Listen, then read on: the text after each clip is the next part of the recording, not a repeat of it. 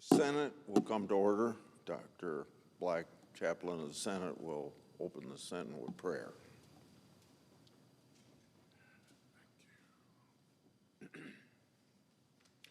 Let us pray.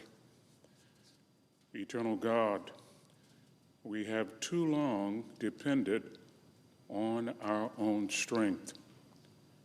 Though we talk of your greatness and might, we too often seek to tackle life's challenges and problems by leaning upon our limited power and understanding. Remind us that every good and perfect gift comes from you, and that we have no strength apart from you. In a world where evil seems so rampant, inspire our lawmakers to lead pure and unselfish lives that are worthy of your name. Lord, use them to create goodwill that will challenge the best in people and will usher in the reign of your abiding peace. Draw them together in oneness, in diversity, unity, in patriotism, and loyalty, in a shared commitment to you.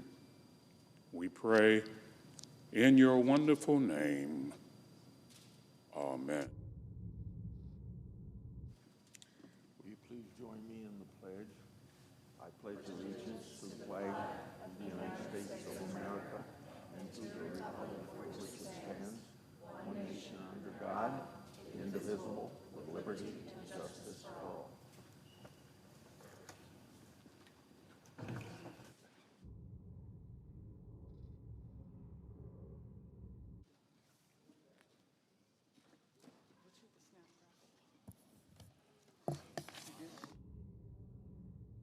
Under the previous order, the leadership time is reserved.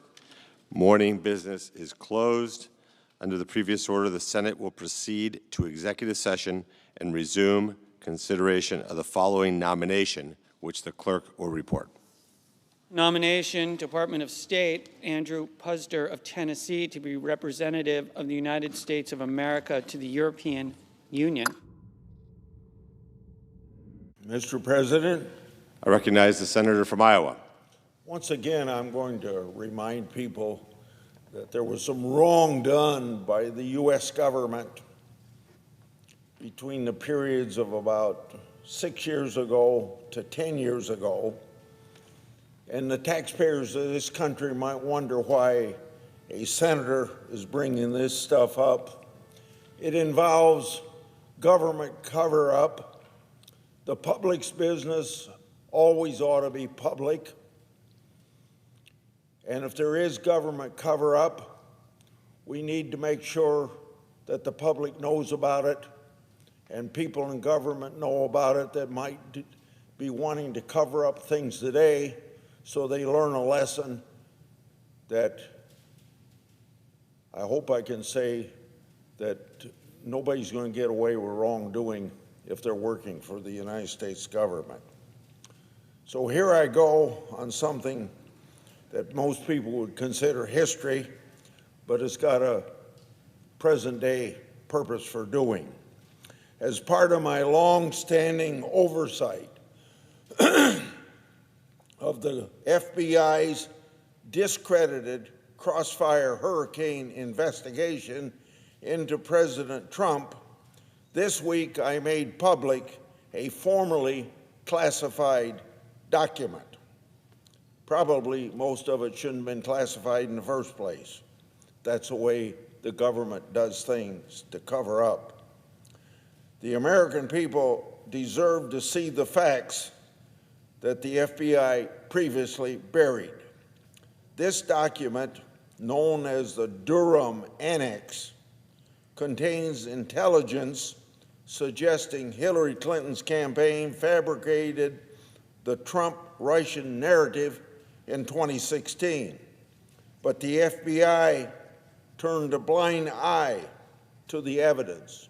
In other words, it was used as a political weapon.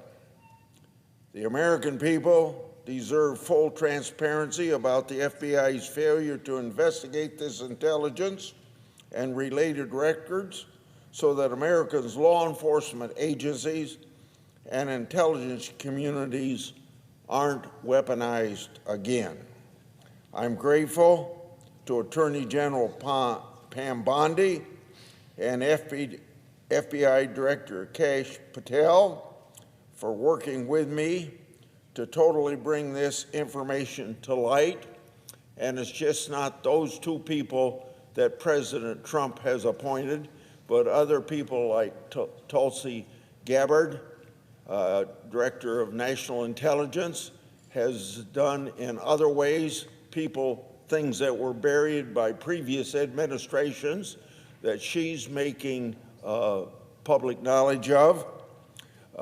And I could say very generally that the Trump administration is better than any Republican or Democratic administration in the past of trying to get some of this wrongdoing out and declassifying stuff that shouldn't have been classified in the first place.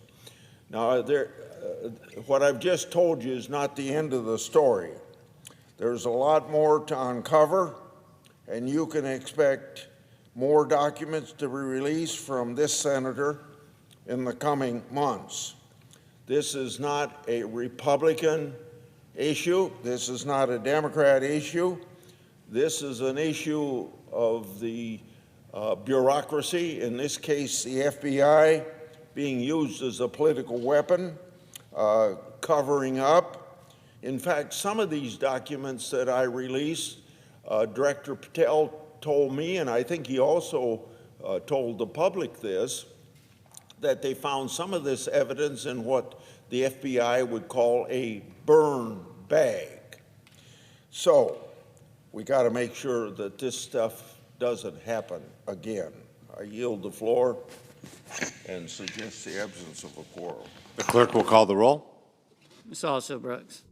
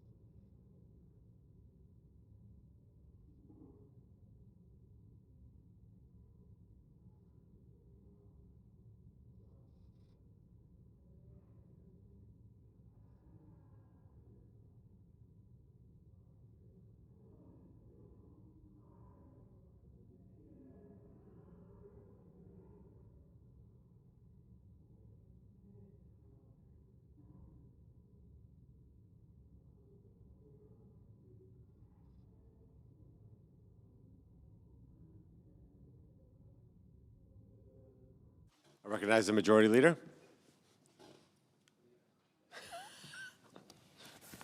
Thank you, Mr. President. Mr. President, yesterday afternoon, we reached an agreement with Democrats on an appropriations package. And I'm pleased to report that as of last night, we've passed 3 of the fiscal year 2026 appropriations bills: military construction, and Veterans Affairs, legislative branch, and agriculture. Those are the 3 appropriation bills that we were able to pass last night. I would say it is a very good start on appropriations, and a striking contrast, I might add, to last year when the Democrat leader failed to bring a single appropriations bill to the floor for a vote, notwithstanding the fact that 11 of the 12 had passed out of the Appropriations Committee with big bipartisan margins. And I want to thank Senate Appropriations Committee Chair Collins, as well as Senators Hoeven, Boozman, and Mullen. I also want to thank Senator Moran, who's done outstanding work on the Commerce, Justice, Science Appropriations Bill, and that would have passed last night had it not been for the opposition of a single Democrat senator. Thanks are due to all the members of the Senate Appropriations Committee, which has now reported out 8 of the 12 fiscal year 2026 appropriations bills. The Senate is currently in its best place on appropriations in years, and I'm grateful for all those who worked cooperatively and in good faith to make last night's votes happen. It is good, Mr. President, to have the Senate back on a regular order track on appropriations, and I will continue to work for a regular order process as we continue. And I hope that Democrats will join us in that effort. It was disturbing to hear the Democrat leader threaten to shut down the government in his July 8th Dear Colleague letter. And I hope, Mr. President, I really hope the Democrats will not embrace that position, but will continue to work with Republicans to fund the government. As I said, we are in the best place we've been in years, but we have a lot of work to do. And I hope that we'll be able to continue the good work we began last night with continued bipartisan cooperation. Now, Mr. President, I wish I had more good news or better news to offer this morning on the nominations front. I wish I could say that we had also reached an agreement on a nominations package yesterday. But unfortunately, Democrats continue to engage in their historic obstruction.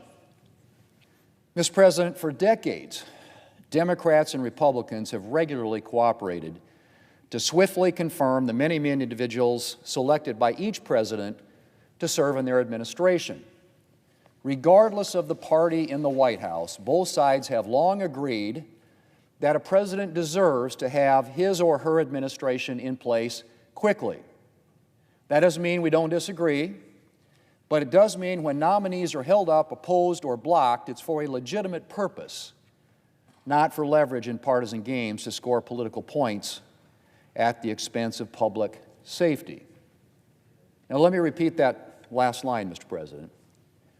But it does mean when nominees are held up, opposed, or blocked, it's for a legitimate purpose, not for leverage in partisan games to score political points at the expense of public safety, end quote. Now, interestingly enough, Mr. President, those last lines aren't mine. Those are the words of the Democrat leader just 3 short years ago. And I truly wish it was the philosophy of the Democrat leader and his party still espoused today. But instead, they have embraced a historic level of obstruction, slow-walking every single one of President Trump's civilian nominees, including nominees who have ultimately received substantial Democrat support. That is the very definition of the partisan games the Democrat leader deplored just a few short years ago. And so just to put a fine point on that, Mr. President, I want to show you where we are relative to history with regard to nominations.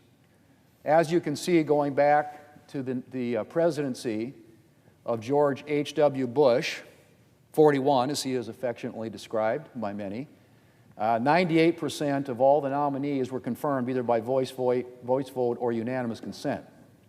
That was also true of a Democrat president, Bill Clinton. George W. Bush, 43, had 90% of his nominees confirmed either by voice vote or unanimous consent. And President Obama, so we went Republican, back to Democrat, also had 90% of his nominees confirmed either by voice vote or unanimous consent. Well, that started to drop off in the first Trump administration down to 65%, dropped down to 57% during the Biden administration. But what's really striking, Mr. President, is here we are 6 months into, more than that really now, into this current administration, and that right there, a big fat zero, is what the Democrats have allowed in terms of nominees either confirmed by voice vote or unanimous consent. Now, under any circumstance, Mr. President, and I understand there are strong disagreements with our colleagues on the other side of the aisle, don't like the president, all that. There's certainly that element, but this is historic and unprecedented obstruction when it comes to allowing someone who has been elected by the people of this country in a fairly significant, I would argue, mandate, an election, to get their person in place to do the jobs that the American people elected that president, President Trump, to do. And so you cannot, under any circumstance, defend that.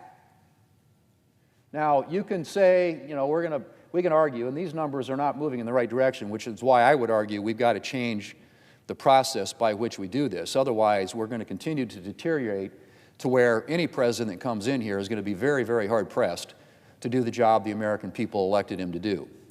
So, but really, that one right there, that big fat zero sticks out in a very big and significant way. And I wonder how Democrats' continued determination to slow walk President Trump's nominees will play with the voters, who, after all, as I said, elected President Trump with the thought that he'd be able to fill up his administration. Mr. President, Democrats need to get serious about agreeing to a nominations package to confirm a number of these outstanding nominations. And I would tell you, and they are well aware of this, that a lot of the nominees on the current backlog are nominees who have bipartisan support. In some cases, broad bipartisan support. Multiple Democrats voting for these nominees coming out of the committee.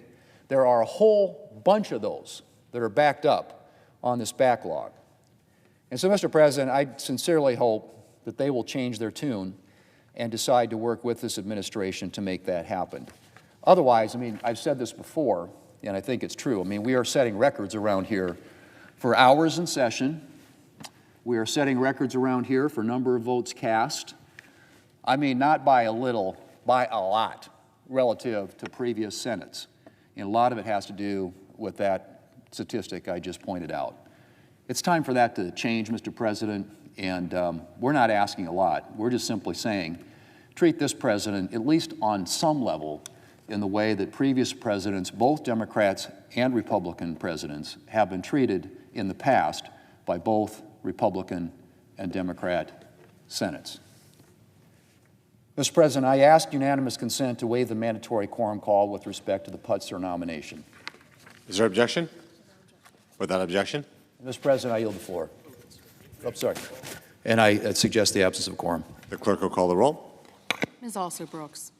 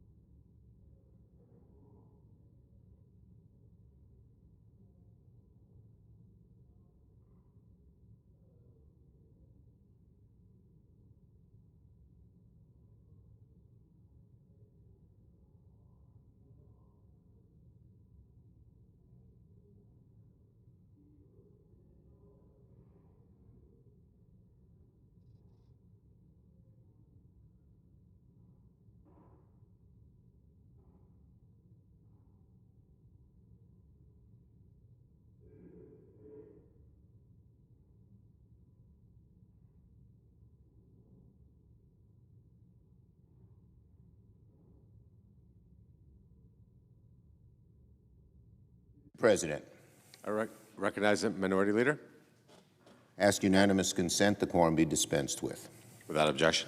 So, Mr. President, I just listened to my friend the Majority Leader speak.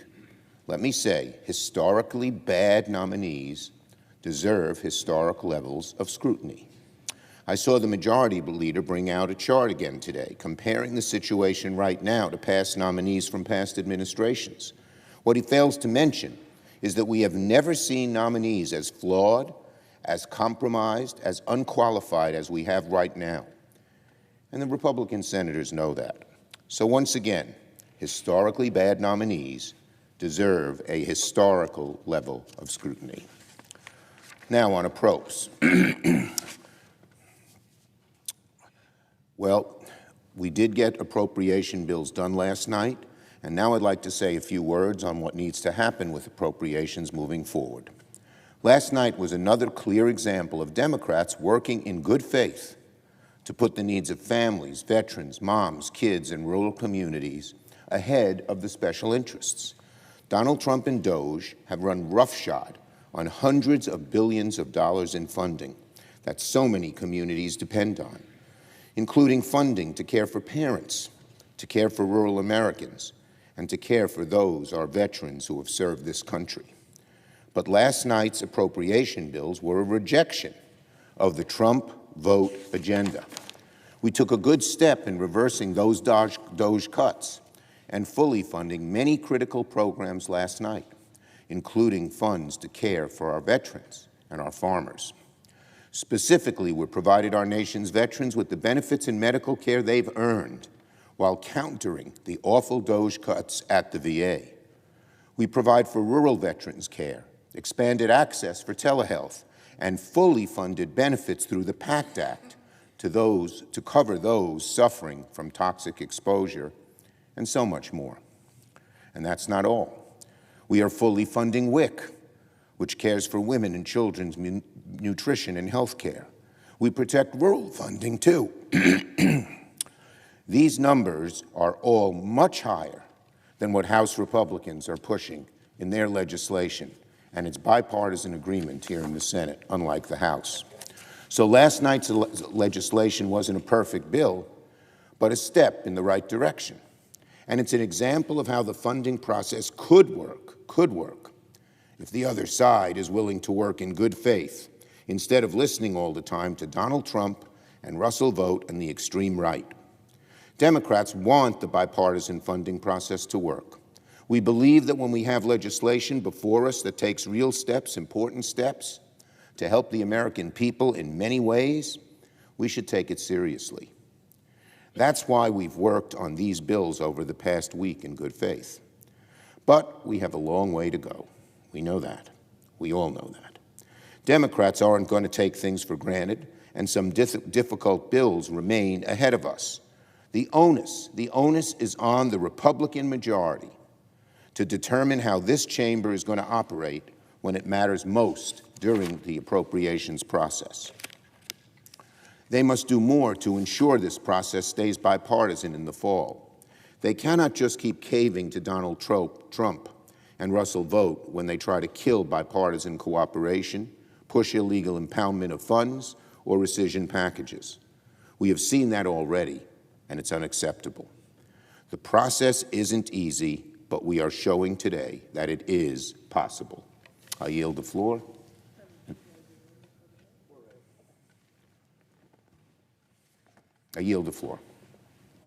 The clerk will report the motion to invoke cloture. Cloture motion. We, the undersigned senators, in accordance with the provisions of Rule 22 of the Standing Rules of the Senate, do hereby move to bring to a close debate on the nomination of Andrew Pudzer of Tennessee to be representative of the United States of America to the European Union with the rank of Ambassador Extraordinary and Plenipotentiary, signed by 17 senators. Under the previous order, the mandatory quorum call under Rule 22 has been waived. The question is it the sense of the Senate that debate on the nomination of Andrew Pudzer of Tennessee to be representative of the United States of America to the European Union with the rank of Ambassador Extraordinary and whatever that word is, shall be brought to a close?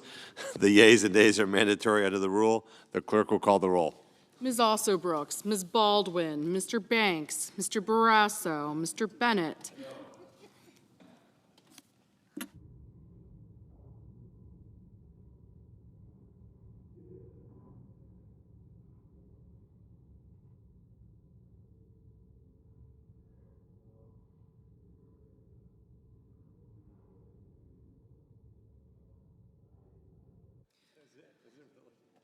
Mrs. Blackburn,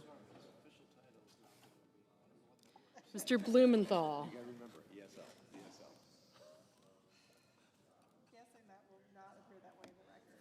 Ms. Blunt Rochester, Mr. Booker, Mr. Bozeman, Mrs. Britt, Mr. Budd, Ms. Cantwell, Mrs. Capito,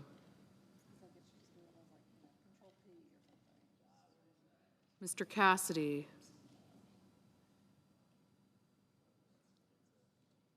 Ms. Collins,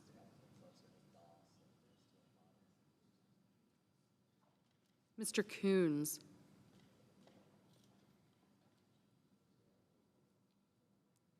Mr. Cornyn, Ms. Cortez Masto,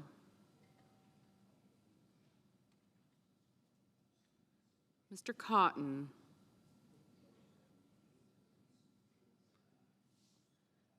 Mr. Kramer,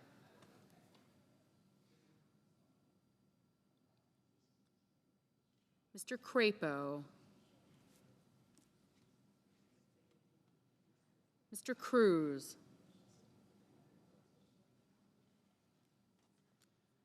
Mr. Daines,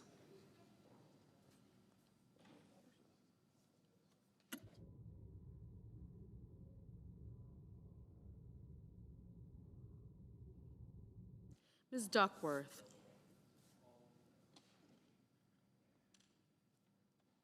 Mr. Durbin,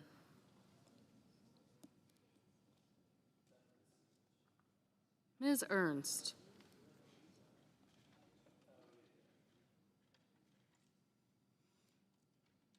Mr. Fetterman,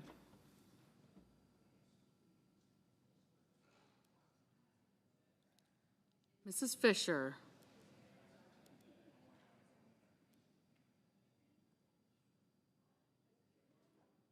Mr. Gallego,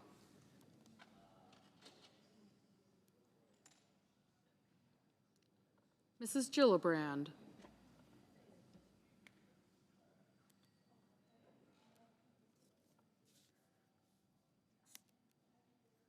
Mr. Graham,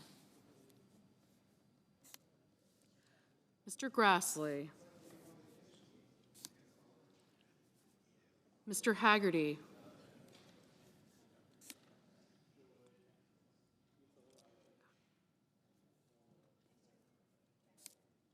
Ms. Hassan,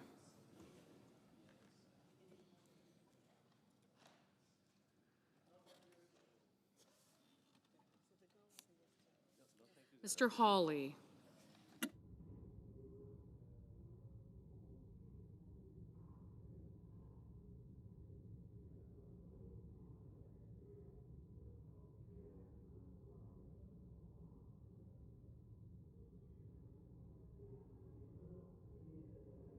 Mr. Hawley, Mr. Heinrich, There's that whole thing in the Constitution where you can't give yourself a pay raise. Mr. Hickenlooper, Okay. You get back to me. You've got a few hours, but not more. Ms. Hirono, The Bible isn't going to help you either. Mr. Hoven, Mr. Husted, Mrs. Hyde-Smith, Mr. Johnson,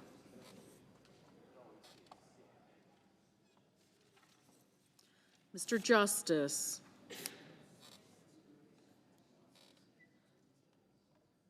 Mr. Kane, Mr. Kelly, Mr. Kennedy,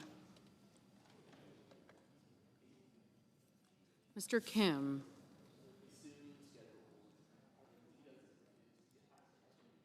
Mr. King,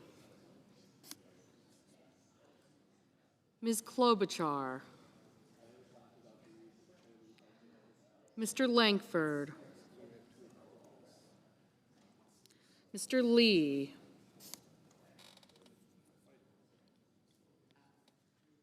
Mr. Lujan,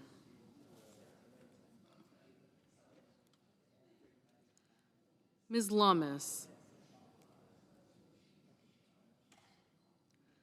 Mr. Markey, Mr. Marshall, Mr. McConnell, Mr. McCormick, Mr. Merkley, Mrs. Moody, Mr. Moran, Mr. Marino, Mr. Mullen, Ms. Murkowski, Mr. Murphy, Mrs. Murray, Mr. Ossoff,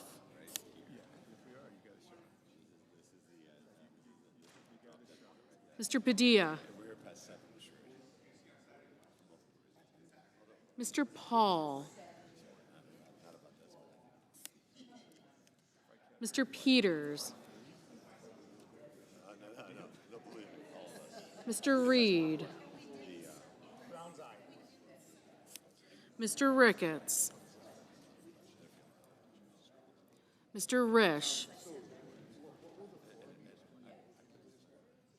Ms. Rosen, Mr. Rounds, Mr. Sanders, Mr. Schatz, Mr. Schiff,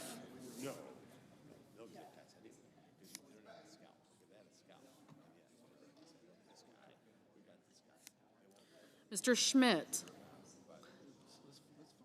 Mr. Schumer, Mr. Scott of Florida, Mr. Scott of South Carolina, Mrs. Shaheen, Mr. Sheehy, Ms. Slotkin, Ms. Smith, Mr. Sullivan, Mr. Thune, Mr. Tillis, Mr. Tuberville, Mr. Van Hollen, Mr. Warner, Mr. Warnock, Ms. Warren, Mr. Welch,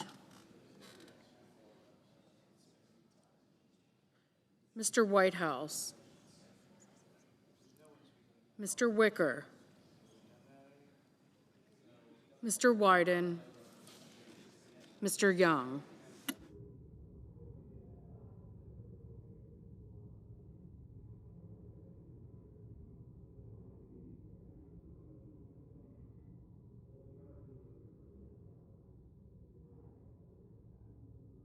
Senators voting in the affirmative: Banks, Collins, Cornyn, Kramer, Curtis, Fisher, Graham, Hyde-Smith, McCormick, Marino, Paul, Rounds, Scott of Florida, Sullivan, and Thune.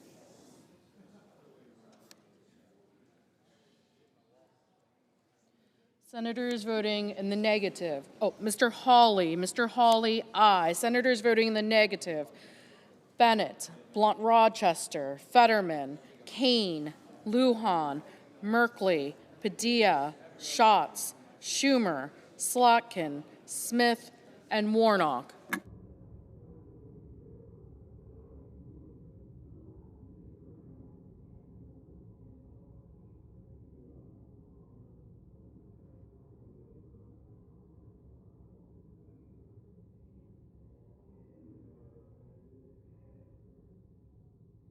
Ms.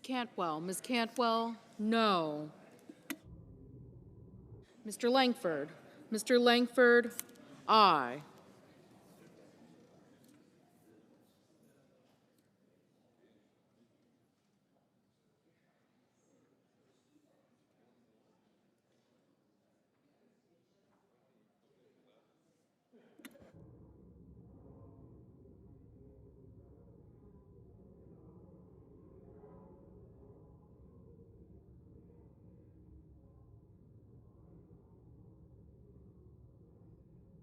Mr. Tuberville, aye.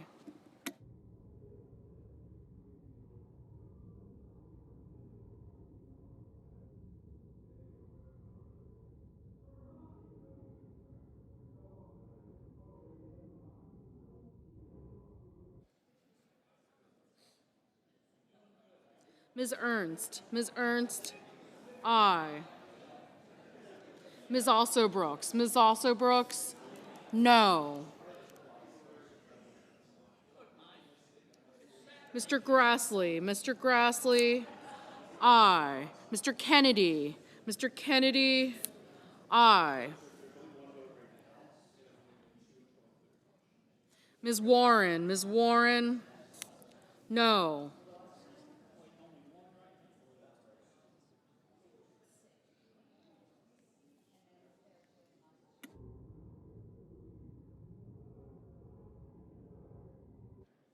Mrs. Capito, aye. Ms. Rosen, no.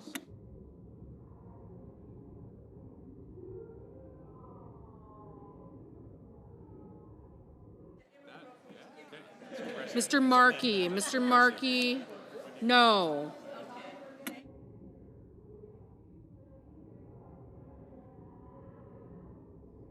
Mr. Scott of South Carolina, aye.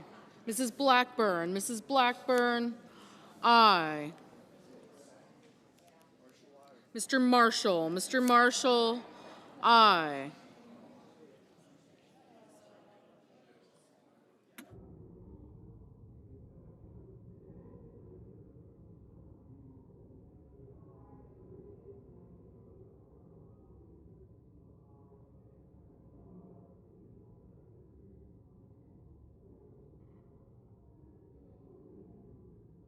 Mr. Peters, no.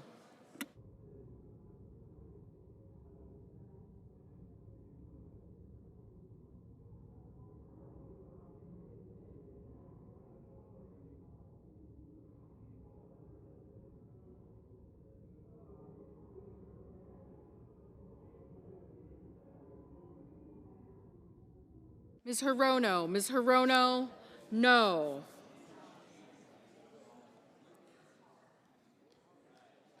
Mr. Ricketts, aye.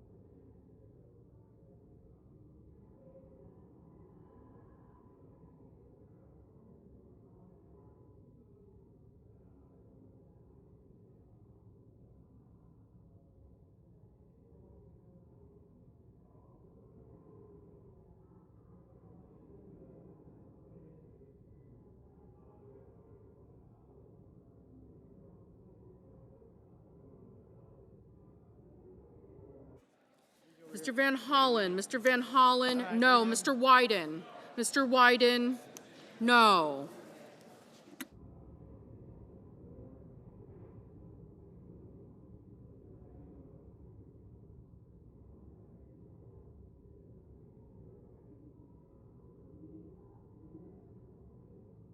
Mr. Whitehouse, Mr. Whitehouse, no.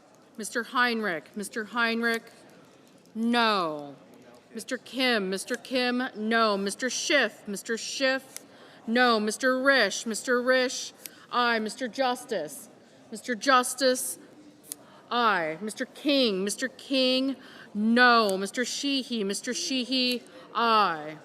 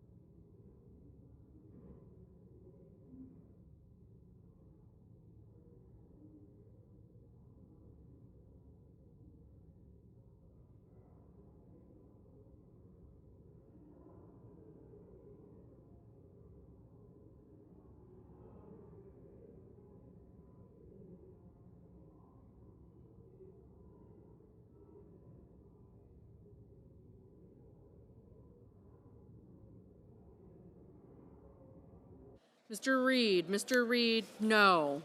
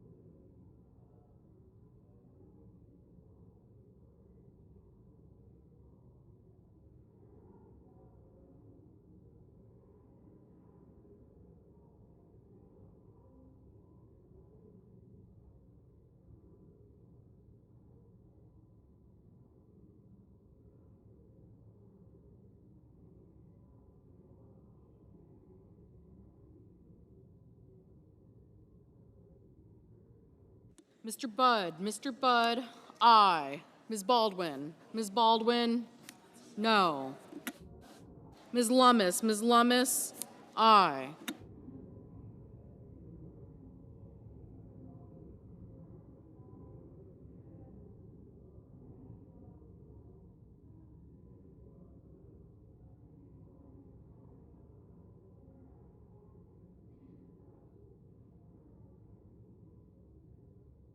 Mr. Blumenthal, no. Mr. Hickenlooper, no.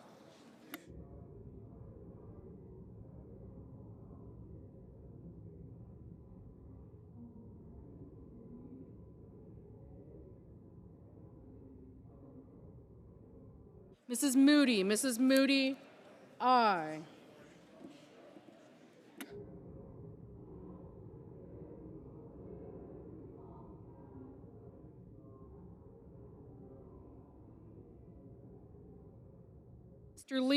Mr. Lee, aye.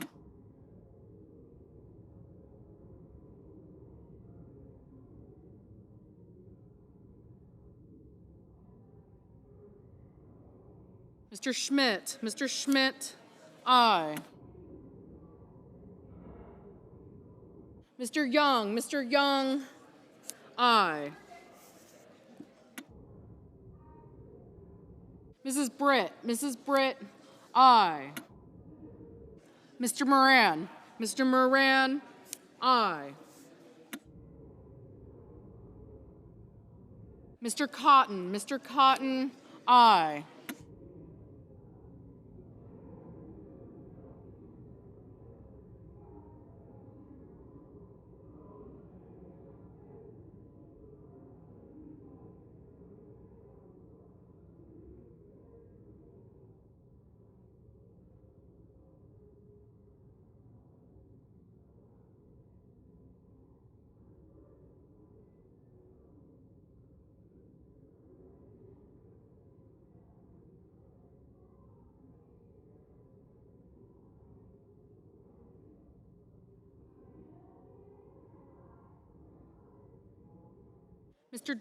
Mr. Durbin, no.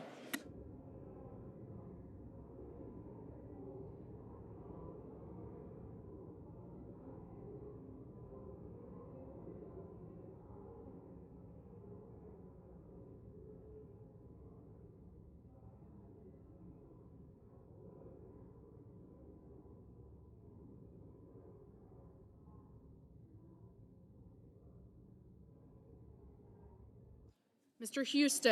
Husted, aye. Ms. Murkowski, aye. Oh, Ms. Murkowski, no.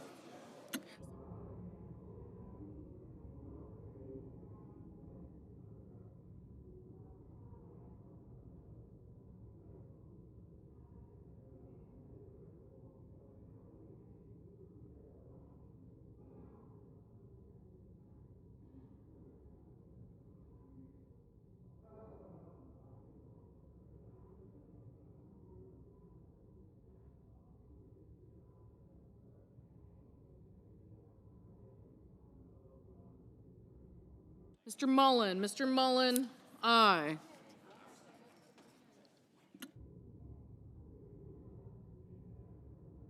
Mr. Crapo, aye.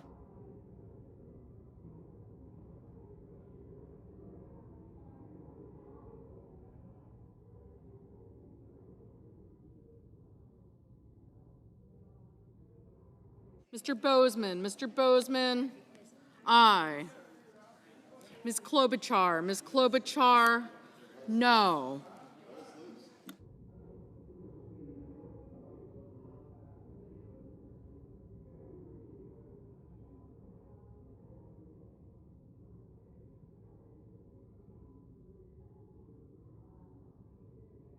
Mr. Cassidy,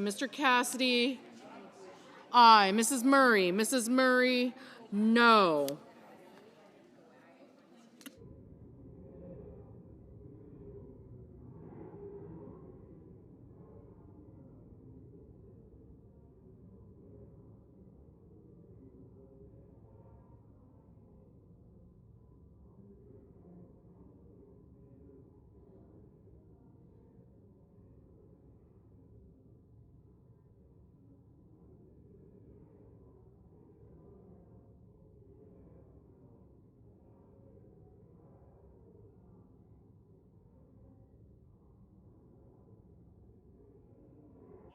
Mr. Johnson, aye.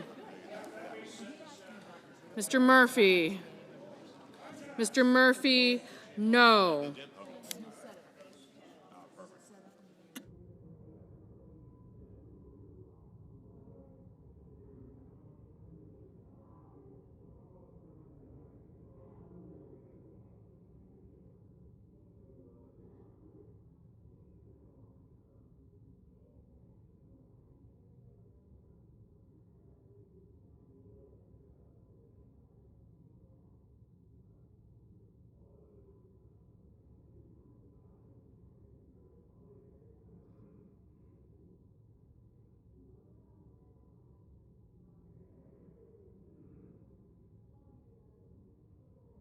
Mr.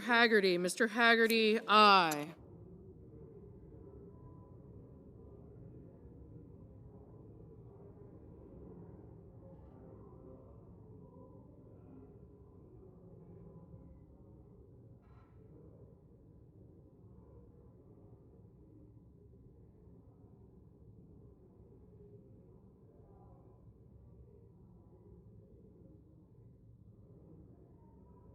Mr. Booker. Mr. Booker, no.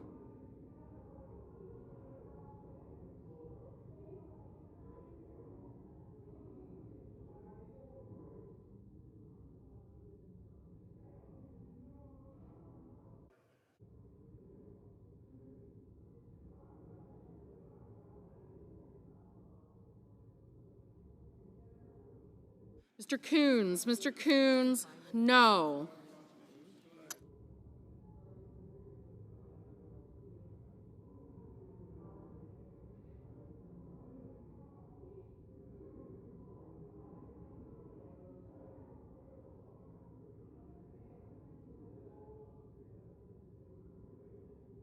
Mr. Ossoff. Mr. Ossoff, no.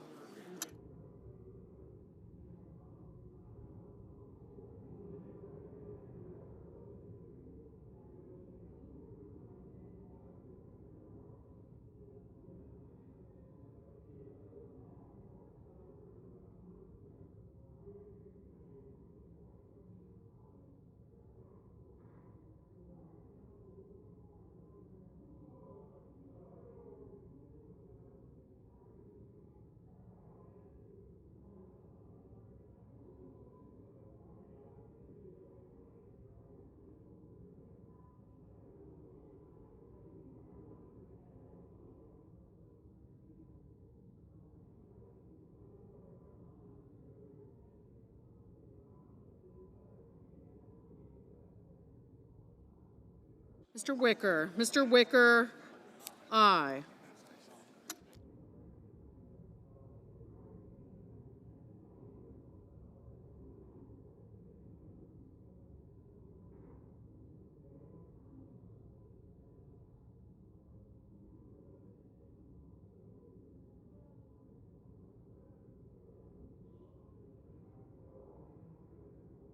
Mr. Hoven. Mr. Hoven, aye.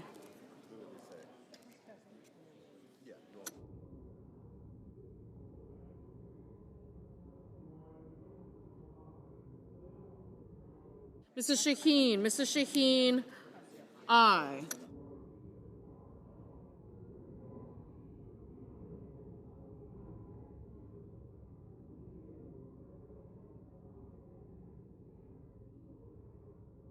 Mr. Barrasso. Mr. Barrasso, aye.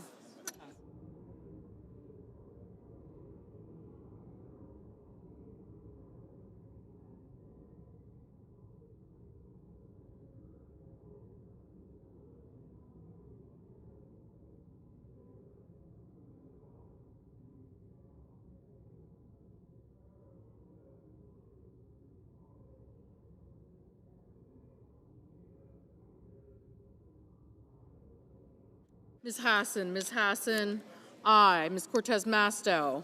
Ms. Cortez Masto, no.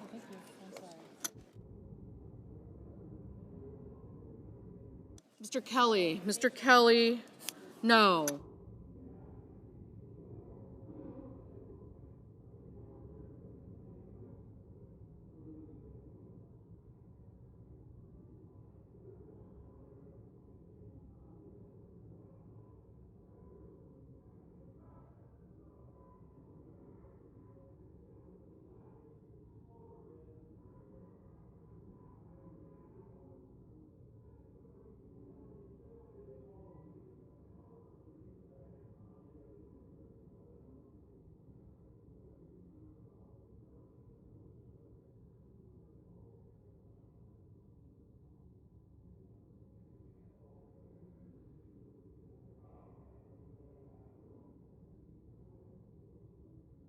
Mr. Daines. Mr. Daines, aye.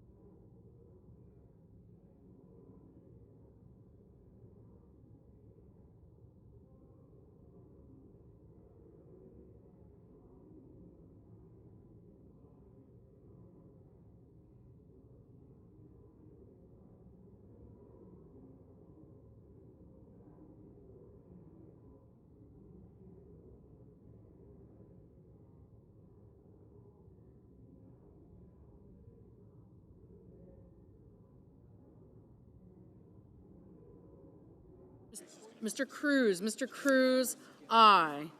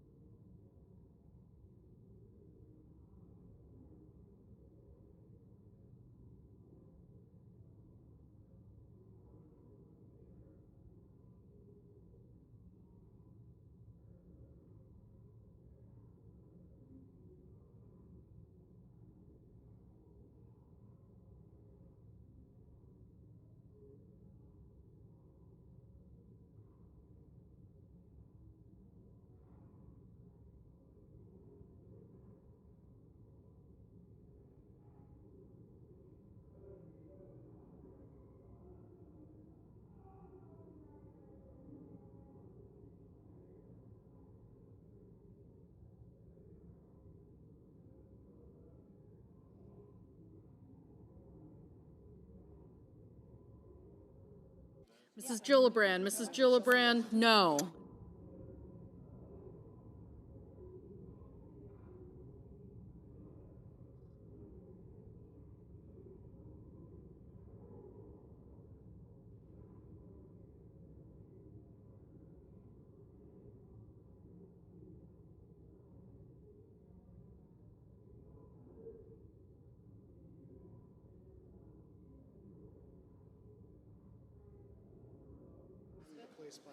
Oh, sorry.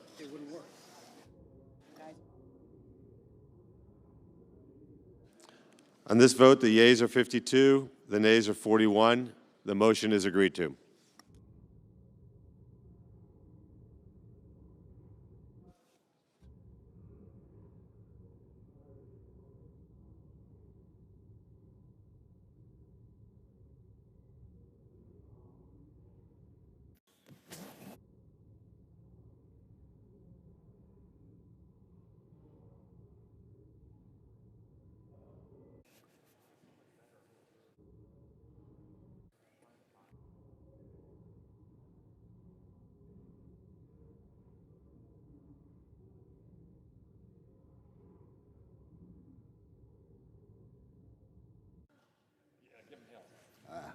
Mr. President. I recognize the senator from North Dakota. Thank you, Mr. President. Mr. President, when I walked through that door, I guess it's only about 50 minutes ago, I had no intention of speaking. Half an hour ago, I had no intention of speaking today. But I need a little therapy, so congratulations, therapists. I've got a couple things on my mind. As we stand here, uncertain about what this Saturday morning in August is going to produce, I just had some thoughts. My first thought seems probably pretty basic, and it's to the Democrats in the chamber, specifically their leadership. Breaking news. Donald Trump won the election. He is the President of the United States. You don't have to like it, but he did. He won. And what got me a little bit... Can we get order in the Senate and take conversations outside the chamber, please? What got me a little bit ramped up this morning was I started thinking about all of Joe Biden's nominees that I voted for. And I got to thinking about the many cabinet secretaries in the Biden administration whose cell numbers I still have and I'm happy to use. We were in this together. And I got to thinking about how very, very special this institution is in a country that is made up of self-governed people. We, ladies and gentlemen, we, Mr. President, are the representatives of those self-governed people. And in many respects, what we're going through this weekend is, in large part, a direct reflection of the division of our country, for sure. For sure. But, Mr. President, I submit that we have a higher responsibility than to simply gravitate to the worst instincts, but rather elevate this institution to a more aspirational conclusion. It's not even really a new conclusion. It is the tradition and the history of this institution. So as I was looking at the leaders' chart in the cloakroom earlier, and I see this rather rich history of an institution that, first of all, respects the prerogative of the person who won the presidency, while also protecting our prerogative to have some oversight and to advise and consent. Boy, when I think of supporting Lloyd Austin for Secretary of Defense, a decision I came to regret, not because I didn't like him, but because he proved to be a pretty bad Secretary of Defense. Nonetheless, Joe Biden had won the election, and that's who he chose. When I supported Pete Buttigieg for Secretary of Transportation, I had higher hopes, but we had a decent working relationship, and I was happy to have supported him. When I introduced Shalonda Young in the Budget Committee in her hearing to become OMB director, that was a decision I never regretted. Still do not. But I will tell you, Mr. Chairman, Mr. President, this morning as I stand here in early August on a Saturday morning with this circle in 0% bright gray, as though there is such a thing as bright gray, I'm frustrated. And this, Mr. President, is the future of this place if something good doesn't happen today in this place. And I fear we are going down a path we may never, ever be able to go down again, or at least go the other direction. Some fights, Mr. President, aren't worth winning, much less losing.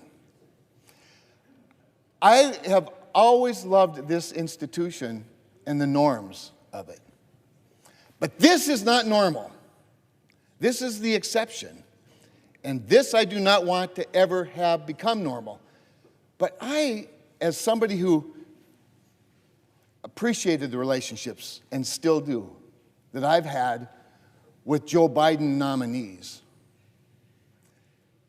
today, if you were to ask me to vote for a Joe Biden nominee, I don't give a rat's rear who they are, how great they are, how spectacular they may be. I don't care what their credentials are. The message to me is, I've got to vote no. We darn sure aren't going to let them have it the easy way. We're darn sure never going to do 46% of the next president's nominees with a voice vote or unanimous consent. Because the new norm is we fight every one of them because they won the election instead of us winning the election. It's not okay, friends. It's not okay, Mr. President. Last night in this chamber, we did something rather remarkable together with a very large bipartisan vote. We passed not one, not two, but 3 appropriations bills. As Chairman Collins reminded us, the first time we've done it before the August recess since 2018.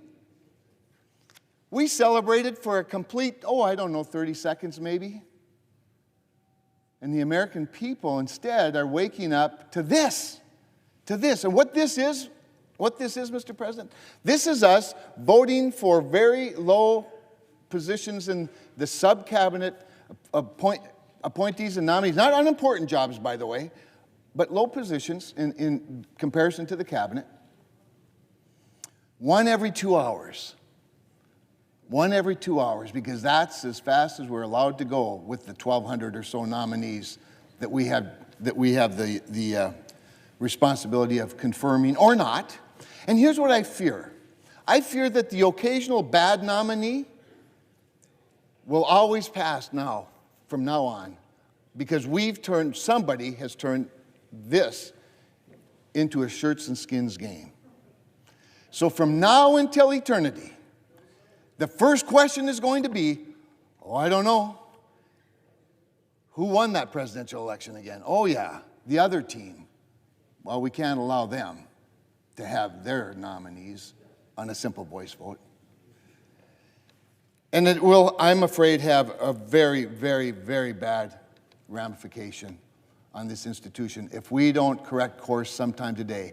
If we don't come to some sort of an agreement that recognizes that Donald Trump won the election and has the right to have the government that he wants, and that we have a prerogative to make sure that it's not just confirmed, but that if there are some bad apples along the way, that they get held up for greater scrutiny.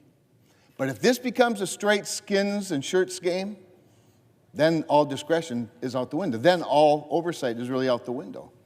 Then the responsibility of scrutiny goes out the window, because it's one team versus the other team, and nobody looking out for the American people. Mr. President, as I said, I didn't intend to get up and talk today. I don't know that I feel any better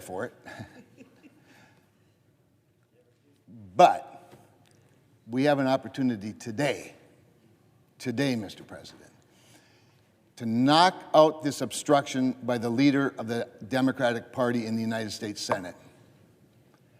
And if we don't, if something doesn't happen today, then we, in my view, are confronted with the only other choice, and that is a major rules change that acknowledges the new reality in this country. I don't want that to be the case. I'm still more optimistic than the path we're on. And with that, thanks for the time and yield it back.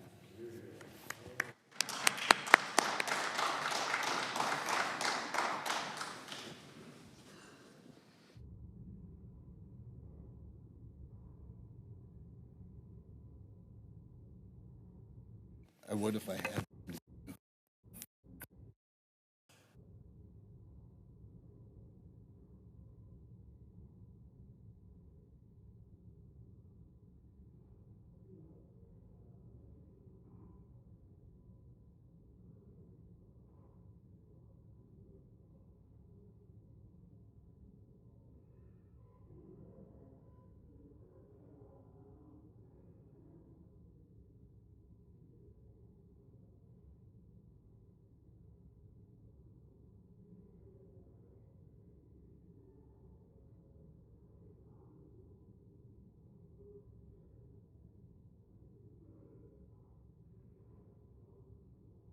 The clerk will call the roll.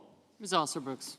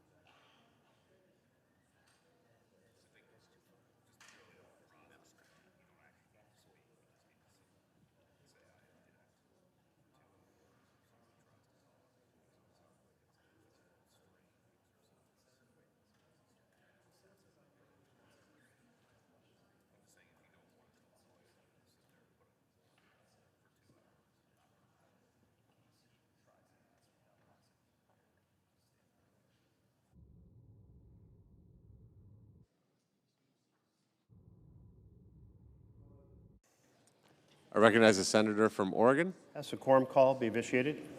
Is there objection? Objection is heard.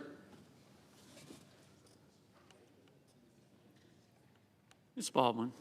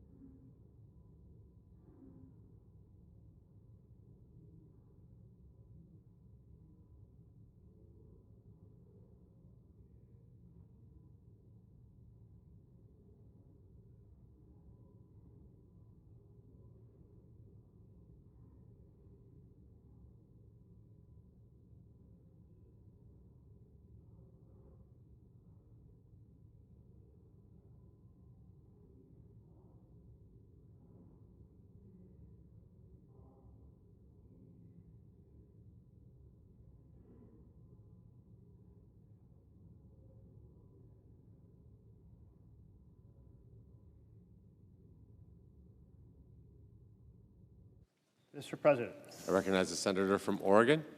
ask the quorum call be vitiated. Is there objection? Without objection. Thank you, Mr. President.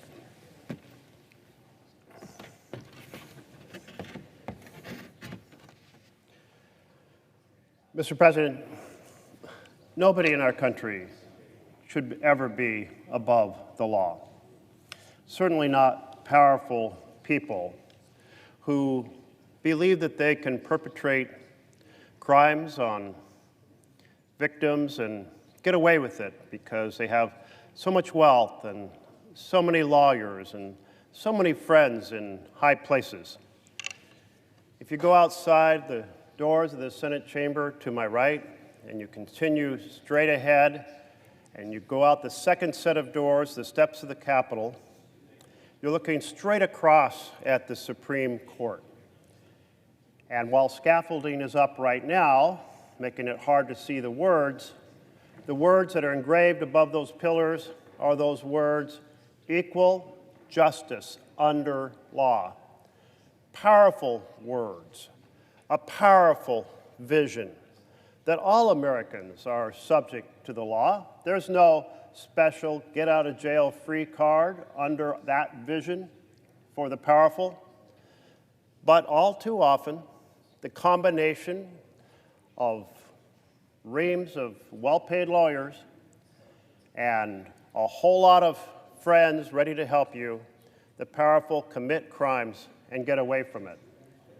We should aspire to the vision that is there above the Supreme Court, that vision of equal justice under law, that no politician, no celebrity, no mega millionaire or billionaire can buy their way out of justice when they commit crimes, and particularly not crimes that involve life-altering damage, crimes in which people are killed, crimes in which people are mutilated, crimes in which people are raped. No matter how powerful someone is, they need to be prosecuted when they commit these crimes. And the American people have a right to know what information the government is suppressing to protect these individuals. So this brings us to the conversation of the Epstein files. There's only one right answer: complete and total disclosure. That's the only pathway to justice. We have a lot of suspicions across this country about what is contained in those files hidden in the Department of Justice, those files that are hidden in the Department of the Treasury. My colleague, Senator Wyden, on the Finance Committee, has been working on this for years. I heard an objection from across the aisle Why are you interested now? Well, Senator Wyden has been leading this search to understand what went on. There's $1 billion of money that was transferred. Thousands of transfers that were ignored by key banks that would have painted a portrait of criminal empire in motion. And yet somehow, none of those transfers triggered the attention that they merited. So here's what we know. We know that Epstein ran a massive network of sex trafficking of young girls to powerful men. Now, we don't know the who's are in terms of those powerful men, and there may be many names in the files, the Epstein files, that involve people who had nothing to do with those crimes. They may simply be friends in a network. They may be business associates in some other legitimate way. But some of them may well be these powerful men who raped young girls. So those folks who were not part of that shouldn't be objecting to the release of the files, because the files will simply show that they had nothing to do with those crimes against young women. But the folks who were the perpetrators, whose names might be in that file, right now I can guarantee you, they're working the system of every high friend across this country, every mega millionaire and billionaire who participated in these violent acts on the innocent young, and they're trying to make sure this information never comes out. And so far, they have succeeded. And that is wrong. Several of my colleagues are preparing to speak to this, and Senator Durbin I'm looking to see that he's here, yes he is going to speak to it next. My colleague from across the aisle is here to respond to a request to hear and vote on a bill that will tell the Department of Justice, you must release these files. Transparency must happen. Now, why did I write this bill? I wrote this bill because the Attorney General said, we don't have legal permission to release the information. So let's give her the legal permission to release this information. In fact, let's pass a law right now, today, here in the Senate that says you not only have permission to release the Epstein files, but we are passing a law saying you must release the Epstein files with the names of the victims redacted to protect them. So, as if in legislative session, and notwithstanding Rule 22, I ask unanimous consent that the Committee on Judiciary be discharged and the Senate proceed to immediate consideration of Senate Bill 2557. Further, the bill be considered read a third time and passed, and the motion to reconsider be considered made and laid upon the table. Is there objection? Mr. President. I recognize the Majority Whip. Thank you, Mr. President. Reserving the right to object, Senate Republicans included a provision to address this very issue in an appropriation bill that Democrats blocked earlier this week. This issue would have been addressed here on the United States Senate floor, yet Senate Democrats came to the floor and objected to what was in this bill having to appropriations and dealing with the funding of the government of the United States. And the shutdown Democrats who want to shut down the government did exactly, they objected to the appropriations bill that addressed this very item. That's what happened. And what's really happening today, we're here on a Saturday morning in August, on the floor of the United States Senate, and why are we here? We are here because Democrats are still trying to distract from the unprecedented obstruction of President Trump's well-qualified nominees. As of this morning, there are still 154 qualified nominees awaiting confirmation in the United States Senate.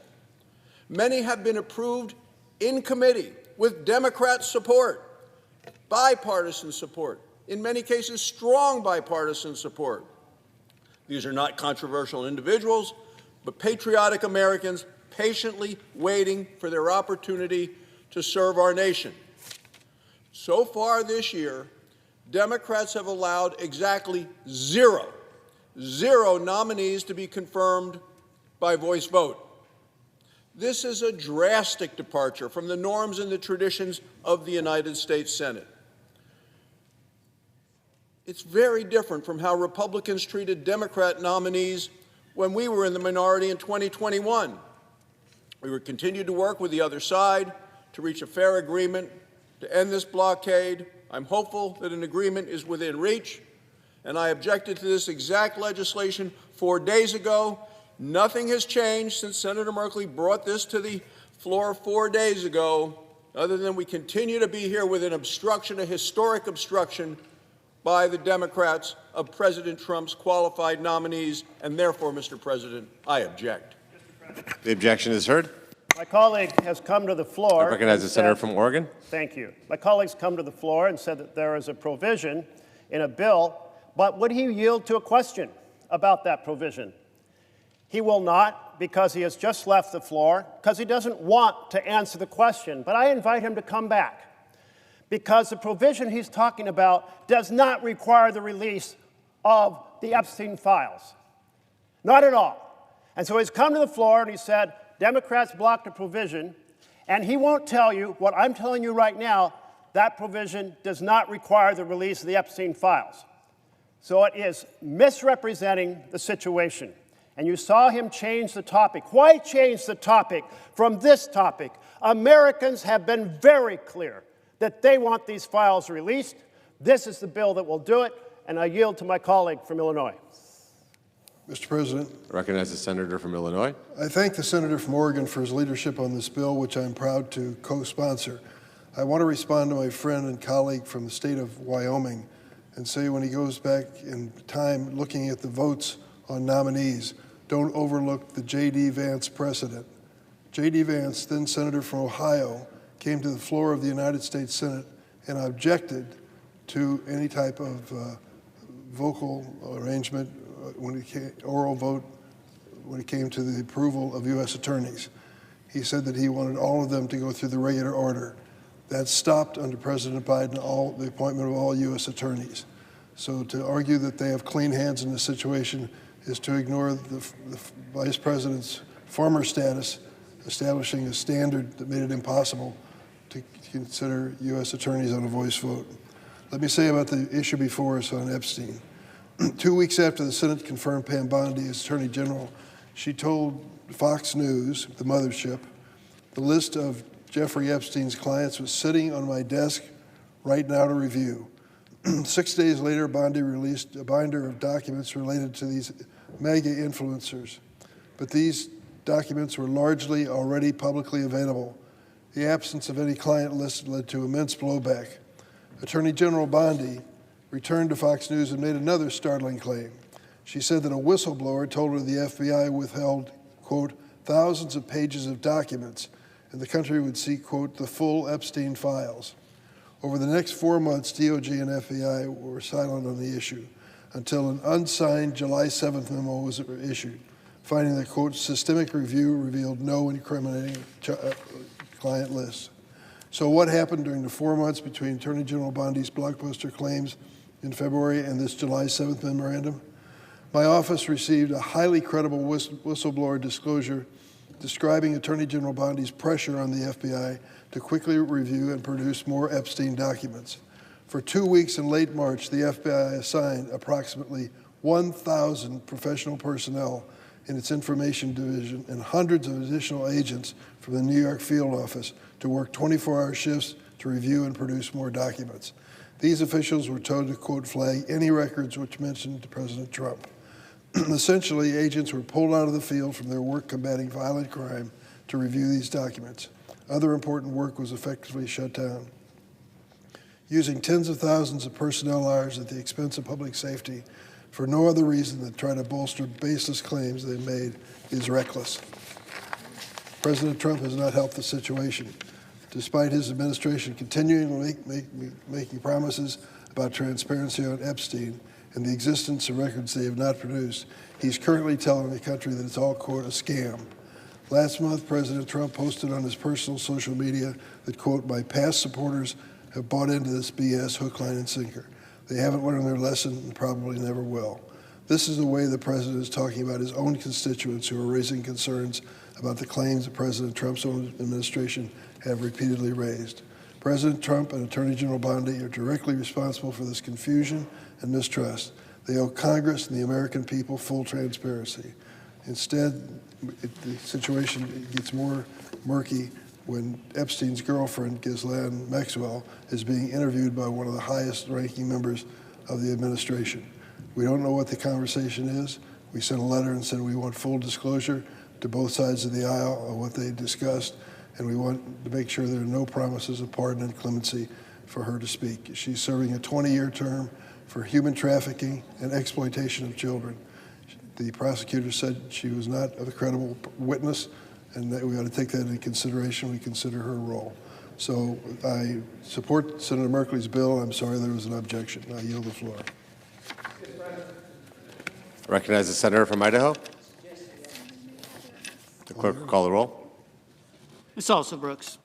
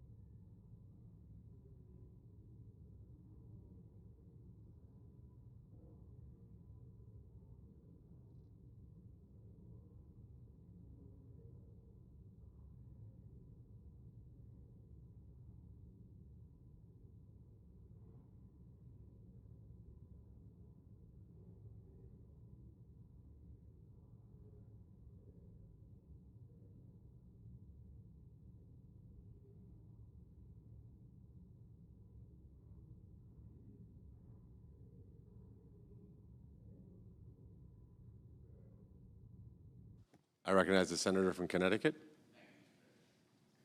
The American people have been... Senator, we're in a quorum call. I ask that the quorum call be lifted. Is there objection? Without objection. Thank you, Mr. President. The American people have been treated to an extraordinary spectacle. It is the spectacle of a president of the United States trying to stonewall and stall the disclosure of a file from the United States Department of Justice that directly implicates him and others in places of power after boasting to the American people that he would reveal everything. He promised again and again and again that he would disclose all the files, not only of this investigation, but the JFK investigation and others, because the American people deserve transparency. They deserve disclosure. They deserve to know what is in the files of the Department of Justice when there are credible allegations that an investigation is incomplete and potential evidence concealed. And the American people are rightly asking now, what do they have to hide? Why are they concealing this information in the files of the Department of Justice? We're talking about documents, interviews, testimony that may mention the survivors and innocent people, and their names should be redacted and removed from any public disclosure so that they are not victimized again by the public ignominy of having been victims. And if there is any ongoing investigation here that requires confidentiality, it can be held. I know from my days in the Department of Justice, I was the United States Attorney for Connecticut, that this kind of disclosure is done, not routinely, not commonly, but in exactly this kind of instance when the credibility of the Department of Justice may be at stake and people deserve to know the truth. And here, let's be very blunt, there are questions about whether this investigation and prosecution of Jeffrey Epstein and Ghislaine Maxwell was full and complete. There are names, some of them rich and powerful people. There are stories, some of them believable. There are places and locations, there are testimony that describe a situation that may be much broader than just these two individuals who have been prosecuted. And at the end of the day, we're talking here not about just legalities and about politics. We're talking about girls, the youngest victims, and some of them survivors. The president referred to them as beautiful women. On the younger side, some of them, well, some of them were actually not even women, they were girls. This crime is about the most heinous kind of exploitation of women, predatory victimization of girls, in effect, trafficking them, which was Maxwell's specialty. And the president has said that they may have stolen some of them from his spa as if they were chattel to be bought and sold. But that was the attitude that Epstein and Maxwell had toward them. And sadly, that was the attitude that perhaps some of their aiders and bettors or co-conspirators or simply enablers had as well. This action about disclosure is necessary now because the administration continues to stonewall and stall, concealing information and betraying its promise to the American people. And what's at stake here is not just the president's promises, although they are absolutely clear. When he said, quote, President Trump says he will declassify the 9/11 files, JFK files, Epstein files, end quote. That's President Trump. What's at stake here is the credibility of our justice system. That's why an act of Congress is not only appropriate but necessary. And what's at stake here is also the victim. This crime involved money laundering. It involved financial illegality. It involved fraud against the government. It involved a range of crimes that may sound abstract, even technical, but at the end of the day, it was not a victimless crime. It was about exploiting girls. young women, girls who were mercilessly and repeatedly subject to abuse and trafficking. Donald Trump has broken these promises, but he's also remained actively engaged in a cover-up. That's why he sent his Deputy Attorney General to interview Maxwell for 2 days.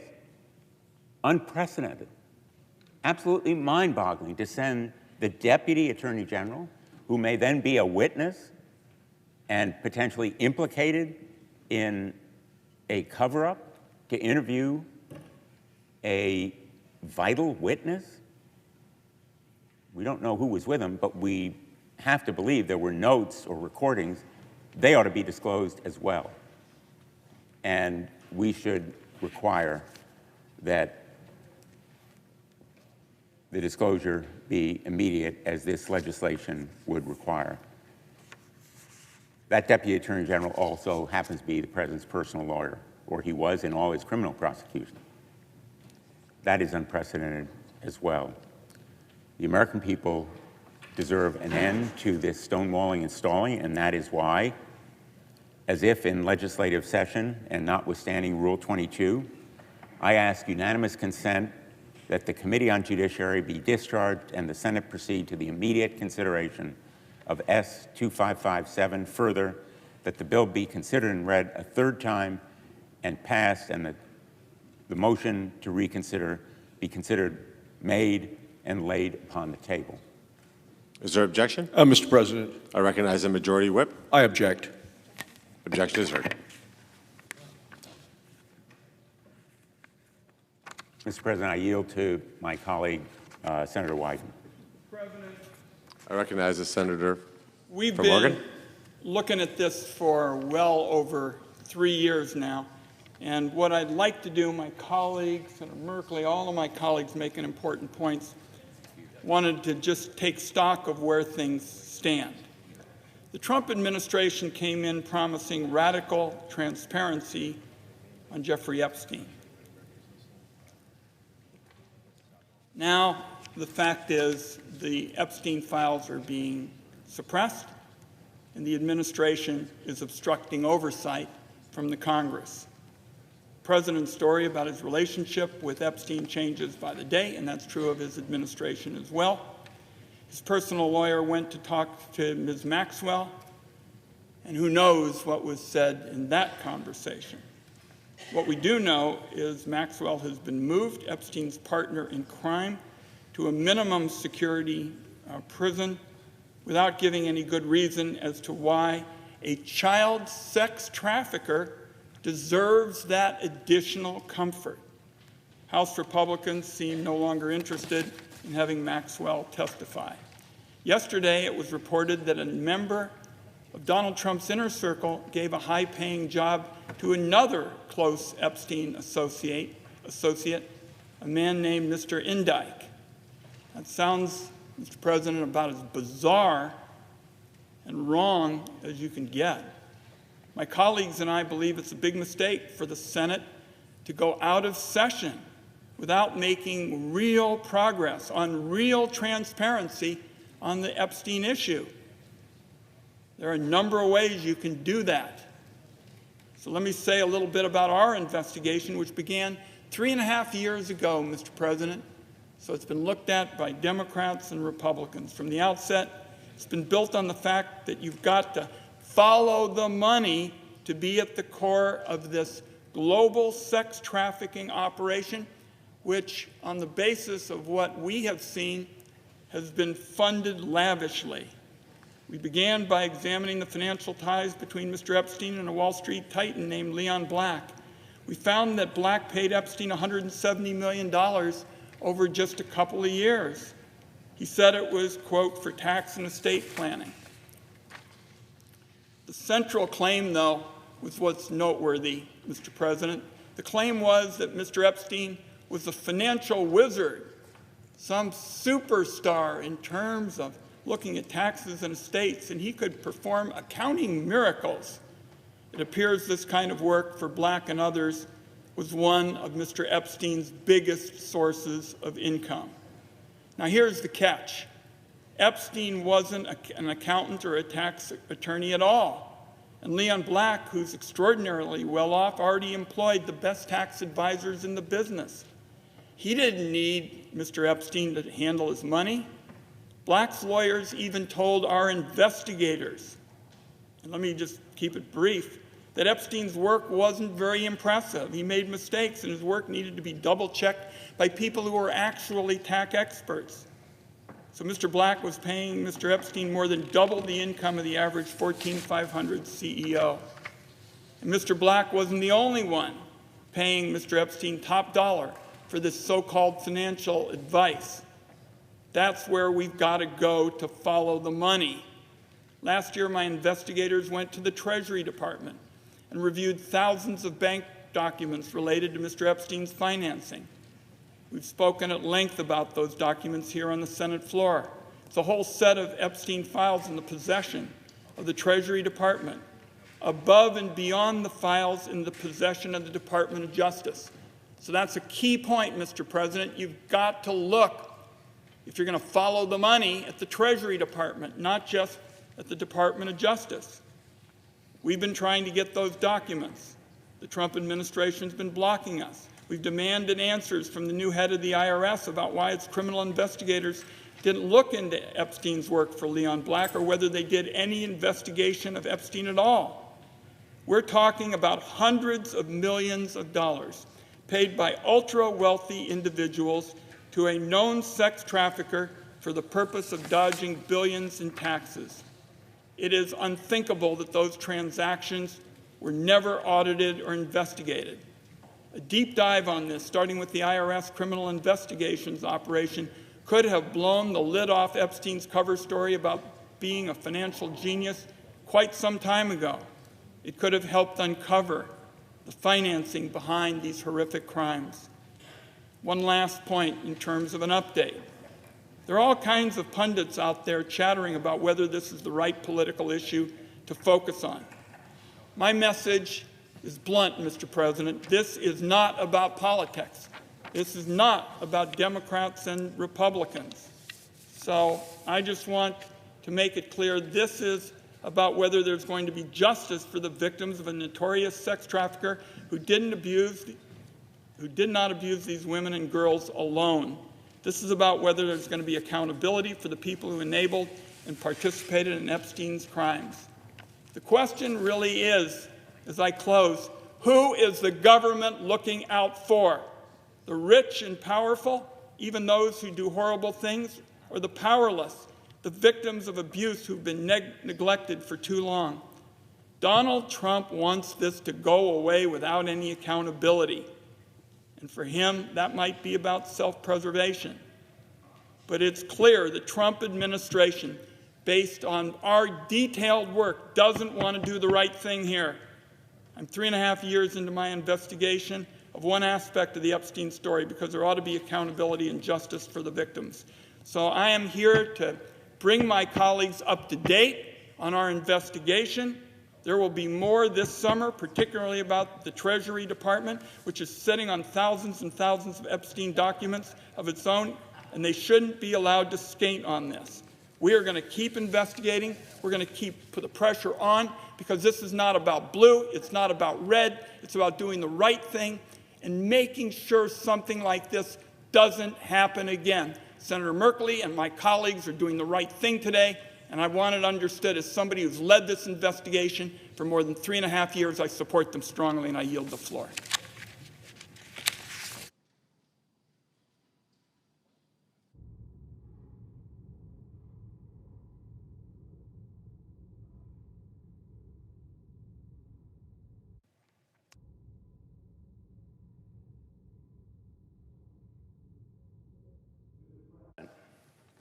I recognize the senator from Maryland. Thank you, Mr. President. I think we can and certainly should all agree that the case of Jeffrey Epstein is deeply disturbing, with horrifying abuse of young women and girls. From the lenient plea deal he received in Florida in 2008 to the end of his case with the death in prison, survivors of his abuse have been denied the full accounting of his crimes and the justice that they deserve. It's also clear that a lack of transparency and accountability and contradictory statements by the Trump administration and its officials has led to even deeper public distrust of our justice system and especially the handling of this case. After all, Trump administration officials, including Attorney General Bondi, promised transparency in this case, but instead gave the American people a binder of largely already public documents. It was a sham. Last month, the Department of Justice released a 2-page memo informing the American public that the department had completed its exhaustive review of the Epstein files and concluded that, quote, no further disclosure would be appropriate or warranted, unquote. We shouldn't be taking the word of any official in any administration on face value. The public should see these documents for themselves. And people ranging from the victims to the American public believe transparency is warranted, and it is. Just 3 days after the Department of Justice memo was published, the Senate Appropriations Committee unanimously agreed to an amendment I proposed to the Commerce, Justice, Science, and Related Agencies Appropriation Bill that would require 2 things. It would require the department to retain, preserve, and compile the Epstein files and submit a report with the files to the respective subcommittee of the Appropriations Committee.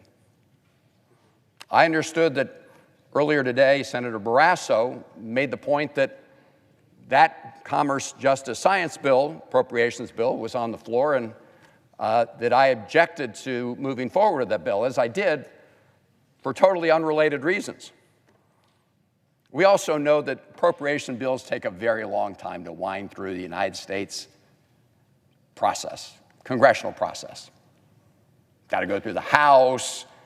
It could be months before that provision, if it continues to be in there, sees the light of day. It shouldn't take months. We should do it now, which is why the day after the Senate Appropriations Committee unanimously, Republicans and Democrats together, supported that provision to require the report and to preserve the documents, Senator Durbin and I wrote to the Attorney General and said, why wait? And that's the question, Mr. President. Why wait? The victims, the American people, they deserve to see the files and know the full truth, and they deserve it right now. Just this morning, there was a new report in Bloomberg. The headline says, the FBI redacted Trump's name in the Epstein files. We've always understood that Donald Trump's name was in the files. What we're learning today, at least according to these reports, is that the FBI redacted Donald Trump's name from those files. The question is, why?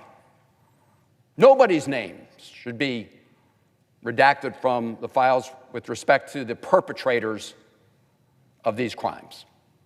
Clearly, in releasing files, we need to protect the names of any victims, but the perpetrators, we should know about their names. They should not be redacted. What we've seen, of course, from the president is an effort to change the subject entirely, say that it was the Obama administration that somehow invented this whole dispute and debate. Well, we know that's not true. We know that's not true because of what President Trump has previously said and, of course, what his Attorney General has said. It's also deeply concerning that the Deputy Attorney General of the United States of America, who previously was Donald Trump's personal lawyer, skirted all the Department of Justice protocols and went down to secretly interview Ghislaine Maxwell for hours over a couple days. I think we should have the transcript of that interview as well. We've also heard President Trump say that he has the power to pardon Ghislaine Maxwell. Well, it's one thing to have the power, it's another thing to speculate publicly about using that power to pardon somebody who could testify in an incriminating way against all of the perpetrators. That reeks of a hint of the obstruction of justice. To signal to Ghislaine Maxwell that if she says the right things, the President of the United States could pardon her, that would be a corruption of the judicial process, a gross corruption of the judicial process. So I hope President Trump will immediately announce that he won't pardon this person, Ghislaine Maxwell, who was the associate of Jeffrey Epstein in perpetrating these crimes against young women and girls. The President of the United States should announce today that he will not do that. That's the way the President can put an end to the understandable concern that he is signaling that if she says the right thing regarding him, that she'll get a get out of jail free card.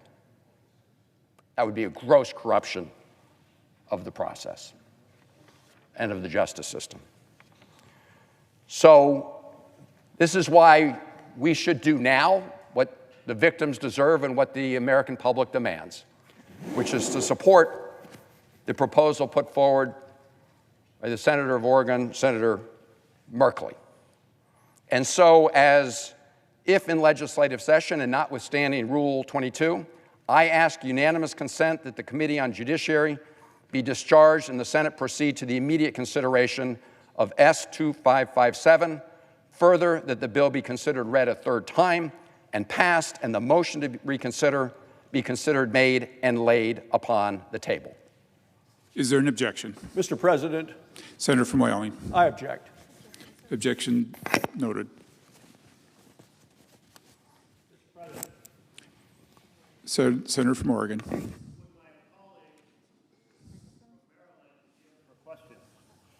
I would. So did I understand you to say that the President of the United States has put forward the possibility of a favor to someone who could testify about the Epstein's conduct over many years? The President of the United States, when asked if he could pardon Ghislaine Maxwell, said, yes, he has the power to do that pardon, to make that pardon. And her attorneys have made very clear through multiple public remarks that they would welcome that. And of course her attorneys would welcome that. She would love to get out of jail free. And so this is why the President today should make very clear that he will not pardon Ghislaine Maxwell because she was close associate in the crimes that she and Jeffrey Epstein committed. In any ordinary world, wouldn't this be considered witness tampering? Certainly if the President of the United States is signaling to Ghislaine Maxwell and her attorneys that he would provide a pardon without any possible reason to do so other than for her to give testimony. In this case, it would be false testimony because we know about the close association between Donald Trump and Jeffrey Epstein. That would clearly be witness tampering. And to my colleague from Maryland, did you also mention that the FBI redacted President Trump's name from certain documents? I did indeed, and this is a report that just came out. The headline is, "The FBI redacted Trump's name in the Epstein files." It's a Bloomberg report. and it's just one more example of what appears to be an effort to cover up any role that Donald Trump may have played in these crimes. Again, we don't know, and the best way for us all to know is to support your effort here, to support our mutual efforts, which is to just release the files. So I so much appreciate your amendment, which we advocated for, which you presented very well in the Appropriations Committee, that said all the files have to be retained so that nothing is destroyed. No missing minutes on a White House tape or anything equivalent. Why is it necessary to express this concern? Well, the concern, of course, is that the Trump administration would be tempted to destroy these files for the purposes of getting rid of evidence. As I indicated, reports today indicate that the FBI, and again, I don't know if they were instructed to do so. I do not know all the circumstances. What we do know are the reports from Bloomberg that Donald Trump's name was stricken from the files. If that is accurate, I'm just trying to understand why they would do so. If his name is in the files and it's simply in the context of he attended a certain event, something of that nature, or maybe Mr. Epstein went to an event at one of the president's properties, that would be a completely innocent role. Why would the FBI redact such a reference? Well, I think that's a question for all of us to ask the FBI, and we should follow up and ask the FBI. In the meantime, though, the best way, as you pointed out, and all of us have pointed out, and even Attorney General Bondi at one point pointed out, is just release the damn files. That's how we would get to the bottom of all of this. And don't redact anything from the files except to protect victims. But perpetrators should not have their names redacted from the files. Absolutely. Well, I so appreciate you bringing this additional information to bear. Our colleague across the aisle who objected noted that the Republicans also voted for this amendment, your amendment, in committee. So I'm wondering if we bring it back as a UC, that as a bill to pass right now, saying all information is retained. I wonder if our Republican colleagues would join us in that effort. Well, that's a very good point the senator raises. We had a unanimous bipartisan vote in the Senate Appropriations Committee on an amendment to do exactly that, to make sure the records were preserved so nobody tries to destroy evidence. And it required an exhaustive report detailing many of the questions that we have all raised regarding the Epstein files.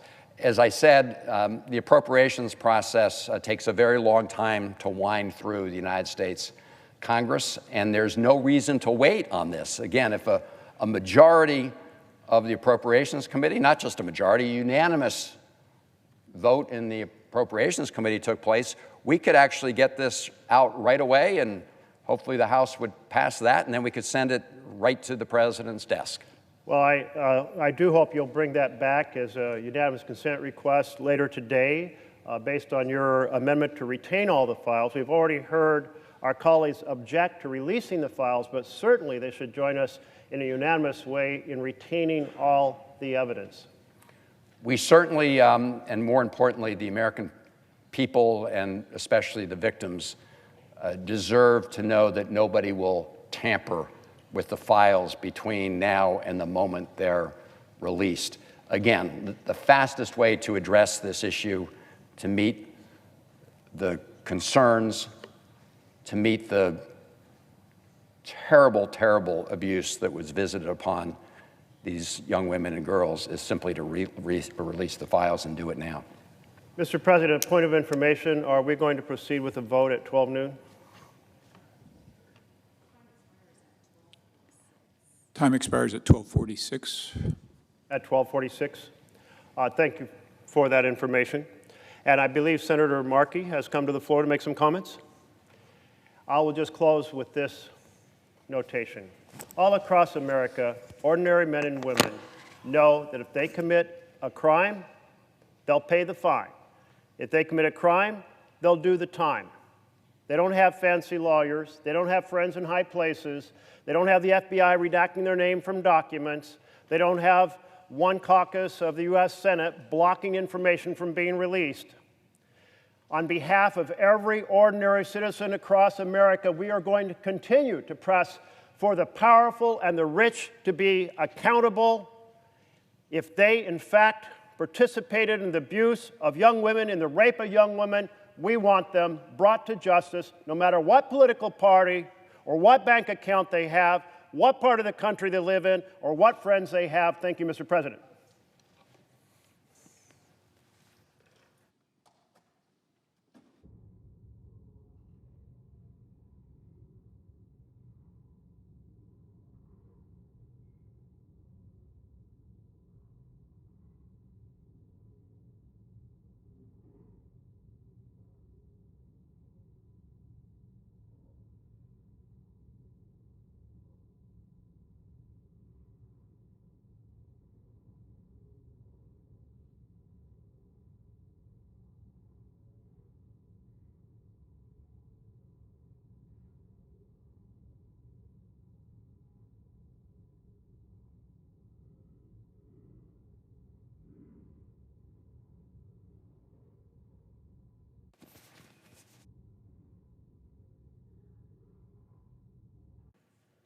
Mr. President. Senator from Massachusetts. Mr. President, as if in legislative session and notwithstanding Rule 22, I ask unanimous consent that the Committee on Finance be discharged from further consideration of S. 1593 and the Senate proceed to its immediate consideration, that the bill be considered read a third time and passed, and the motion to reconsider be considered made and laid on the table, and no intervening action or debate. Is there an objection? Reserving the right to object. I'm sorry, Mr. President. Senator from Ohio. Reserving the right to object. This is a conversation that we had probably about a month ago about tariffs.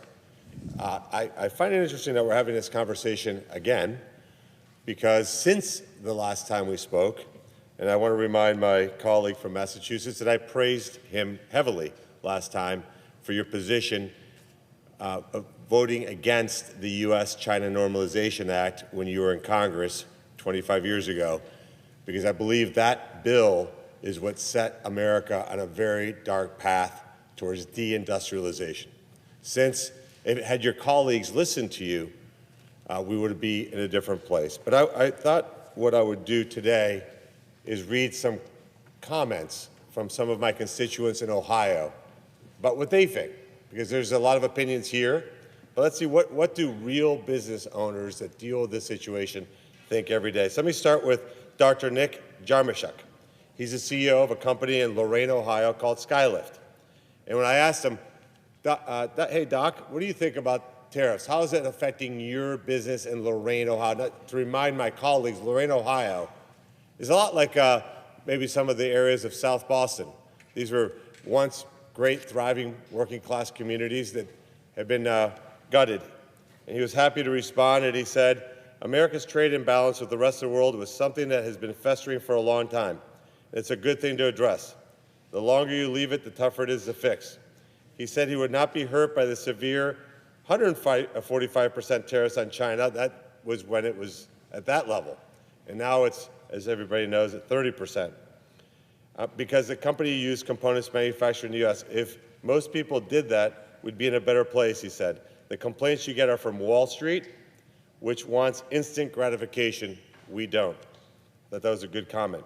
Here's Belinda Durham, also from Lorain, Ohio, used car dealer. She says the companies that produce in foreign countries should have to pay for taking jobs away from the U.S. I think that stuff should be made here. Kent Savage, the CEO of Velocity Group, engineering and manufacturing company in Cambridge, Ohio. What will come out of the trade war is something more equitable than the system we had before Liberation Day. There wasn't just a level playing field before. Jack Schron, an amazing entrepreneur in Cleveland, Ohio. He's the president of a company called Jergens, Inc., not to be confused with the lotion. It is a tool manufacturer. Trump's tariffs have disrupted global trade in the American economy, yet those same new rules are making these manufacturing goods more price competitive with imports for the first time in many years. We are swamped. We are running 24 hours a day, 7 days a week in both Chicago and Cleveland, said Jack Schron, which make manufacturing tools including industrial screwdrivers, clamps, and hoists. Schron said his factories in Ohio and Illinois are going gangbusters, partly owing to the new orders from customers looking to avoid paying import tariffs, and partly because of increased demand over the last 18 months for the defense industry. Now, Mr. President, let me just tell you a little bit about Jergens, because you may not know about this company. It's right in the city core of Cleveland. I was there about 2 weeks ago at a facility right near him called Magnet. It's a tech incubator in Cleveland, Ohio. And these people that go to Magnet, to the course I saw, that end up going to work at Jergens are formerly incarcerated citizens, are people who, if not for the opportunity to go work at Jergens, would have no other ability to get a good family-sustaining wage job. And let me just repeat what Jack Schron said. Business is going gangbusters. I'm perplexed why my colleague, who 25 years ago was on the right side of this issue, saying we have to block deindustrialization, we have to make things here in America, that actually is a comment that would have been in this chamber in the early 1960s, late 50s, would have been made by one of your great Democrat colleagues. I think a person that today would be a member of the Republican Party, John Fitzgerald Kennedy, that believed in the power of advocating for the working class. Let me just say one other quote here. Donnie Chaplin, president of Grand River Rubber and Plastics in Ashtabula, Ohio, snow country. This is a place where if it doesn't snow 24 inches on a Monday, it's considered a bad day.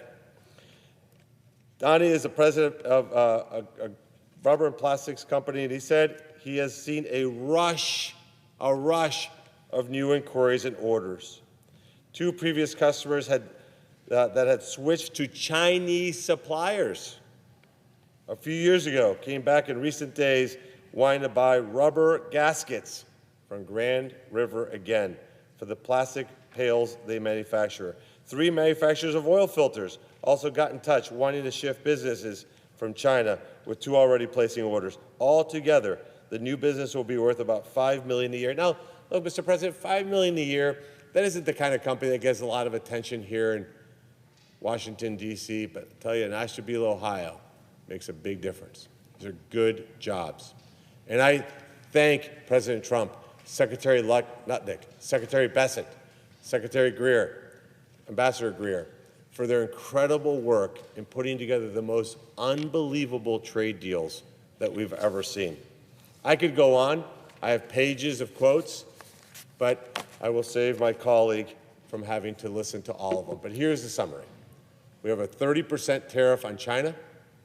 That's a great move, something that my colleague supported 25 years ago when he started to block that. We have a tariff of 15% from the EU. Our products can now go into the EU with no tariffs. It's a phenomenal deal. Japan, an historic investment in America of $550 billion. South Korea, historic investment in America. My former career was in the retail automobile business.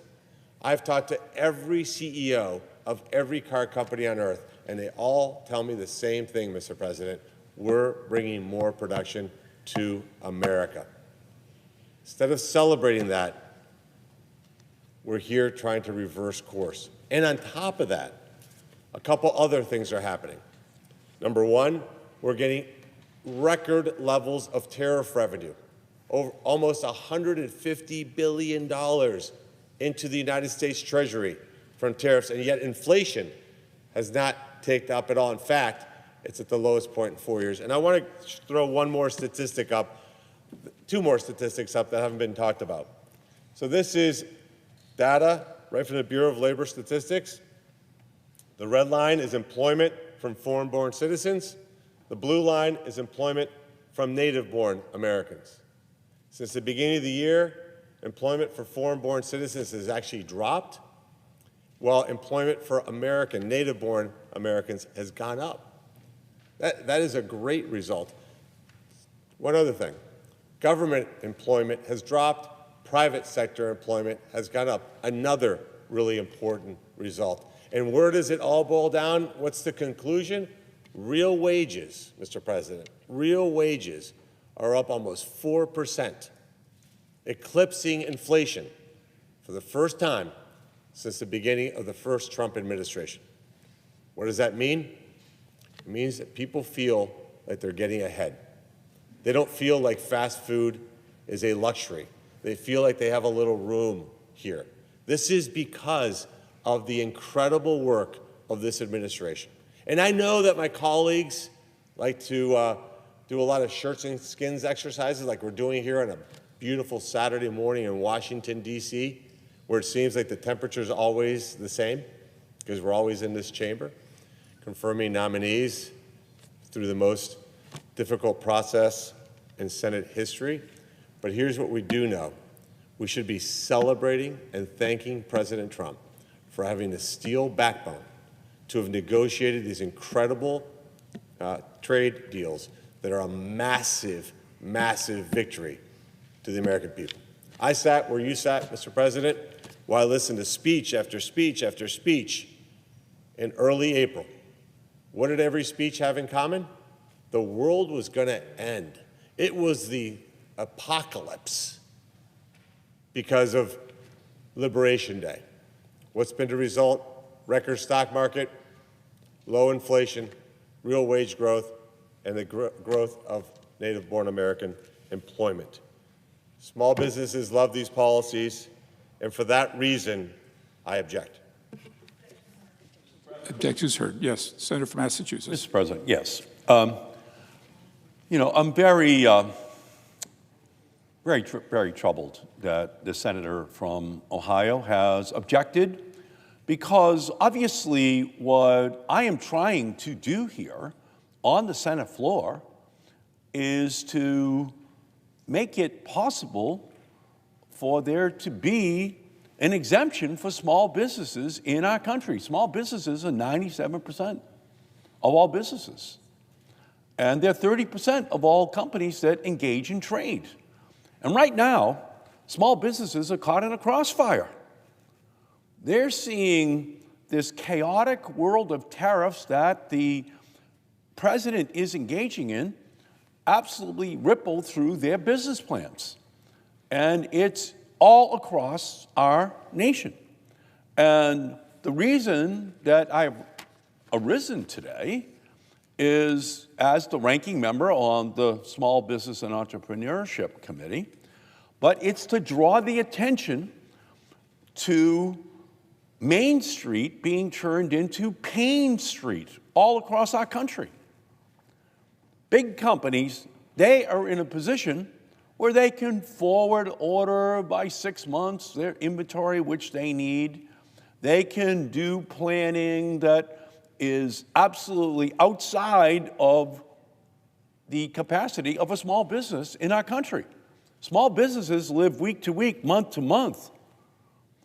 And they're right now trying to plan for what the future might look like. And it changes day to day, and it changes product to product depending upon which country President Trump is playing games with in that particular day, minute.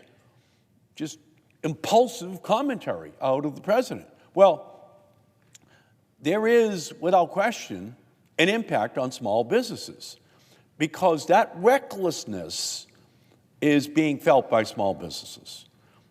These rising prices are affecting them disproportionately.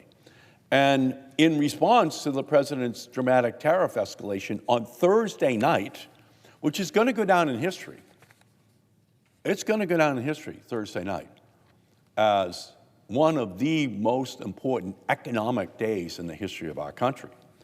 My goal was to just seek unanimous consent for my Small Business Liberation Act to be put in place, which exempts small businesses from the tariff wars, just gets them out of the crossfire. When he was running for president, Donald Trump said, starting on day one, we will end inflation and we will make America affordable again to bring down the prices of all goods. And yet, after 6 months in office, things have gotten more expensive, as evidenced by Thursday's concerning inflation reading. And that's true whether you're buying supplies to run a business like a restaurant, a store, or a small factory. Or you're a consumer shopping for everyday items like groceries and clothing or shoes or school supplies for your kids. Parents are going to be out in the next few weeks buying the school supplies, buying the new clothing for their kids. And the prices have already gone up, and they're going to be going up higher. And we're going to see the same thing when people are out buying things before Thanksgiving, buying items before Christmas. Prices are going up, and it's going to be rippling through our economy. And now, with yesterday's very discouraging job report, we see the terrible bind in which the president has left our country. What was Trump's reaction to yesterday's very, very disappointing jobs report? It wasn't to end his chaotic policies, which are casting a cloud over our economy for the last 4 months. It was to fire the commissioner of the Bureau of Labor Statistics. It was just her job and all of those dedicated employees to bring the news to the president. And instead of accepting it and starting to adjust his economic policies, he just fired the person who brought the news, fired the messenger of the news. By the way, leaving economists on a bipartisan basis across the country to be criticizing the president over the last 24 years because they rely upon the accuracy of those numbers. Economic data does not lie. Donald Trump does lie. He lies about almost everything. And in an ordinary world, a poor jobs report might cause the Fed to lower interest rates. The Fed has a dual mandate, maximum employment and price stability at the same time. But because of the president's chaotic tariff policies, the Federal Reserve can't lower rates without risking making inflation even worse. And inflation is increasing. Without tariffs, lowering interest rates might be an easy call. Rising unemployment and weak job numbers would mean cutting rates. But the Fed can't ignore the extraordinary amount of uncertainty and confusion the president's trade war has injected into the economy, especially with regard to prices. The New York Times wrote this week, Mr. Powell emphasized that there was still substantial uncertainty about how much more consumer prices will rise in response to Mr. Trump's tariffs following a notable jump in inflation in June. Chairman Powell knows what every small business owner in America knows. Tariffs drive up costs. He's watched along with the rest of us as they've risen since President Trump took office, and he knows that so long as the threat of tariffs hangs over this nation, they're likely to increase even further. This is just a sales tax that he's imposing on every good coming into our country. And that price is then reflected in an evaluation of the increase in inflation. It's pretty simple. So you can't in any way argue that there's not a direct correlation, a direct relationship. The president would have you believe this doesn't matter. But that just shows how little he cares about how much businesses and families have to pay for the things which they need. So on Thursday, we saw Chairman Powell's predictions about rising costs borne out with the latest inflation reading, which showed the price of goods across industries moving in the wrong direction due to tariffs. But you don't have to read the Wall Street Journal to know things are more expensive than they were before the president launched his trade war. Just talk to the owner of your local small business. Ask them if their supply costs are going up. Ask them if they know what's been happening since the president started whipsawing the economy on Liberation Day, or what should really be called Obliteration Day, for Main Street across this country and the customers of Main Street. The unemployment rate's going up. How can small business owners be hiring new people if they are uncertain about what that tariff environment is going to be? Take coffee. Just take coffee, for example, which the president seems to think we should tax. Only 1% of coffee Americans consume is grown in the United States, in Hawaii and Puerto Rico, to be precise. Onshoring coffee, like many other products we use every day, bananas are another good example, is not an option. We have to import it. According to the Bureau of Labor Statistics, coffee prices have already gone up 30% compared to this time last year. And that's before we see the 50% tariff the president is threatening Brazil with, in the hope that he can pressure, Trump can pressure Brazil, the Supreme Court of Brazil, into dropping the case against coup plotter Jair Bolsonaro inside of the country of Brazil as a part of the domestic political scene in Brazil. But Trump wants to use tariffs on Brazil as a way of influencing their judicial system. Well, who's going to pay the price? Well, the people who are going to pay the price are people who buy coffee in the United States of America. So he wants to impose a 50% tariff on Brazil. And Brazil imports account for 1/3 of the coffee consumed in the United States. So this additional tariff is going to make for a particularly bitter brew of coffee for American consumers. Good to the last drop, this is not. Similarly, restaurants are seeing the costs of their ingredients rise, and grocery stores are paying more to stock their shelves. Grocery prices were 2.4% higher than a year ago, but the Yale Budget Lab expects food costs to rise by an additional 3.4% in the short run. Fresh produce could go up as much as 6.9% in the coming months because of tariffs. For the cost of clothing, that increase is a staggering 37.5%. And keep in mind that all of these forecasts were made before the president unleashed a slew of new tariffs on Thursday night. What about small manufacturers that the president claims he wants to save? Well, they can't afford to purchase the equipment and materials they need because their expenses are rising as well.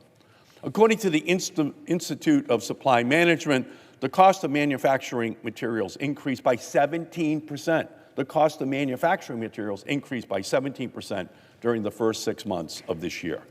Over the past 3 months, we've lost 37,000 manufacturing jobs. Can I say that? Trump says he wants to return manufacturing to America. In the last 3 months, we've lost 37,000 manufacturing jobs. This would suggest that tariffs are setting domestic manufacturing back and not moving it forward. The Trump tariffs will disproportionately affect low-income individuals, women, minorities, by increasing costs on household goods that these groups spend a large portion of their income on, including clothes and groceries and household appliances. And by the way, in general, women and minorities are not running big business in America. They're over here in small businesses. That's where minorities are. That's where black and brown entrepreneurs are. That's where women are. They're in small businesses. So they're not only going to be disproportionately harmed, those small businesses, but then consumers who are poorer, they're going to be hurt. And as we look past the summer and into the fall, I want everyone to think about where this continued economic insanity is leading us. Rising prices will mean that parents have to spend more to buy clothes and shoes for their kids as they head back to school. It will mean putting food on the table is a lot more expensive. It will mean the holiday season is a lot less joyful. when we have to cut back on gifts for our families. And for small businesses, it will mean they have to choose between stocking their shelves and paying their workers. This is tragic because it is completely avoidable. It is time for us to stand up to the president and end this tariff madness for small businesses in our country, for ordinary Americans in our country, before it becomes more and more unaffordable for those small business owners and it becomes more and more unaffordable for their customers. So that's why I asked unanimous consent for my Small Business Liberation Act to be passed here on the floor, because that bill would provide small business relief from Trump's disastrous, destructive small business killing tariffs that have absolutely turned Main Street into Pain Street all across our nation. Small businesses are crying out for some certainty and stability after 4 months of chaos and confusion. We must stand up for them and grant them the relief which they are looking for. And I am joined by the National Chamber of Commerce in asking for that relief. This is a letter which I have in my hand from the United States Chamber of Commerce to Secretary Bessent and Secretary Lutnick. And here's what they say. They say, the Chamber requests the administration take immediate action to save America's small businesses and stave off a recession. Specifically, while you continue to negotiate, we are asking that the administration immediately use its tariff flexibility to implement a tariff exclusion process that provides an automatic exclusion from the new tariffs for any small business importer. This is the Chamber of Commerce speaking. Small businesses do not have the margin or the capital reserves to sustain the increased tariffs, nor do they have the ability to quickly modify supply chains. So that's what my unanimous consent request was all about. Just get these businesses, these small businesses, out of this economic war. Preserve them. Otherwise, those are the businesses that are going to, unfortunately, experience an extinction experience. Those are the businesses that are going to be laying off people increasingly in large numbers. So from my perspective, this is, without question, a very important motion on the floor. The senator from Ohio has objected to exempting small businesses from the tariff regime. And I think ultimately we're going to see that those small businesses are the economic canaries in the mine shaft, that they are the ones who are suffering now. We're seeing it already in the inflationary numbers and in the higher unemployment rates and in the economic slowdown that has been reported just in the last week. And that's all I've been asking the Republicans, just get these small businesses out of this fight. And so it's very, very disheartening to me to know that the Republicans are standing here and objecting to that protection for small businesses in our country. And with that, Mr. President, I yield. Senator from Ohio. So I just want to just clear the irony here that the person who's speaking right now has been a small business owner my entire life, and my colleague has never owned a business. So I know exactly what drives small businesses.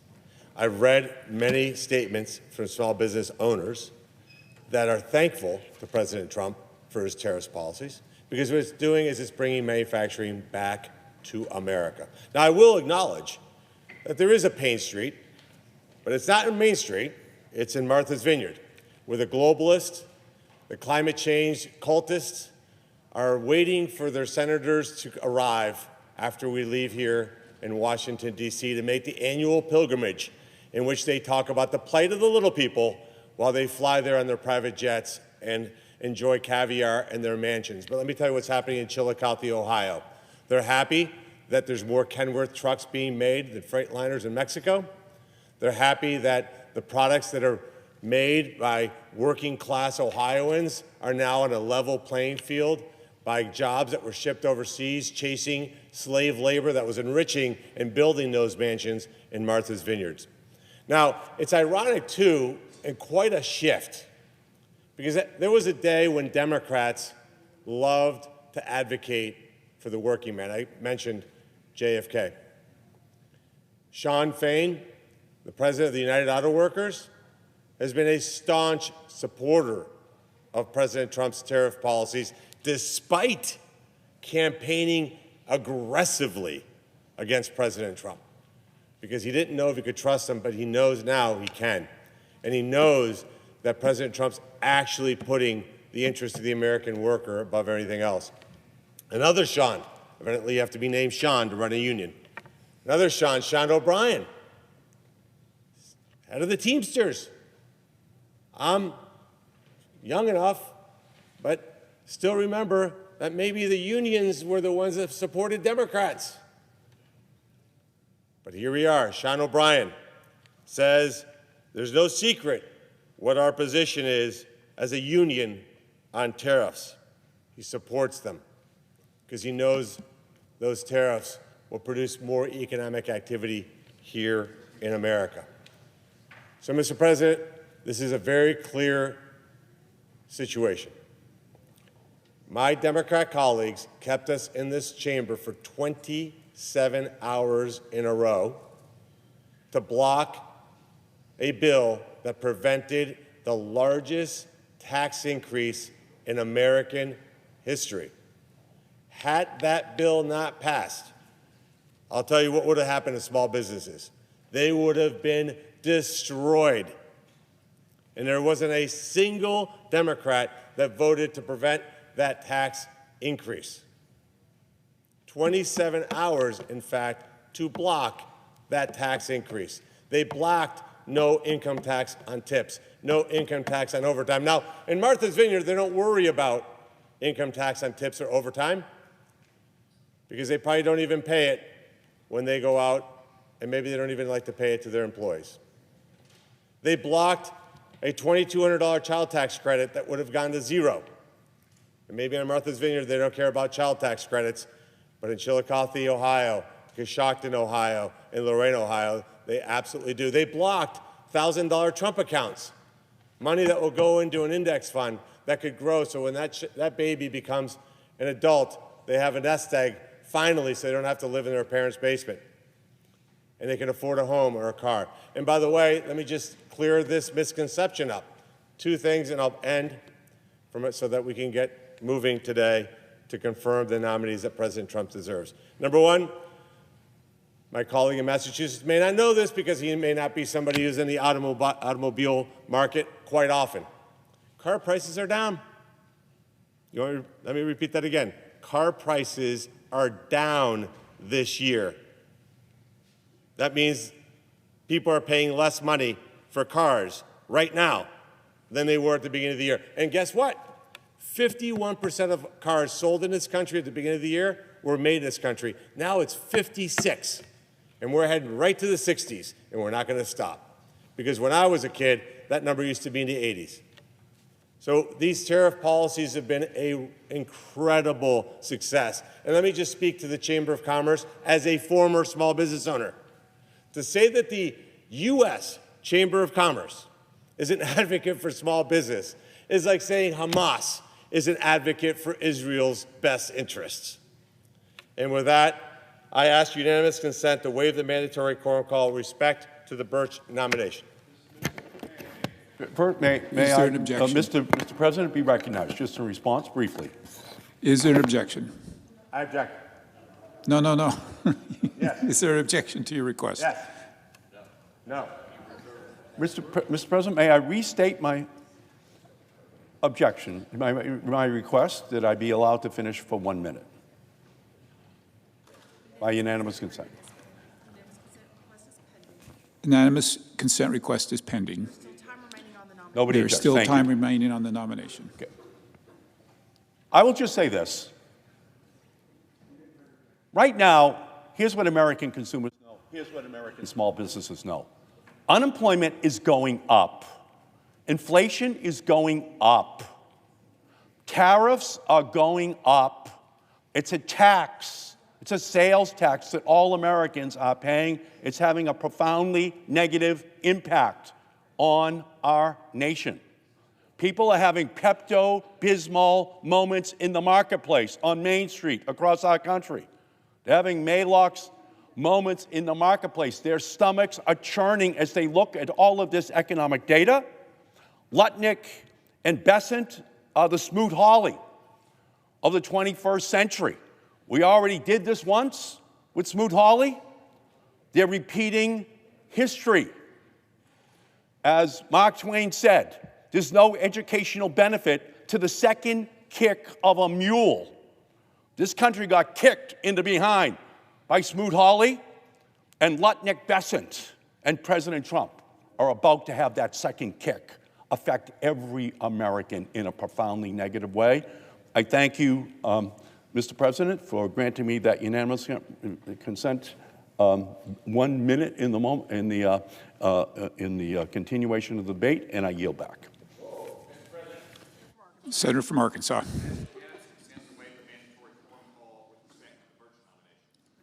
Without objection.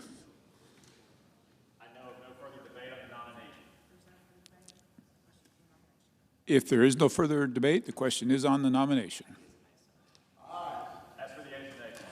Is there a sufficient second? There appears to be. The clerk will call the roll. Ms. Osterbrooks, Ms. Baldwin, Mr. Banks, Mr. Barrasso, Mr. Bennett, Mrs. Blackburn, Mr. Blumenthal.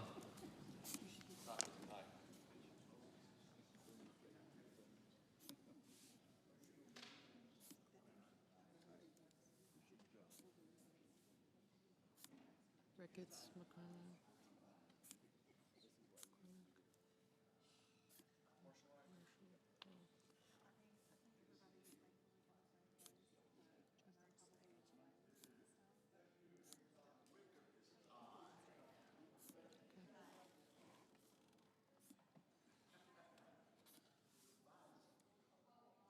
Ms. Blunt Rochester, Mr. Booker, Mr. Bozeman, Mrs. Britt, Mr. Budd, Ms. Cantwell,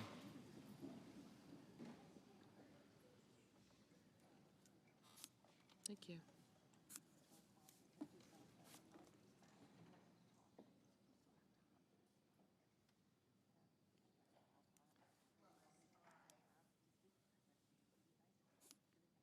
Mrs. Capito,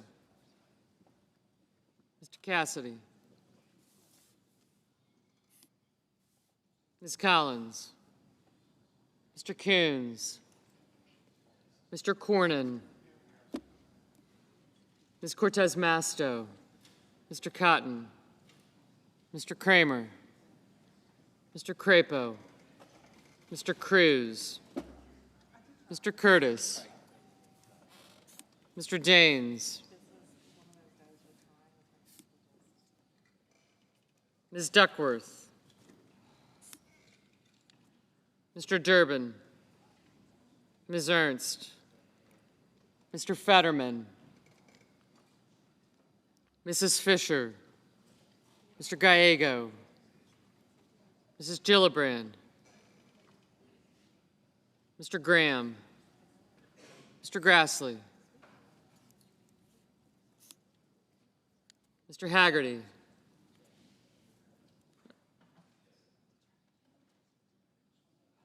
Ms. Hassan, Mr. Hawley,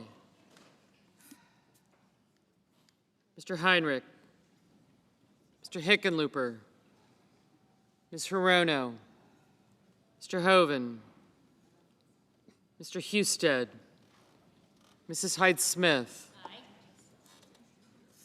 Mr. Johnson, Mr. Justice, Mr. Kane, Mr. Kelly,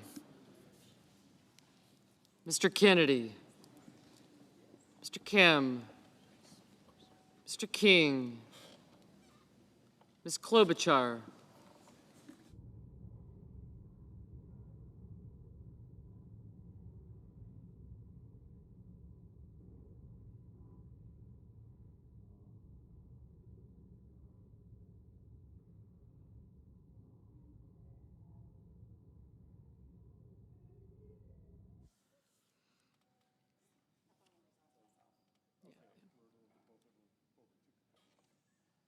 Mr. Lee, Mr. Lujan, Ms. Lummis,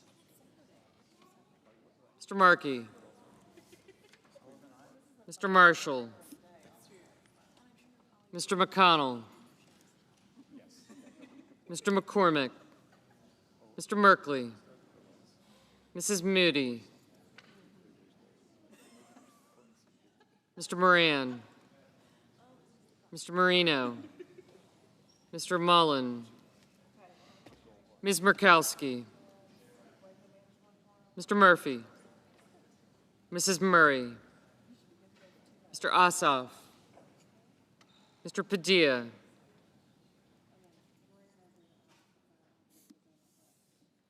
Mr. Paul, Mr. Peters, Mr. Reed, Mr. Ricketts, Mr. Risch, Ms. Rosen, Mr. Rounds, Mr. Sanders, I got her.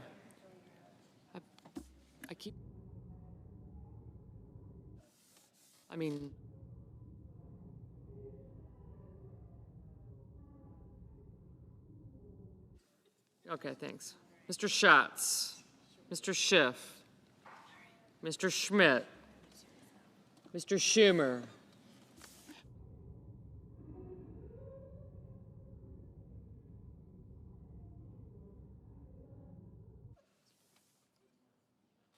Mr. Schumer, Mr. Scott of Florida, Mr. Scott of South Carolina, Mrs. Shaheen, Mr. Sheehy, Ms. Slotkin, Ms. Smith, Mr. Sullivan, Mr. Thune, Mr. Tillis, Mr. Tuberville, Mr. Van Hollen, Mr. Warner, Mr. Warnock, Ms. Warren,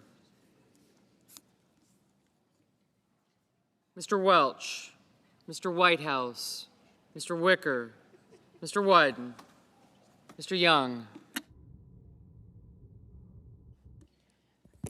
Senators voting in the affirmative: Britt, Cornyn, Cotton, Curtis, Ernst, Fisher, Grassley, Husted, Hyde-Smith, Johnson, Kennedy, Lummis, Marshall, McCormick, Moody, Marino, Paul, Ricketts, Schmidt, Sullivan, Tuberville, and Wicker. Mr. Rounds, aye. Senators voting in the negative: Blumenthal, Booker, Cortez Masto, Fetterman, Heinrich, Markey, Merkley, Padilla, and Warner.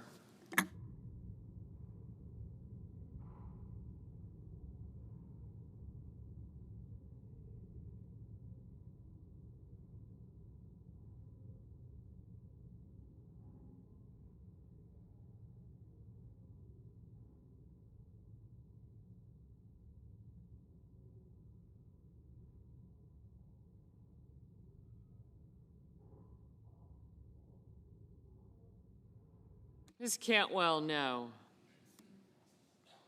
Mr. Daines, aye. Mr. Graham, aye.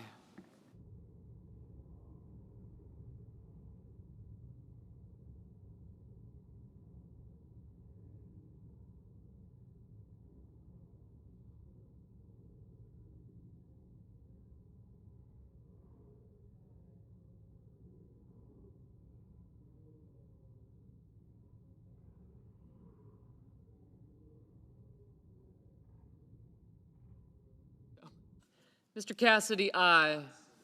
Mr. Crapo, aye. Ms. Hassan, aye.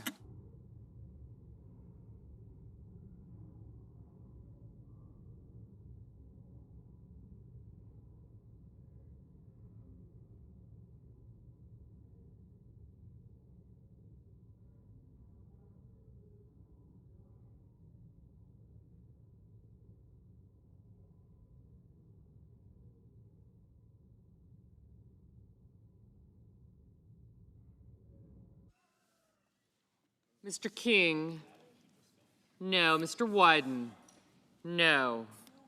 Mr. Kramer, aye. Mr. Schiff, no.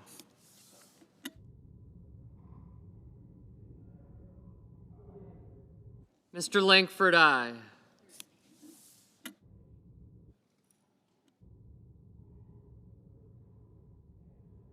Mr. Banks, aye. Mr. Lujan, no.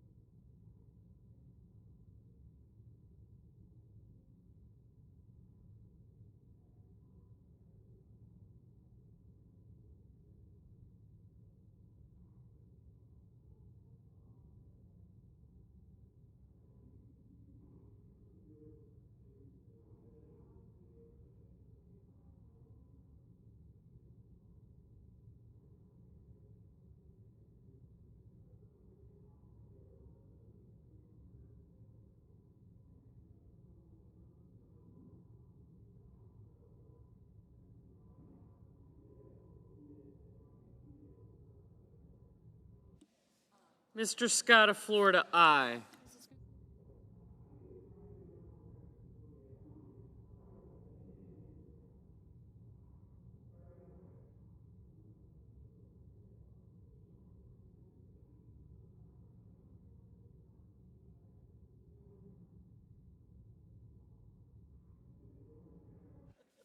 Mr. Barrasso, aye. Mr. Peters, no.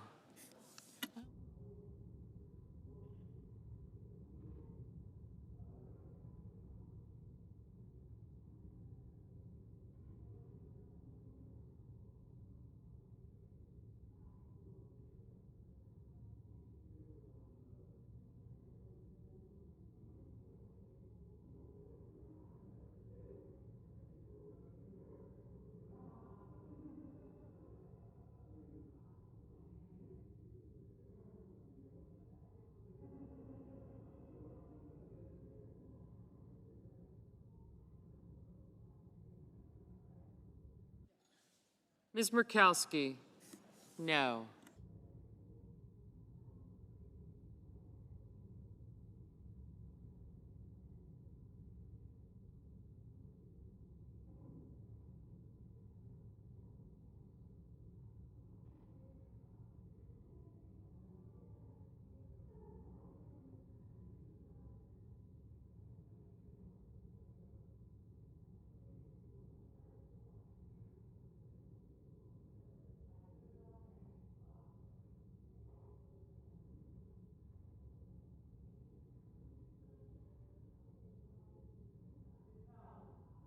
Ms. Collins, aye.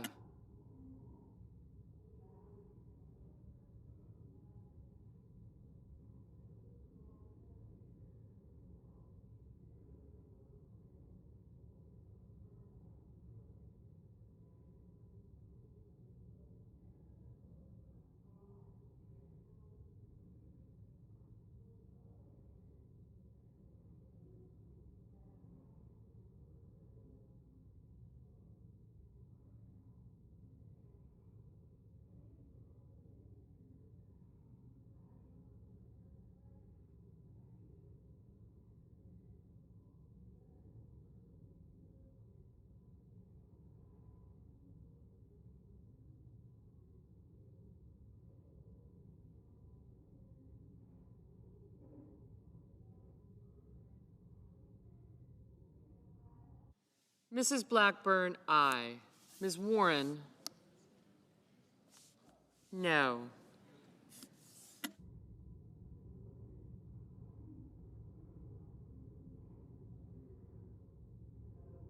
Mrs. Capito, aye.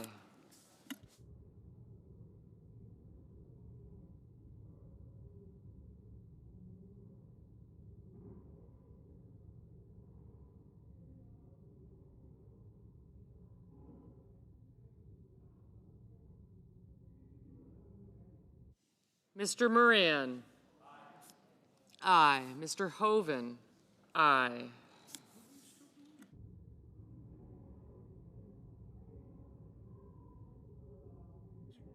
Mr. Hickenlooper, no.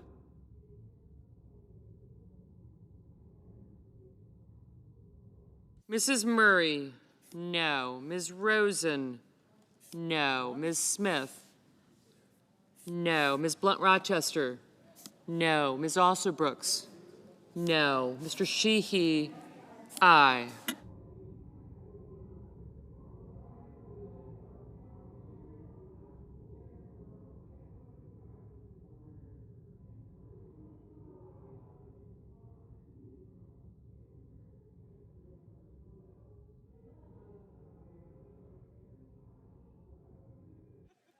Mr. Kim, no.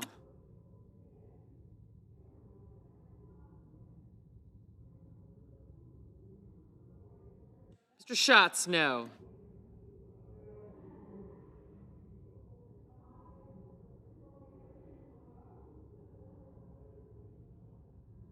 Ms. Klobuchar, no.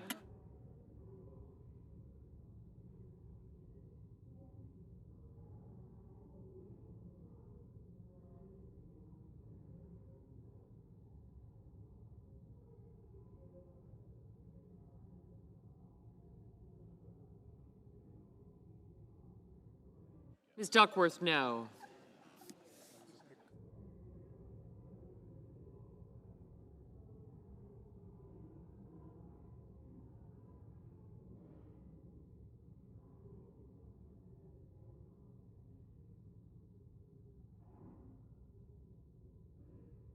Ms. Hirono, no.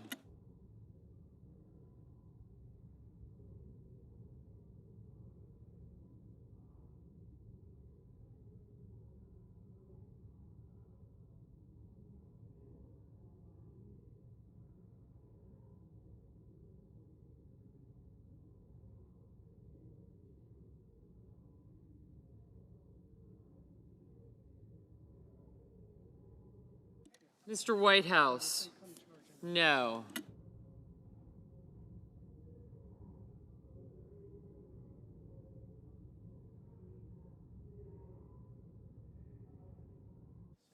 Mrs. Shaheen, aye.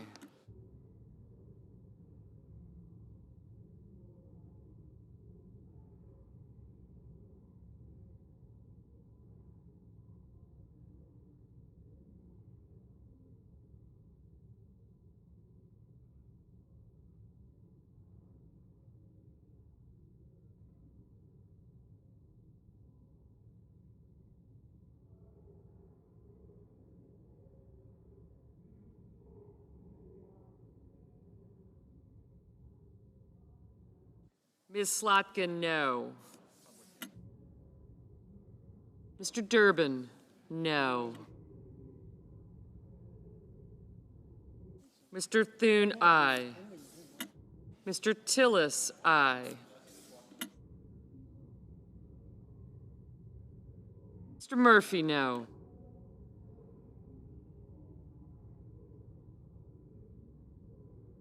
Mr. Hawley, aye.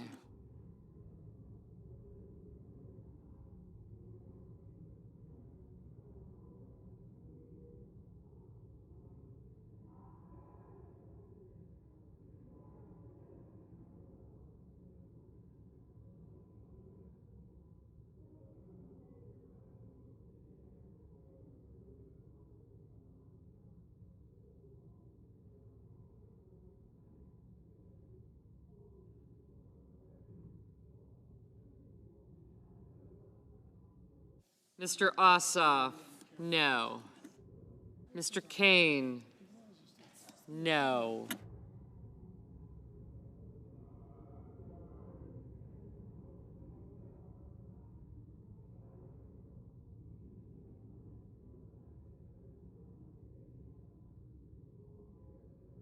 Mr. Schumer, no. Mr. Young, aye.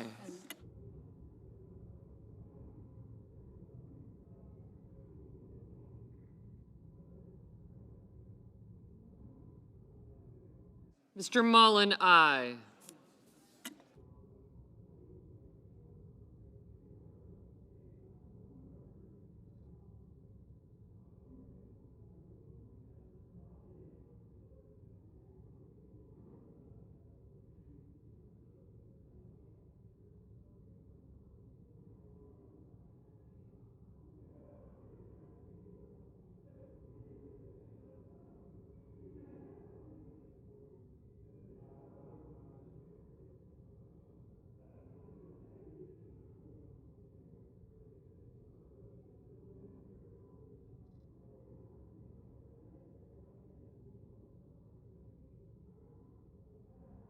Mr. Justice, aye.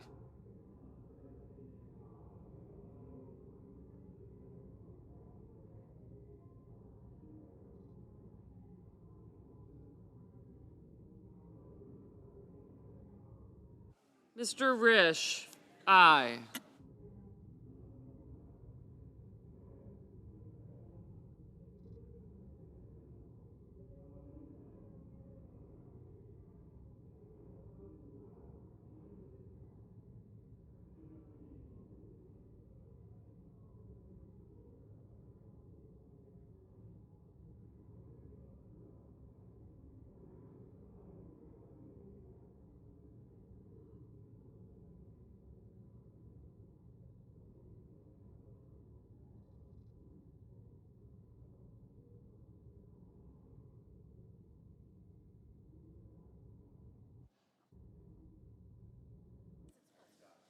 Mr. Haggerty, aye.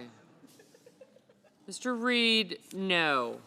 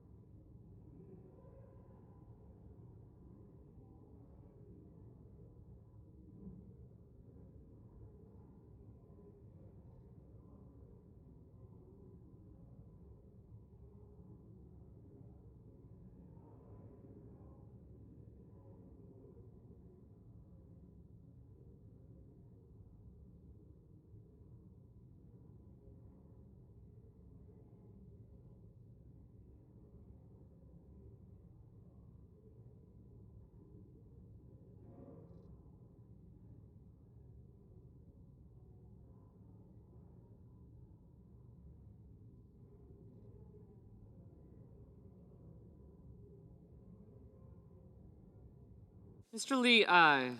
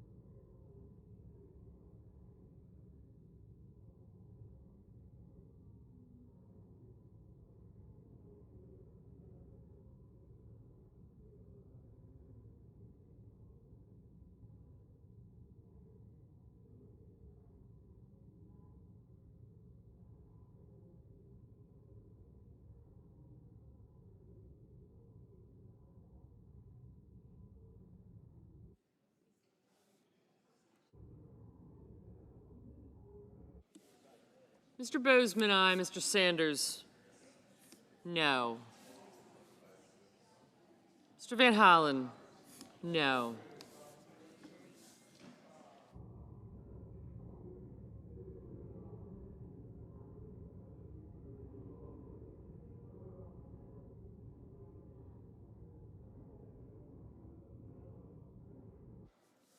Ms. Baldwin, no. Mr. Scott of South Carolina, aye. Mr. Warnock, no.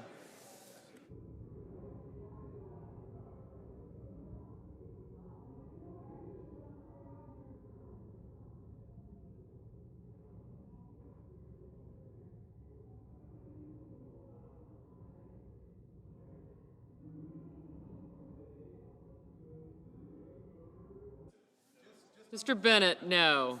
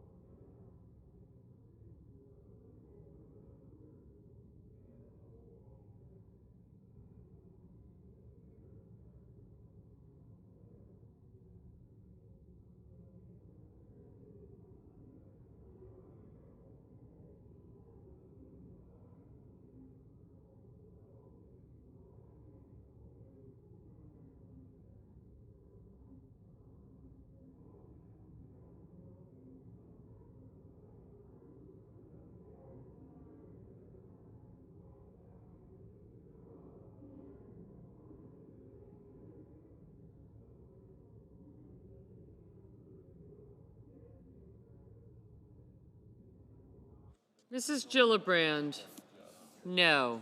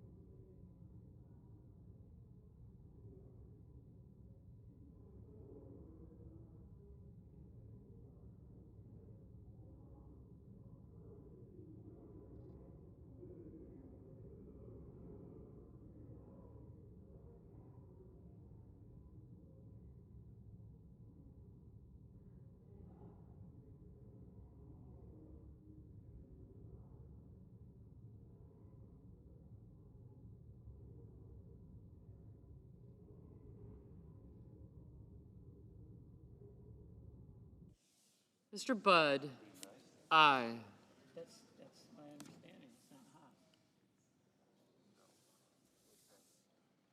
Mr. Coons? No.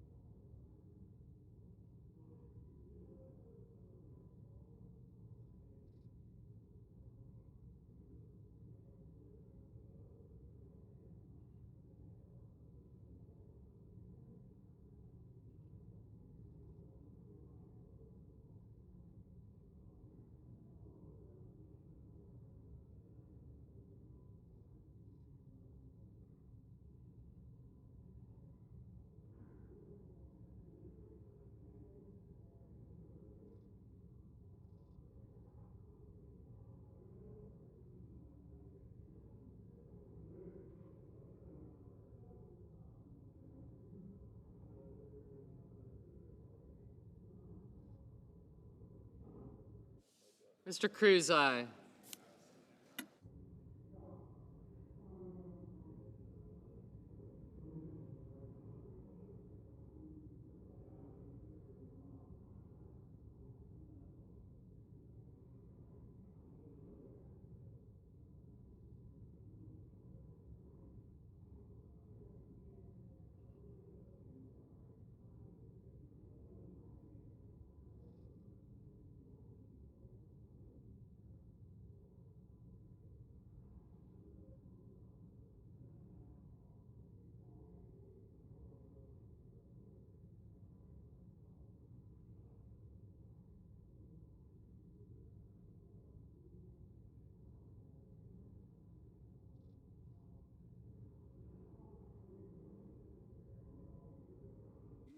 Mr. Kelly?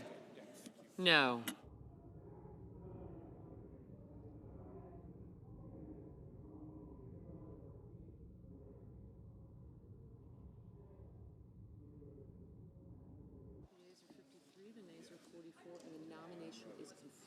On this vote, the yeas are 53, the nays are 44, and the nomination is confirmed.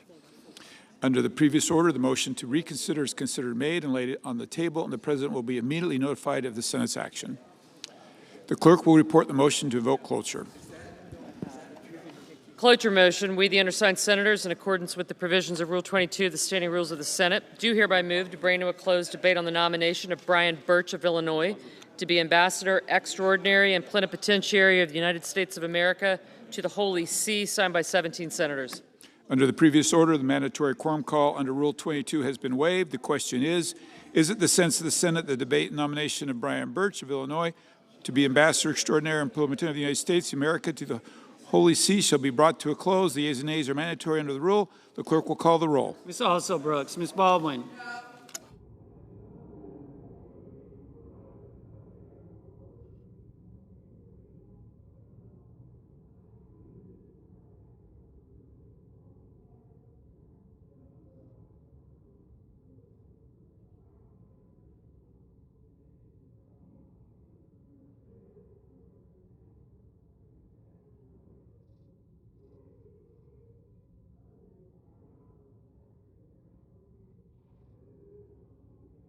Mr. Banks.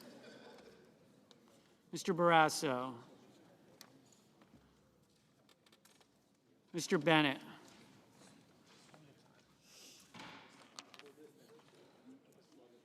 Mrs. Blackburn. Mr. Blumenthal.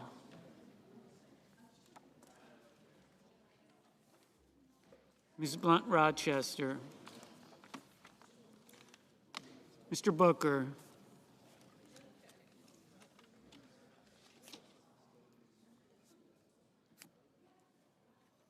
Mr. Bozeman. Mrs. Britt, Mr. Budd, Ms. Cantwell,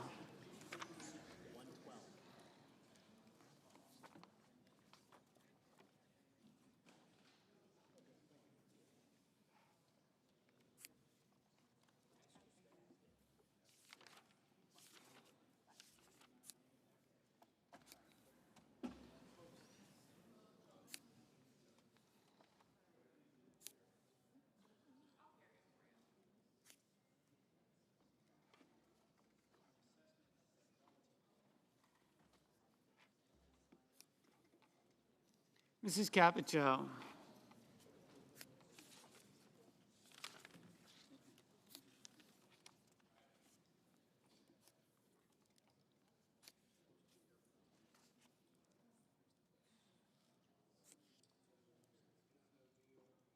Mr. Cassidy, Ms. Collins, Mr. Coons, Mr. Cornyn, Ms. Cortez Masto, Mr. Cotton, Mr. Kramer, Mr. Crapo, Mr. Cruz, Mr. Curtis,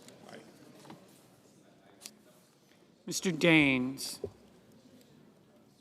Ms. Duckworth, Mr. Durbin, Ms. Ernst, Mr. Fetterman, Mrs. Fisher, Mr. Gallego,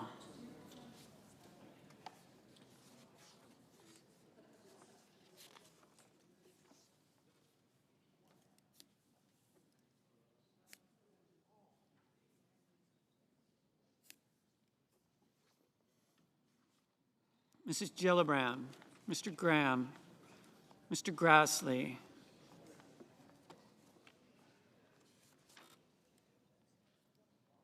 Mr. Haggerty, Ms. Hassan, Mr. Hawley, Mr. Heinrich, Mr. Hickenlooper, Mr. Rono, Mr. Hoven, Mr. Husted, Mrs. Hyde-Smith, Mr. Johnson, Mr. Justice, Mr. Kane,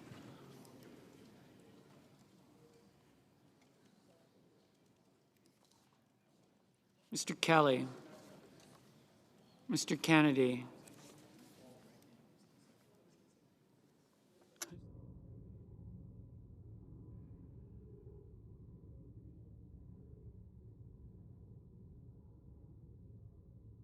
Mr. Kim, Mr. King, Ms. Klobuchar, Mr. Langford, Mr. Lee, Mr. Lujan, Ms. Lummis,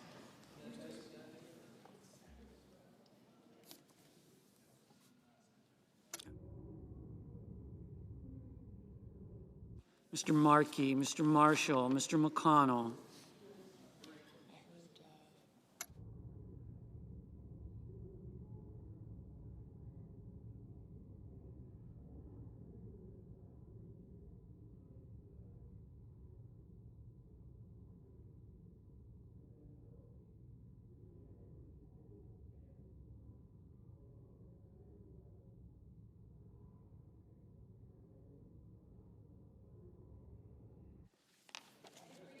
Mr. Merkley, Mrs. Moody, Mr. Moran, Mr. Moreno, Mr. Mullen, Ms. Murkowski, Mr. Murphy, Mrs. Murray, Mr. Ossoff,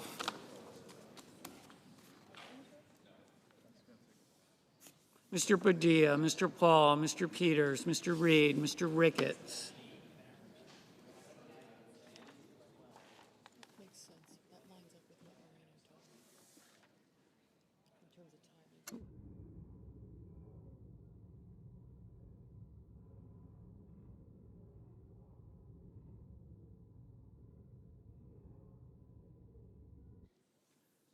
Mr. Risch, Ms. Rosen, Mr. Rounds, Mr. Sanders, Mr. Schatz, Mr. Schiff,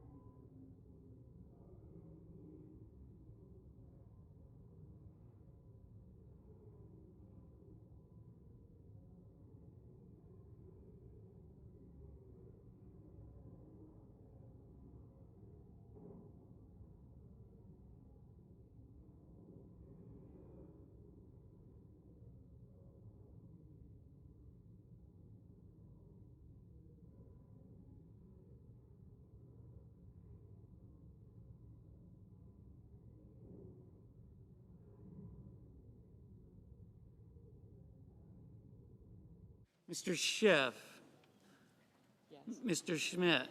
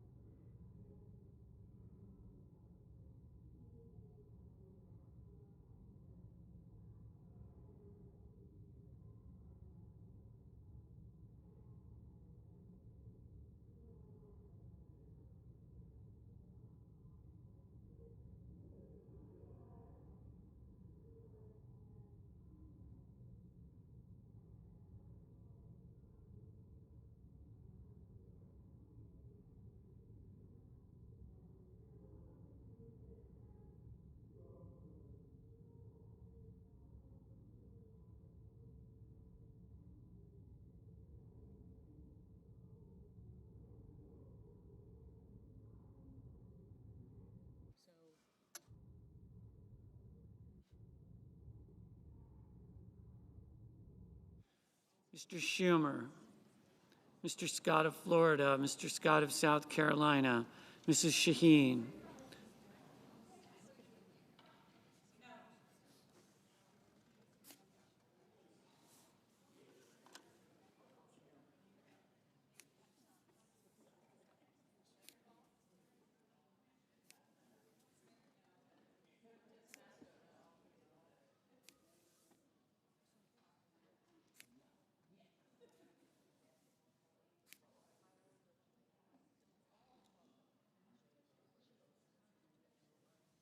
Mr. Sheehy, Ms. Slotkin, Ms. Smith, Mr. Sullivan, Mr. Thune,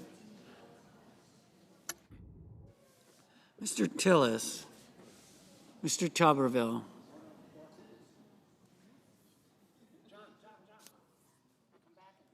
Mr. Van Hollen, Mr. Warner, Mr. Warnock, Ms. Warren, Mr. Welch, Mr. Whitehouse, Mr. Wicker, Mr. Wyden, Mr. Young.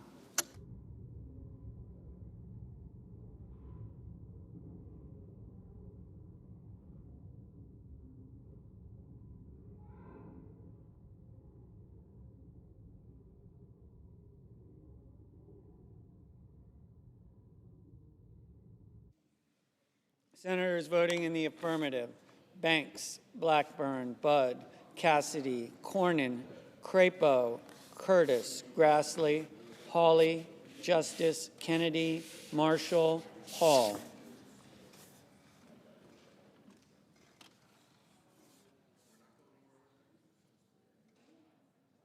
Senators voting in the negative: Also Brooks, Baldwin, Bennett, Blunt Rochester, Booker, Cantwell, Coons, Cortez Masto, Duckworth, Durbin, Fetterman, Gillibrand, Hassan, Heinrich, Kane, Kim, King, Lujan, Murray, Ossoff, Padilla, Peters, Reed, Rosen, Sanders, Schiff, Shaheen, Slotkin, Smith, Van Hollen, Warner, Warnock, Warren, Whitehouse.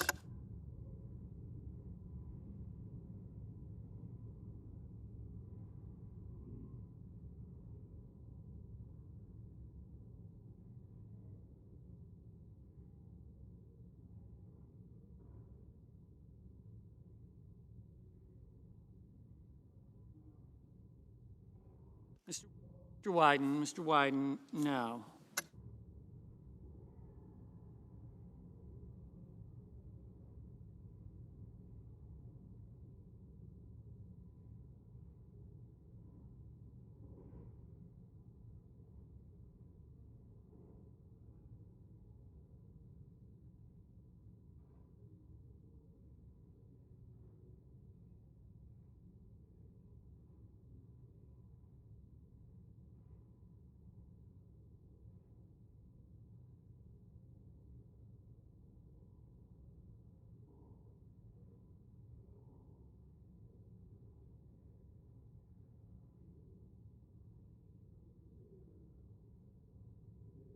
Mr. Schumer. Mr. Schumer, no. Mr. Schatz, no. Mr. Murphy. Mr. Murphy, no.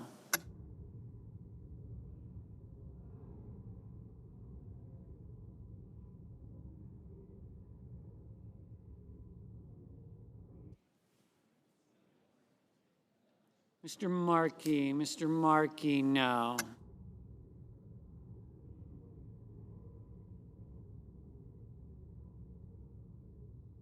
Mr. Young. Mr. Young, aye.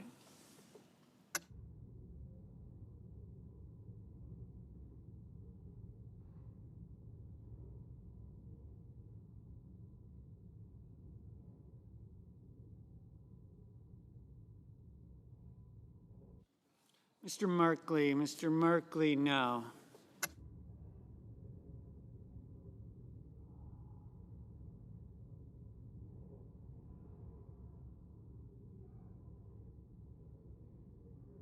Mr. Blumenthal. Mr. Blumenthal, no.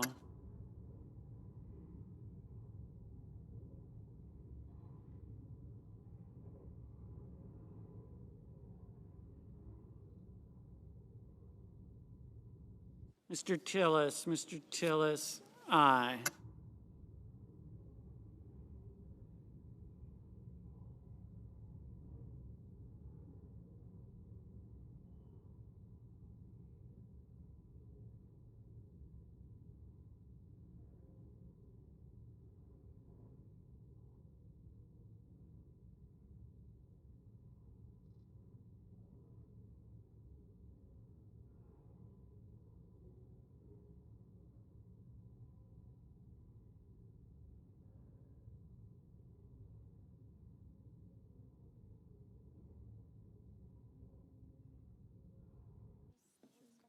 Mr. Rono, no.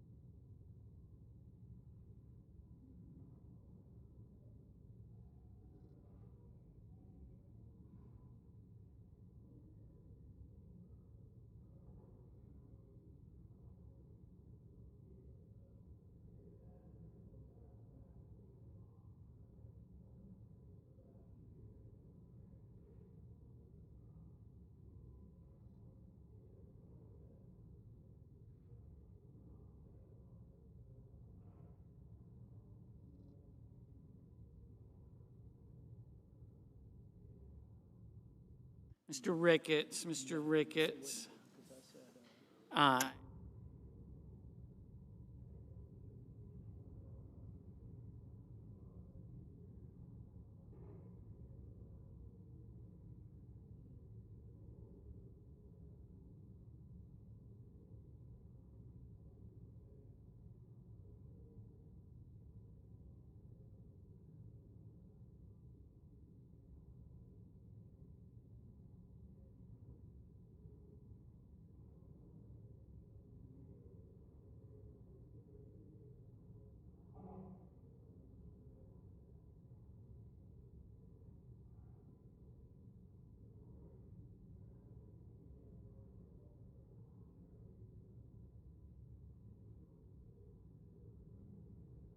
Ms. Klobuchar. Ms. Klobuchar, no. Mr. Hickenlooper. Mr. Hickenlooper, no.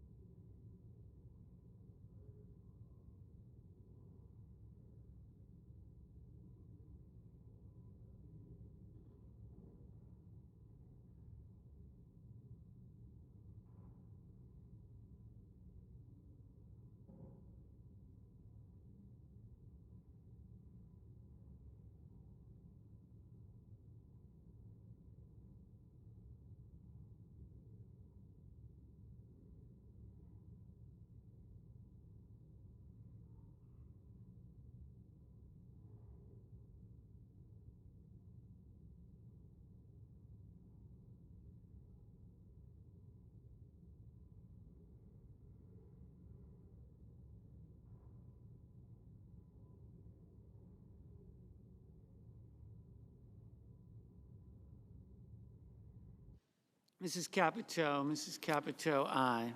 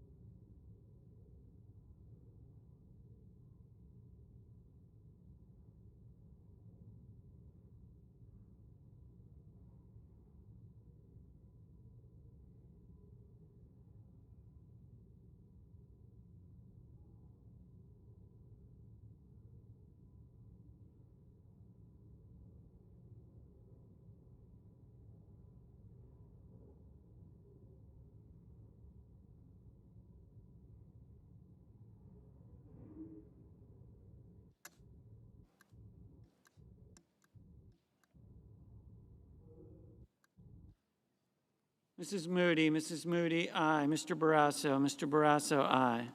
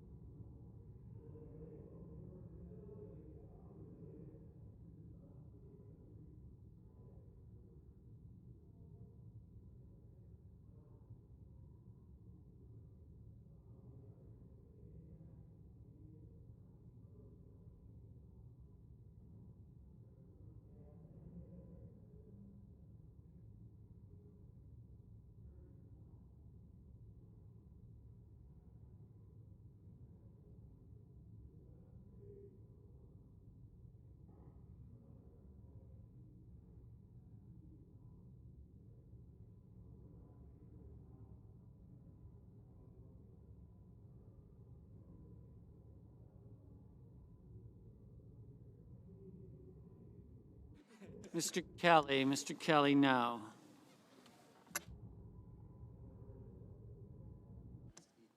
Mr. Langford, aye. Mrs. Hyde-Smith, aye. Ms. Collins, aye.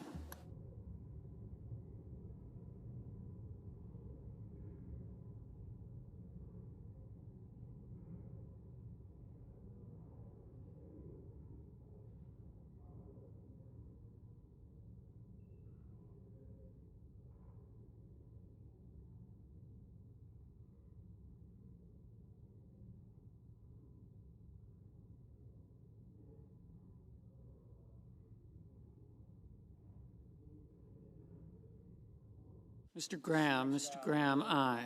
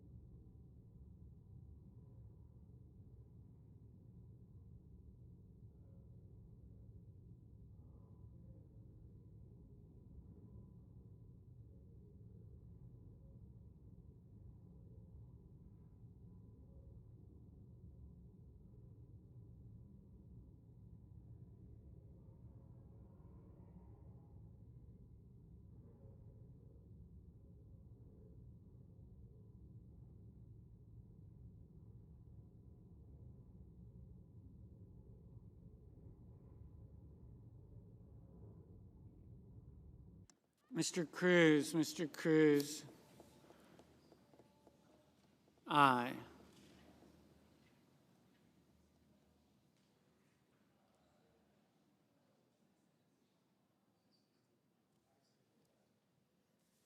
Mr. Rounds, aye.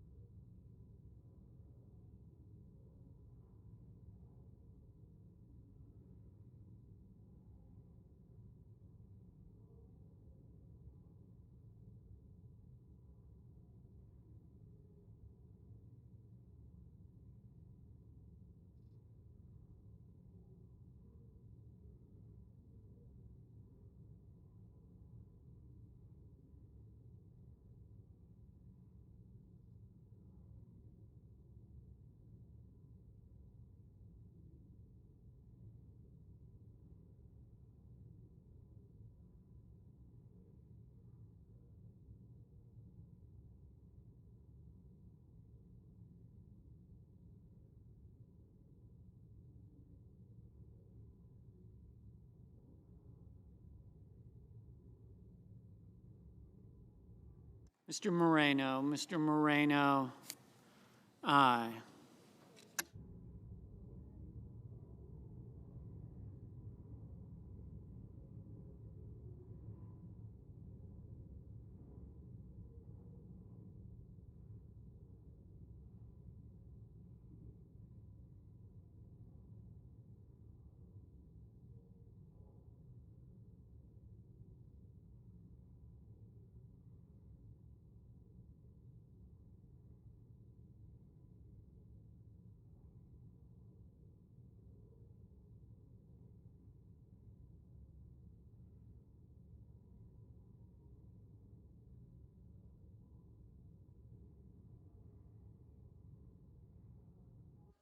Ms. Lummis, aye. Mr. Sheehy, aye.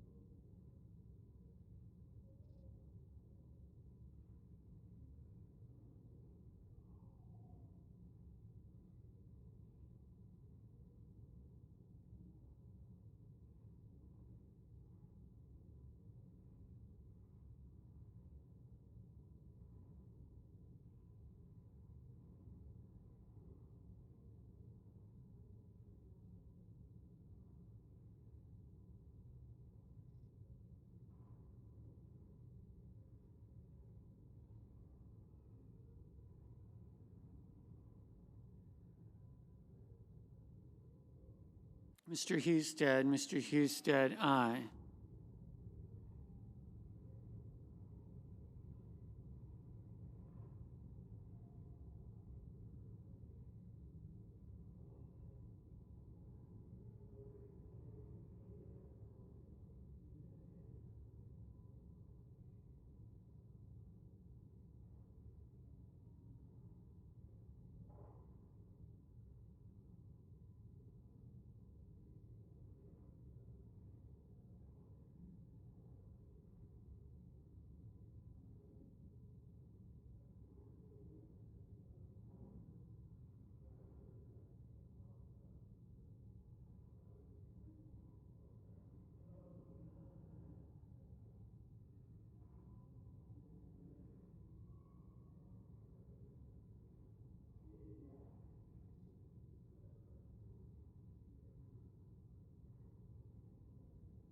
Mr. Johnson, aye.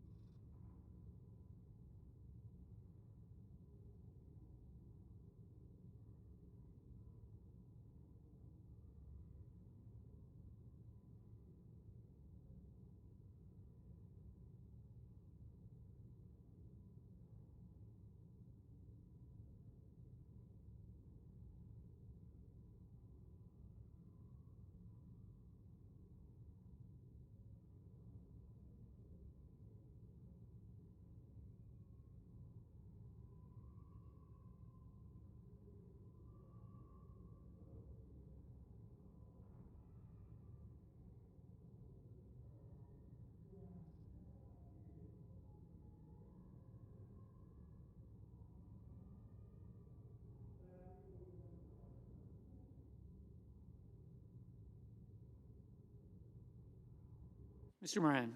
Mr. Moran, aye.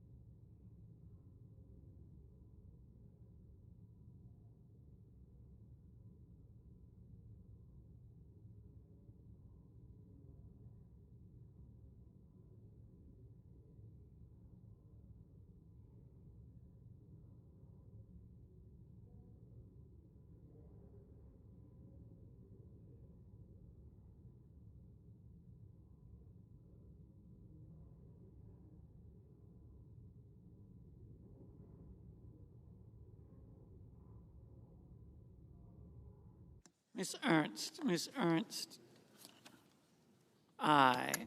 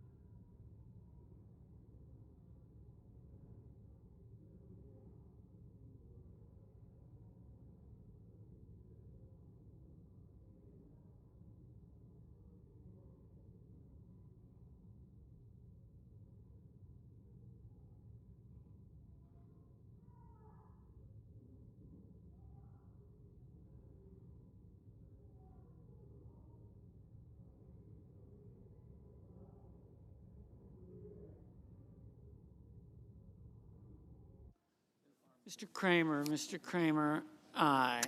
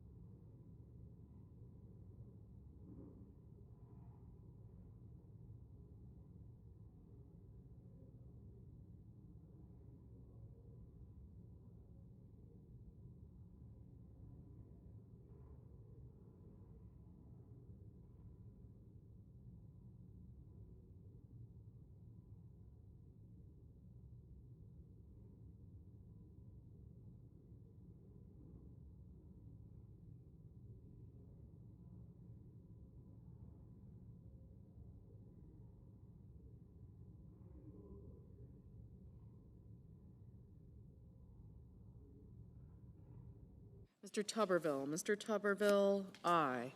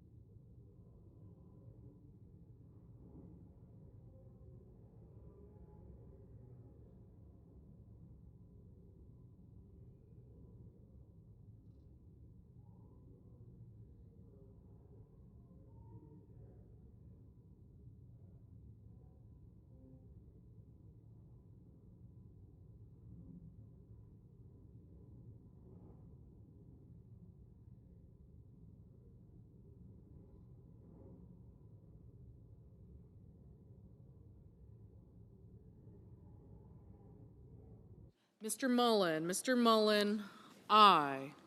Mr. Scott of Florida, aye. Mr. Cotton, aye. Mr. Sullivan, aye. Ms. Murkowski, aye. Mr. Haggerty, aye. Mr. McCormick, aye. Mr.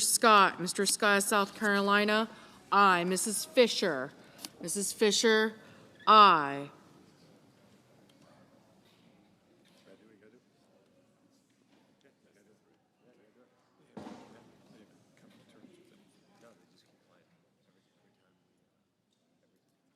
Mr. Thune, aye.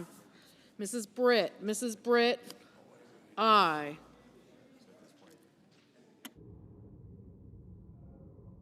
Mr. Hoven, aye.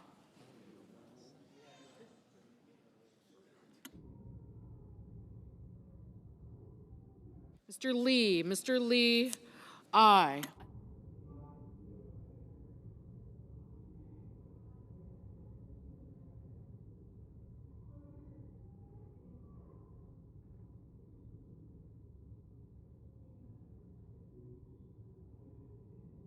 Mr. Daines, aye.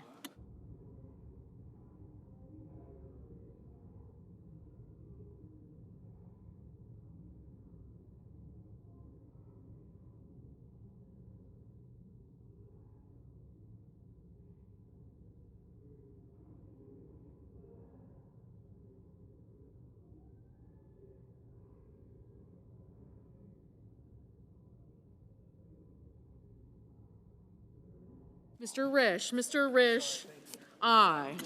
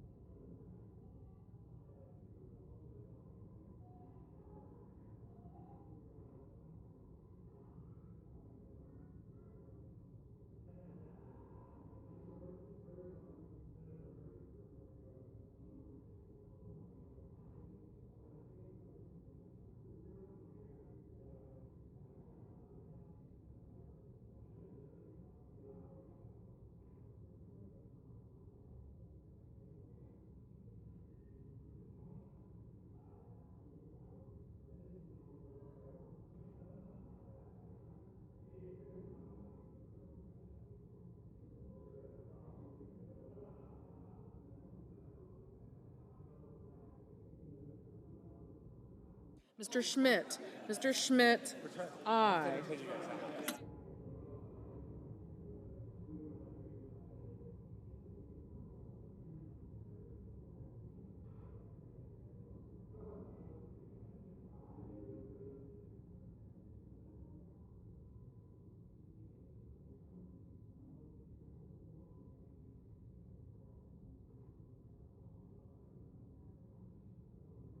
Mr. Bozeman, aye. I was off by.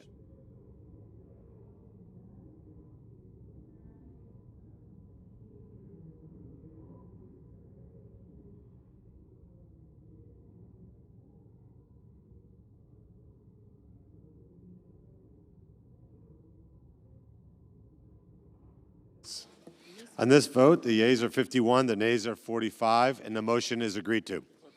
The clerk will report the nomination.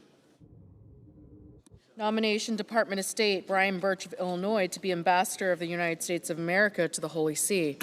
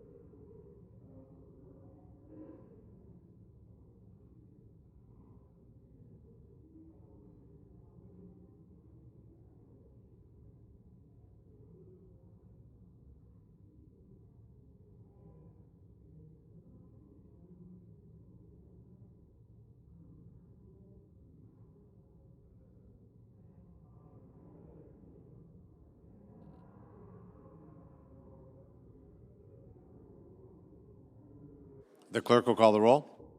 Ms. Also-Brooks.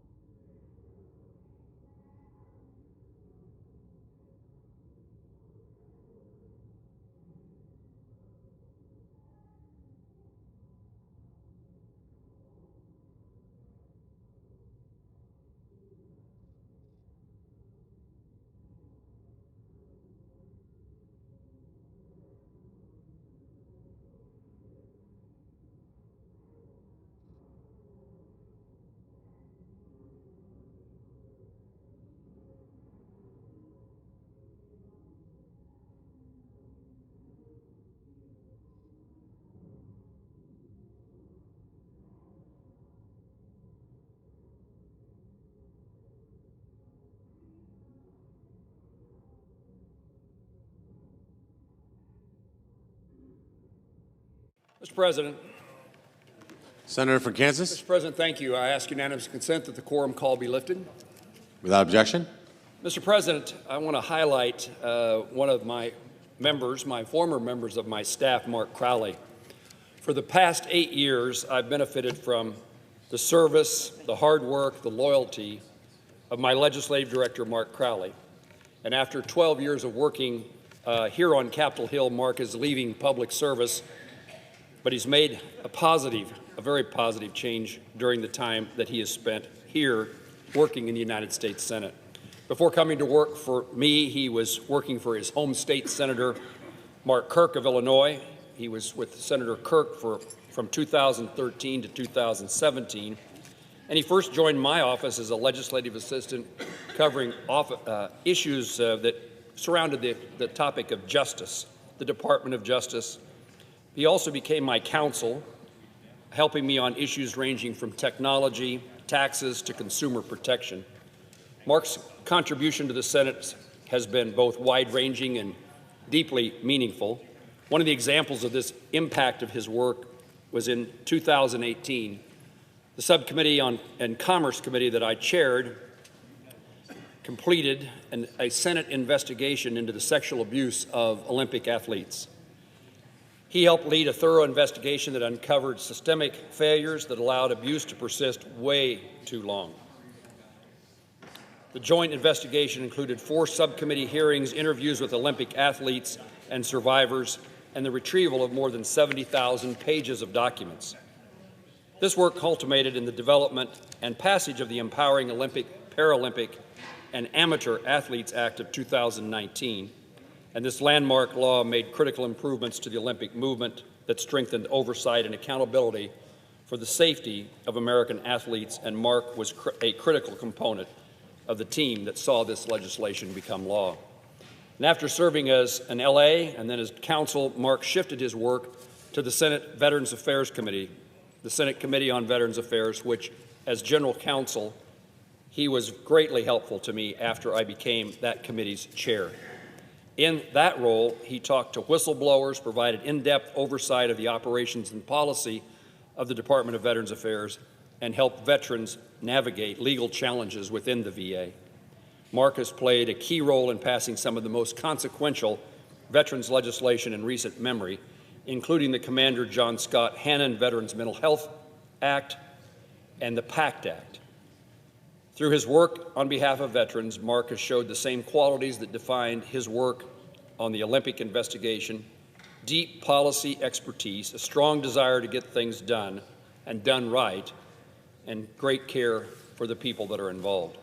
At the beginning of 2023, Mark then took over the policy team, serving as my legislative director back in my personal office. Most recently, Mark helped to guide the ACRE Act and the Financing Our Energy Future Act to passage during the reconciliation process. Whether we're talking about veterans, technology, Olympics, complex Senate procedure, Mark could be counted on to effectively advise me and lead our team to the success that we've had. He has been a mentor and a guiding hand to several legislative assistants that have come through my office. My junior staff would tell you that Mark brings a steady hand, a steady presence. Even under pressure, he recognized the importance of thoughtful decision-making before taking action. They'd also tell you that Mark is quick to crack a joke and often brings much-needed humor to Capitol Hill on stressful days. More importantly, he has a real interest in getting to know the people he works with, not just knowing them as them, not just knowing them, not just knowing what makes them tick, but being a mentor and a friend. Mark leads in a way that earns respect. He makes sure that everyone on the team knows their role and they know that it matters. He's the kind of person who listens first, gives clear feedback, and never dismisses an idea out of hand. I've had many ideas that I thought would be shot down from the very beginning, and Mark at least took time to convince me that I was wrong. Because of that, my staff and I have been more encouraged to take ownership and to work harder. While Mark has expressed to me and to his colleagues how much he loves working in the Senate as a legislative director, there's another role that he loves even more, and that of being a husband and a dad. And I'm grateful to Mark's wife, and the fact that the Senate never seems to end its business anytime during the normal business hours really has created problems in people's family lives. I'm grateful to Mark's wife, Colleen, for letting me keep Mark at work late into these nights for evening votes and vote-a-ramas, even when that meant he missed out on helping with bedtime and other tasks related to being a dad. Mark is the father to Ilsa, James, Hallie, and has a fourth baby on the way. As much as he loves working in the Senate, he loves his family, and with a fourth child on the way, he recognized it's time to really put his family first. I will miss Mark's presence in my office and in the Senate. I'll miss his skills and expertise. They don't come along every day, and he has a lot to offer our country. While he wasn't a Kansan, perhaps his only shortcoming, he embodies many of the traits that we value in the Midwest: hard work, a cheerful attitude, and determination to get things done. So my many thanks to Mark. I thank Mark for his years of service to me, to Kansans, and to our country, and I'm wishing him well as a father and a husband and in his new line of work. I ask the Senate to acknowledge with me today in these remarks the contribution that we all find from those who work side by side with us every day in hopes for a great outcome.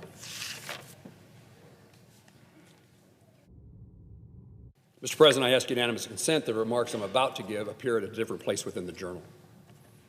Without objection. Mr. President, I rise today to pay tribute to a Kansan named Gene Murray, a longtime resident of Burlington, Kansas, as he prepares to begin a new chapter in his life in another Kansas community, Salina. Gene made countless investments in his local community, including decades of public service, with 12 years as the mayor of the community, the city of Burlington, and another 12 years as a county commissioner, the county of Coffee. To many, he is known as the downtown guy, a nickname he earned over decades of restoring and revitalizing downtown Burlington. Throughout more than 40 years in the community, Gene Murray restored 26 homes, cleaned up more than 100 lots, and restored 28 downtown buildings. Those of us who come from small towns and rural areas know the importance of somebody who's going to take the lead in trying to make our community look better and to be better and to create opportunities for those buildings, those homes for people to live in, those businesses for people to commence a business and to succeed. Gene and his wife of more than 40 years, Barbara, they raised 2 children, Emily and Bobby, in Burlington. But sadly, in 2023, Gene lost his wife, Barbara, to cancer. He remarried Linda Hutzinger on December the 14th of 2024, and they're now relocating to Salina to be near her family. Although Gene is leaving Burlington, the community will not forget him. His legacy will live on in the hearts and minds of those who he touched and in the streets and byways of the town in which he invested. If I had to guess, Gene will be a constant visitor back to Burlington. When asked what he will miss most about Burlington, Gene responded, "This is a very friendly community. I'll miss walking downtown and talking to people." Gene loved Burlington, but he also loved Kansas, and between 1997 and 2010, he fulfilled a personal goal of driving all of Kansas's more than 10,000 miles of highway, both paved in dirt and gravel, and he has driven a lot of roads across Kansas, and I think, Gene, I hope he hasn't exceeded me in the amount of time and effort and places he's been across our state. But he loved Kansas, and he demonstrated he wanted to see the geography, he wanted to see the view, and he wanted to say hello and shake hands with the people. As part of something called the Kansas Sampler Foundation Project, Gene has visited all 8 wonders of our state, from the Cosmosphere in Hutchinson to the Eisenhower Presidential Library and Museum in Abilene to Monument Rock in Gove County. He knows firsthand our rich history and natural beauty, and he also knows the hearts of the people who live there. No one could say it better than he did when he said, "Kansas has the greatest people, and Burlington is a great place to call home." So thank you, Gene, for investing in a cause bigger than yourself and for leaving behind a legacy of service and devotion to the community you love and to the state that you live in and admire. You've been a role model. In the articles I've read about people praising you, what they said is you caused them to decide they wanted to do something. And isn't that one of the greatest compliments and one of the most necessary components of the way we live our lives? When you can convince somebody else that they too ought to volunteer and make a difference, you're really special. And so, Mr. President, I use this opportunity to thank Gene Murray for his tremendous contribution to the city of Burlington and to the people of the state of Kansas, and I yield back. Recognize the senator from Arkansas. Mr. President, it's 2:20 on a Saturday afternoon, not a usual time for the Senate to be in business, especially leading into the August state work period when senators are home meeting with their constituents, hearing their concerns, sharing news about what we've worked on. So you can say it's unusual for sure that we are here. I want to take a brief trip down memory lane to explain why we're here. For the benefit of senators, especially senators who haven't been here until recently, and for the benefit of our friends who are visiting in the gallery. We're here for one reason. We're here because of the actions of one man, Chuck Schumer, the Democratic leader. We're here voting, as you've probably seen and wondered about, on a series of nominees. These are not household names. For some of them, you may not even knew the job existed. I'm sure, no offense, I'm sure it's important to them and their parents. But for over 200 years, these kind of nominees didn't get a vote on a procedural question and then 2 hours of debate and then another vote on confirmation. They were voice voted, or they were adopted by what's called unanimous consent of the Senate for over 200 years. You can see the evidence here in front of me in this chart. This is the percentage of civilian nominees who have been confirmed by voice vote or by unanimous consent going back to George Bush 41 and to today, President Trump's second term, through about the first 6 months of the administration. George Bush 41, 98%. Bill Clinton. Some people thought Bill Clinton's presidency started a more polarized politics. Nope, 98% for Bill Clinton as well. George W. Bush, Bush 43. Well, it's a 5x increase in the number of record votes we needed, but still 90%. I would note that Senator Schumer was elected in 1998, so he showed up here about 2 years before George W. Bush did.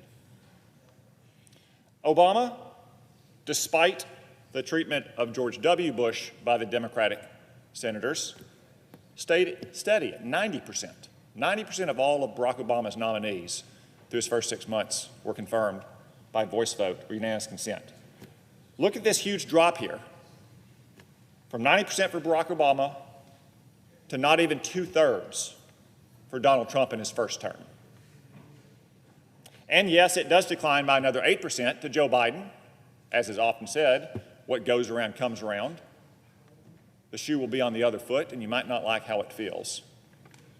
But look now at the unprecedented break from the customs of the Senate under these Senate Democrats and Chuck Schumer, from 57% to 0. 0. Not a single one. Not a single nominee of Donald Trump's have been confirmed by voice vote or by unanimous consent in the first 6+ months of his administration.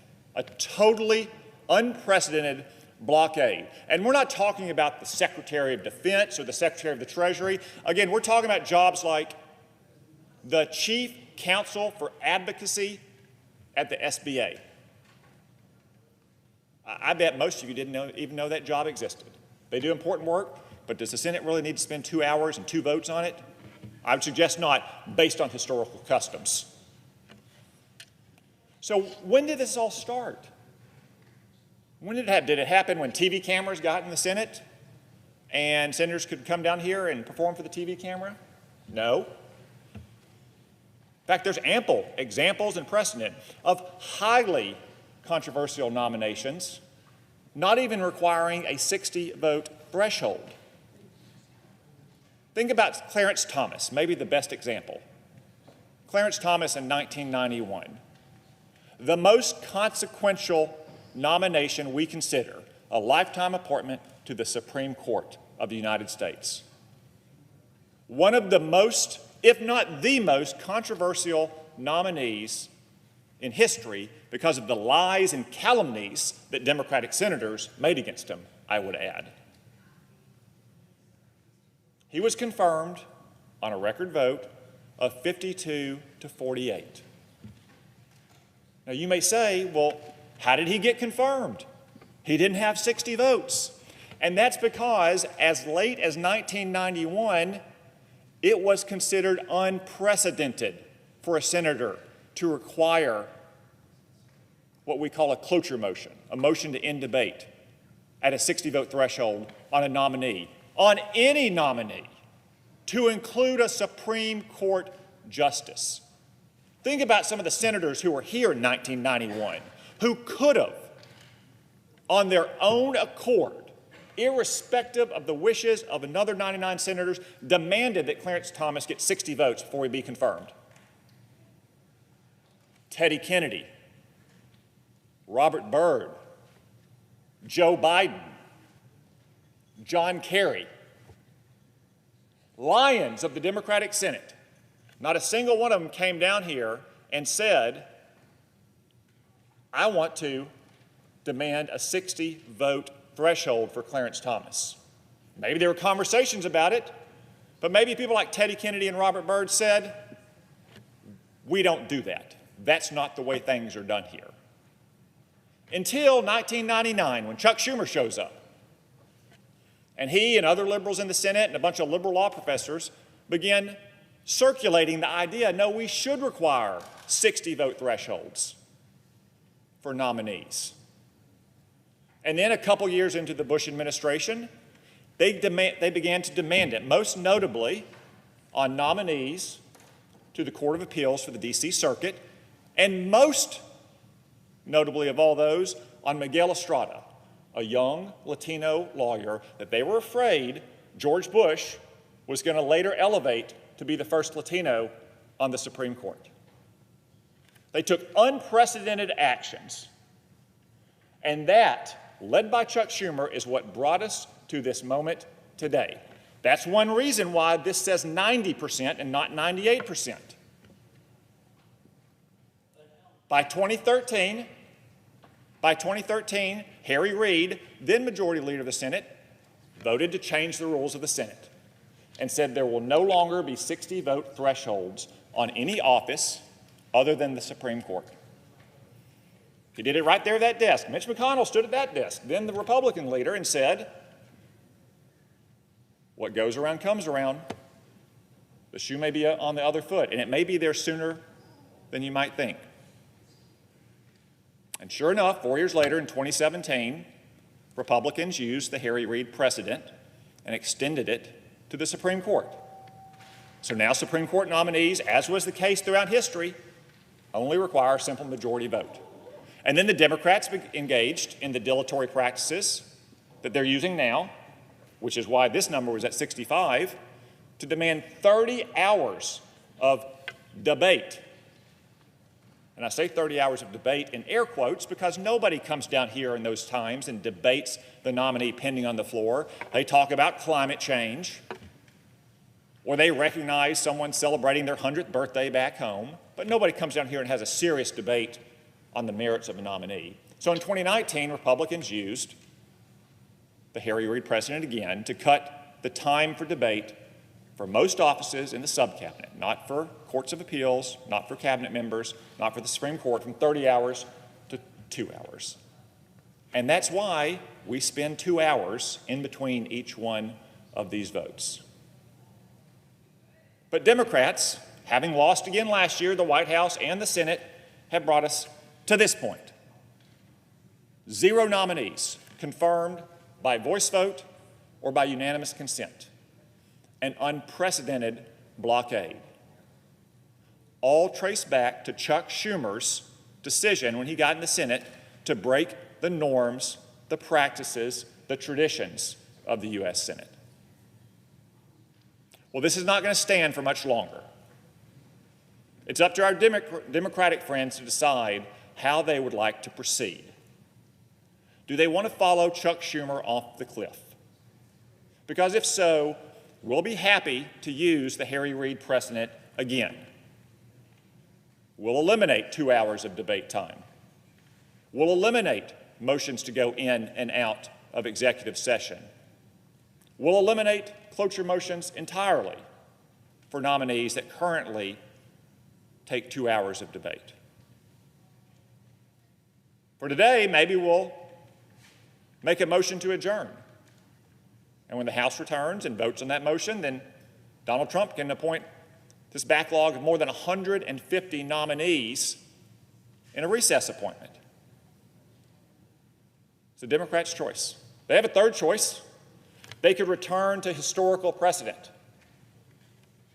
They could agree to voice vote today, in the next few minutes, more than 150 nominees, at this point, most of whom came out of our committee on a bipartisan basis, many of whom are nominated to offices that have literally never had a recorded vote on the floor of the United States Senate.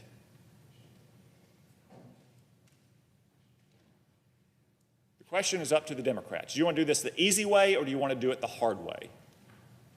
Because Republicans are prepared to finish what Chuck Schumer started 22 years ago. And what it will do is return the U.S. Senate to those practices, customs, and traditions that prevailed here from the 18th century to 2003 for both parties, for presidents of both parties. I think our republic was just fine from the 18th century to 2003. But one way or another, I promise you, this is going to stop. I yield the floor.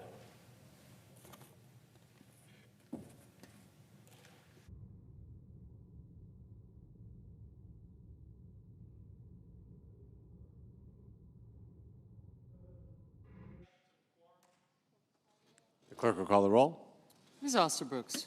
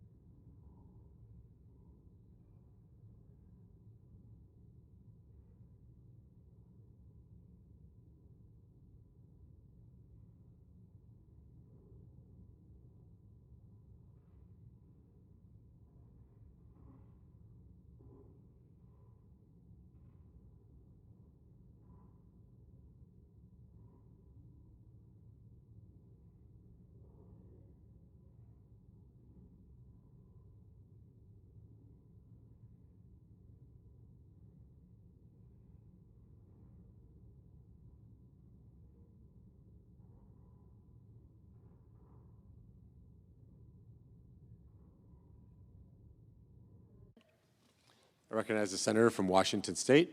Mr. President, I rise today to acknowledge the passing. Sorry, the Senate's in a quorum call. Mr. President, I ask that the quorum call be dispensed with. Without objection. Thank you, Mr. President. I rise today to acknowledge the passing of a friend, a great Washingtonian, Bill Newcomb, one of the most thoughtful and caring human beings I've had the pleasure of working with and knowing. Bill was a legendary leader in technology, made incredible contributions, and helped pave the way for the innovation economy. As a philanthropist, later in his life, he cared deeply about making the world a better place. His efforts will have long-standing impacts on his adopted home in the Pacific Northwest, and also in his beloved native Bay Area and the world at large. As Microsoft's first general counsel, Bill played a pivotal role in the story of the company's unparalleled business success. Those in the industry know the extraordinary engineering challenges the company overcame through genius and tenacity, providing the operating system for the world's first mass-marketed desktop computer. Beating all the competitors to the Holy Grail and making that operating system multitask, a milestone that laid the technological foundation that would serve the world's needs for decades to come, and so many more yet to come. Bill was part of that. People who are inside the company know the important legal roles that he played and know that the challenges they faced would not have been able to be overcome without Bill's contributions. Consider the accomplishments that came on his watch in the early days, being a small tech startup and then serving as the chief counsel to the world's most valuable, important company.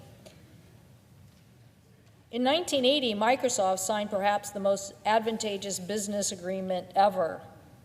And at the time, when few even knew what software was or could fathom how it would have monetary value, Bill Newcomb argued and successfully defended all of these issues as it related to software. Now, of course, the bedrock principle that continues to provide the foundation for innovation in our economy, there are certain levels of productivity that we have all achieved because of it.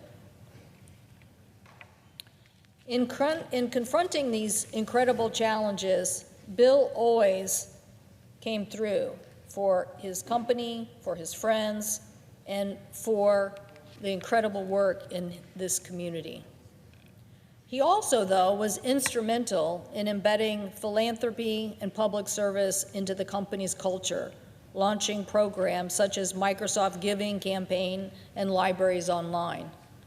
I remember at one point in time when Bill once considered running for public office. I'm so glad that we all got the benefit of his contributions in the private sector and in his philanthropy. He continued to make those public contributions after leaving Microsoft, and he co-founded the World Justice Project, an international civil society organization that works to advance the rule of law around the world. It's such an unbelievable impact. His generosity in his intellect and resources, many organizations benefited. He took leadership roles in the American Bar Association, serving as president and earning the ABA Medal in 2020 in recognition of his career contributions. And he gave back to educational institutions that meant so much to him. He served as a trustee both at Dartmouth and at the University of Puget Sound, and he made significant contributions to the University of Washington and to Stanford and numerous other community causes. Bill and his family founded the Newcomb Family Foundation, supporting education, the environment, justice, and public health. And one of his lasting legacies is his family foundation, which helped establish and grow the Wild Salmon Center. Many of my conversations with Bill over the last several years have been about that very Northwest icon, the Pacific Northwest salmon. This organization focuses on long-term, science-driven, and collaborative solutions to protect and restore iconic salmon runs. And Bill, as a fisherman himself, I know was always very interested in how we could use this science to better improve our outcomes. When I first met Bill, everybody would remember because he wore his unique bow tie. It was part of his personality. But when you met him, he was also a person of unbelievable kindness, and that always, always stayed with him. I remember many times in my role in the Commerce Committee calling him up and asking him for advice about critical issues, and he was always there to tell me, these are the 3 people that I should call and consult. I always found that so interesting, given his great intellect and his great ideas. He always wanted me to reach out to more people. He was an avid golfer, a fly fisherman, and I often saw him at airports on his way to one of those great, beautiful places of the Pacific Northwest. But many Americans might know him for his other passion, and that is baseball. I personally prefer the Seattle Mariners, but Bill, growing up in the Bay Area, had a childhood love that brought him into the ownership and participation as a leader at the San Francisco Giants. Under this leadership, the team improved on the field, growing from 72 wins in 2008 to 92 wins and a Major League championship just 2 years later. I happened to go to a game with him in the Bay Area, and again, his love and passion for the success of that team was undeniable. We are going to miss Bill Newcomb. We are going to miss his warmth, his laughter, his kindness, his contributions, his intellect, and just an unbelievable chapter of Northwest history that he participated in. And I know all of his friends and colleagues at Microsoft also will miss him. I want to say a special outreach to his family, particularly his wife, Sally. I know this is a very hard time. And his 4 children, 14 grandchildren, and 2 brothers, Davidson and Daniel. We all were so privileged to know Bill. We're also grateful for his contributions to all of us in the nation, and certainly to what he did in the Pacific Northwest. I thank the President, and I yield the floor. Just the absence of a quorum. The clerk will call the roll. Ms. Osterbrooks.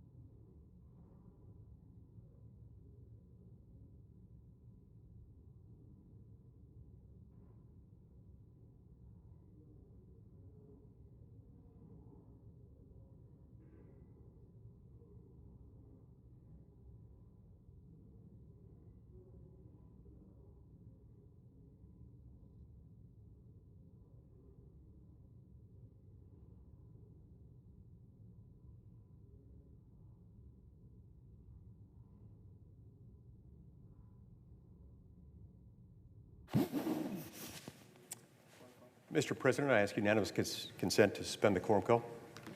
Is there objection? Objection is heard.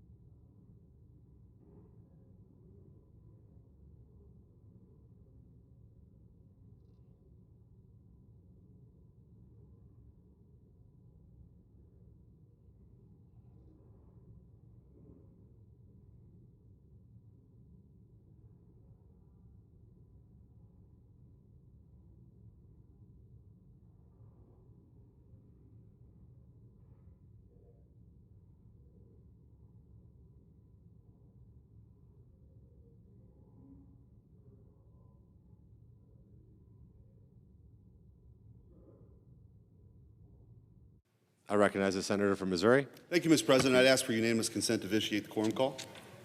Objection? Without objection? Thank you, Mr. President. 2.5 years ago, I was sworn in as America's 2,000th senator. A pretty unique honor from a kid who grew up in a working-class neighborhood in Bridgeton, Missouri. And as somebody who appreciates history, the United States Senate has always been held out as the greatest deliberative body in the history of the world. It's a very uniquely American institution. As our founders envisioned what our system of government looked like, they wanted something that was very different than the House, and something that you had equal representation as opposed to proportional representation, this system of checks and balances in a bicameral legislature, every state, no matter the size, having 2 senators, was thought of very differently and has proven over the course of our nearly 250 years to be a very important place to protect individual rights and a whole host of other issues that matter to the American people. There's also been some people whose names are famous. You had Henry Clay, the great compromiser. You had, of course, Webster, Calhoun, and Clay as the great triumvirate. Missouri's first senator, Thomas Hart Benton, was known as Old Bullion. And I want to propose a new name. Someone who serves currently in the United States Senate. The great arsonist, Chuck Schumer. Chuck Schumer has single-handedly, more than any senator in the history of our republic, done more to diminish the importance and significance of this chamber. And I'm going to walk through a few ways in which he's done that. To take a step back for the folks watching on C-SPAN, for the folks in the gallery, for over 200 years,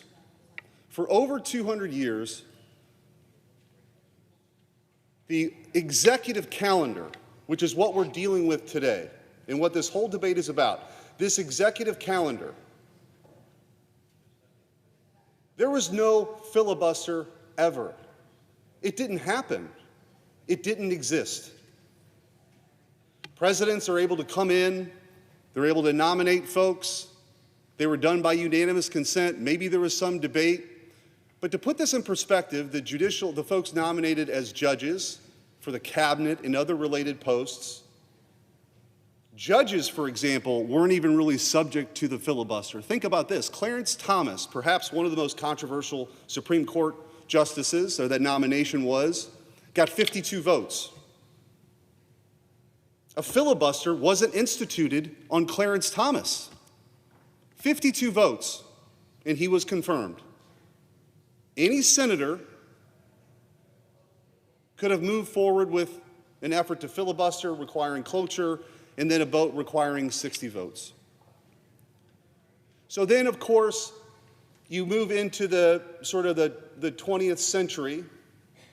Harry Reid and Chuck Schumer grew tired of that old institution of having to have 60 votes once that started to be employed. So they decided to change things around here. That you only needed 51 votes for anything other than a Supreme Court nominee. Lit the fuse.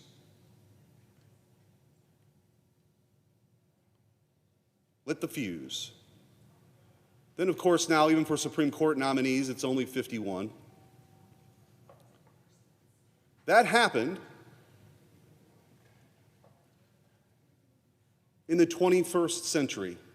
For the entirety of the 20th century, we didn't have this nonsense that we're doing here today. I mean, even as you go back into the 1990s and into the 2000s, this executive calendar that we're dealing with was done by unanimous consent and voice votes. There are people literally being voted on today. I don't think the ambassador to Uruguay has been voted on in 50 years. We just did that. So, Chuck Schumer rode shotgun with Harry Reid to upend the executive calendar as it relates to judicial nominees. Now, Chuck Schumer is doing that to all these other positions. We've never seen this in the history of our republic.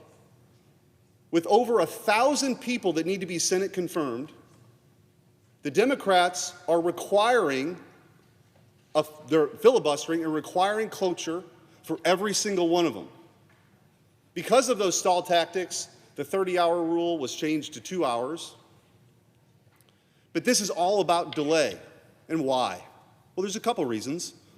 One is the Democrats at this point are catering to a very, very radical and growing element of their party.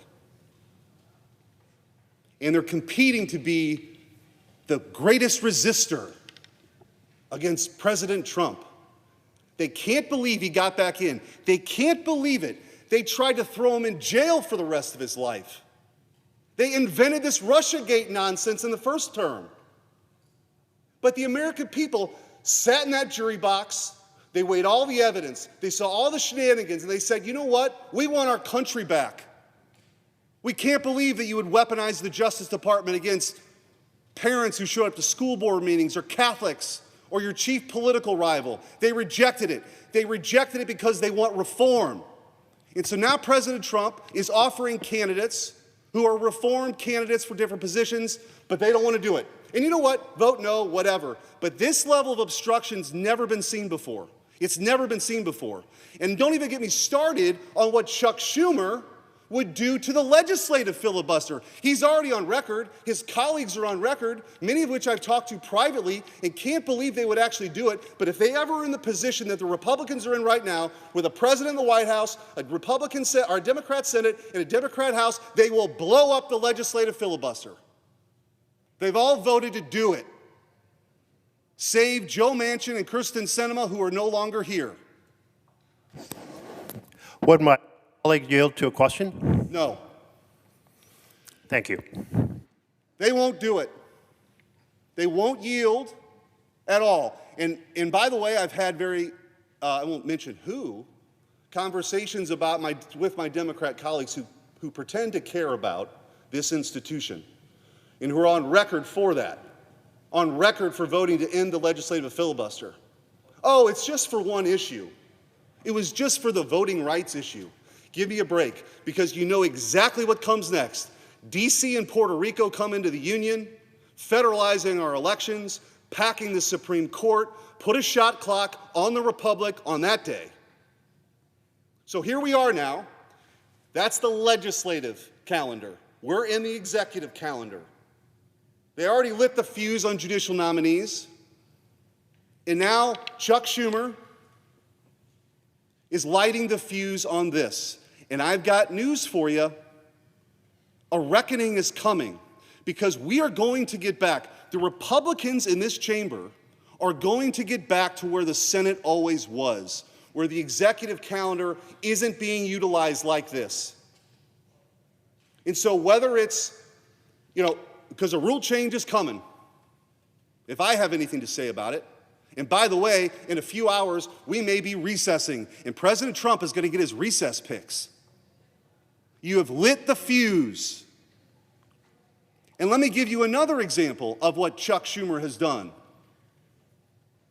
Last year, for the first time in the history of the Republic, articles of impeachment were delivered over to this chamber. All senators are seated, all of us.